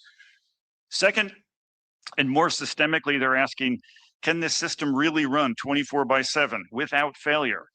Can it withstand cyber attacks and outages and data drift and regulatory scrutiny? And can the people trust it when it matters most? And can they trust the decisions it's going to make? Those are the systems we run every day. Third, they're asking about agentic AI. Whether they're truly ready to use it in mission-critical environments, are they able to meet the regulatory requirements that come with those environments, and are they able to integrate with existing systems? And fourth, they're asking about their workforce. How to prepare people for new ways of working with AI. 9 in 10 leaders expect AI to fundamentally reshape work, yet fewer than 1 in 3 believe their workforce is ready, or that they're equipped to help their teams get there. All of this ladders up to trust. Can leaders trust these AI systems and the insights they provide? And that trust is built when AI operates within clear guardrails, where actions are accountable and transparent and explainable, which is essential for organizations in every industry, and especially in government, in banking, and other regulated environments. These are the core readiness questions and the core readiness challenges that we see every day, and they're at the heart of why so many AI initiatives stall. They remind us that innovation must operate reliably, predictably, and securely, day after day, in the real world. So I'm thrilled that this year's AI Summit is India, because India is one of the world's most important proving grounds for industrializing AI at extraordinary scale. Under the leadership of Prime Minister Modi, India has recognized AI as a strategic national priority, building policy and digital and talent foundations needed to support innovation, and again, at scale. Through initiatives like Digital India and the India AI Mission, and investments in digital public infrastructure, India has positioned itself not just as an adopter of AI, but as a global contributor to how AI can be deployed responsibly and inclusively. AI-powered platforms like the Unified Lending Interface are expanding access to credit at scale, reducing loan times from weeks to minutes, and while improving transparency and inclusion. India's digital experience offers an important lesson for the world. When technology must operate at a national scale across public services and financial systems, healthcare, transportation, and energy, Reliability, governance, and human integration are not features, they are prerequisites. Kyndryl is very proud to be a partner to many of India's leading companies and government agencies. Our local engineering teams have built scalable platforms for banking, for citizen services, for telecoms, and for airports to handle the millions of users and transactions every day. At Bangalore International Airport, we've applied agentic AI to shift IT operations from a reactive response to a proactive resilience, supporting self-healing capabilities that improve operational predictability and strengthen trust in the airport's digital backbone. Through our community partnerships in India, we're helping build digital and cybersecurity skills because safe, responsible AI adoption depends on people being ready, not just technology.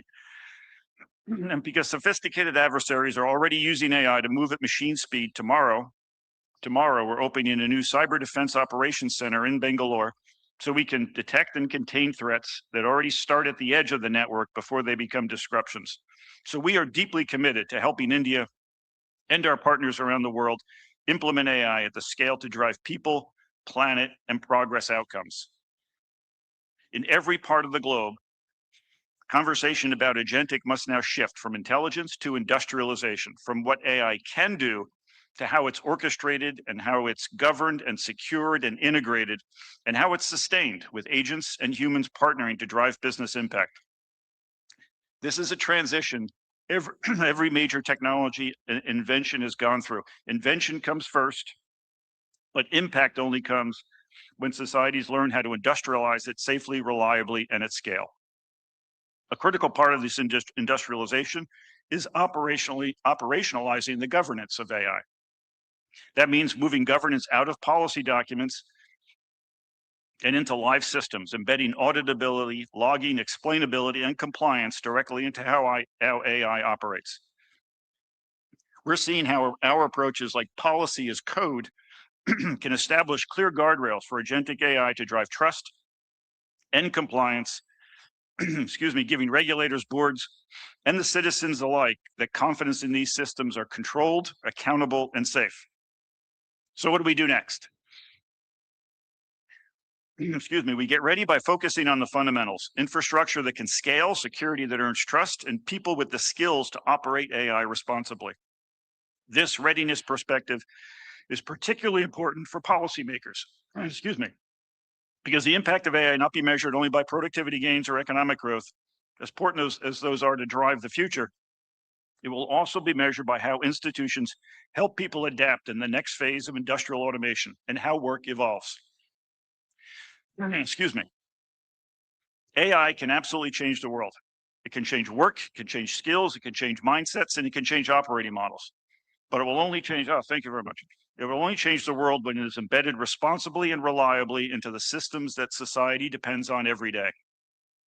The future of AI will not be decided in the research labs or the boardrooms. It'll be decided by the choices and the investments we make now, by how we close the gap between experimentation and industrialization.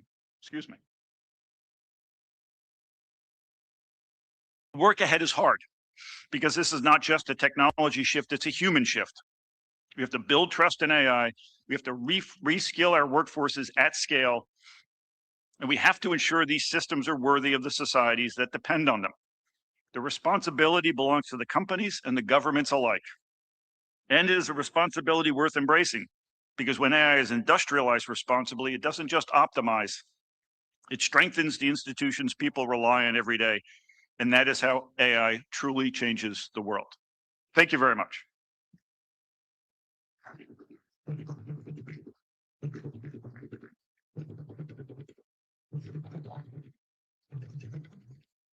Thank you, Mr. Schreiter, for your remarks. And ladies and gentlemen, now I would like to welcome Mr. Olivier Blum, Global CEO, Schneider Electric. Schneider Electric sits at the intersection of two of the most pressing challenges of the AI era: energy efficiency and digital infrastructure. As data centers consume ever-growing share of global power, Olivier Blum is leading the company that is helping make that infrastructure sustainable. Please welcome the Global CEO of Schneider Electric, Mr. Olivier Blum. Thank you very much. So first of all, I'd like to congratulate the Prime Minister and the entire Indian government and all the associates for this beautiful event. This week has been tremendous. And that put together an ecosystem of stakeholders who are really moving technology to the next level. Now, I'd like to tell you a little bit about my own story. I landed in 2007 in India. I was appointed at that point of time managing director of Schneider in India to develop Schneider Electric. And I discovered a country where the major issue was really access to power, access to reliable power. Now I am sitting in front of you, I'm standing actually in front of you as a CEO of a global company, Schneider, almost 20 years later. And guess what? What is the biggest problem of the planet? Access to reliable and clean power. So it's not only the issue of India, it's the issue of the worldwide planet. And we are just at the beginning of a new era, because we are facing issues with access to power in many geographies. You heard many stories of problem of peak load in different geographies, including the US, where you have power cut, and we have not even started the era of AI. What AI changed to the world? AI means more compute means more energy, and we just don't underestimate today. We don't know exactly what is going to take, but that's going to put the pressure on the energy system, which has nothing to do with what it is today. So we know that energy is already a priority for government, for organization everywhere in the world. It's even a geopolitical topic. But we are entering a new era where AI could transform the planet. And since this morning, you have heard many speakers talking about how AI could impact our life, our businesses everywhere in the world. But the real question is how we take the energy system to the next level and what AI can bring to make energy more efficient. So we do believe for a company like Schneider, it changed everything, because we are the first time in the history of Schneider, after 190 years in the power sector, where we are at a point where we can connect the physical and the digital world. And it was not possible before. Now, let me look back since 2015, what happened. In 2015, something very important happened in the world, which was the climate agreement, the Paris Agreement, where the world has put a huge focus on energy. And if you remember at that point of time, a lot of people spent time on the supply, bring clean energy everywhere in the world, which was great.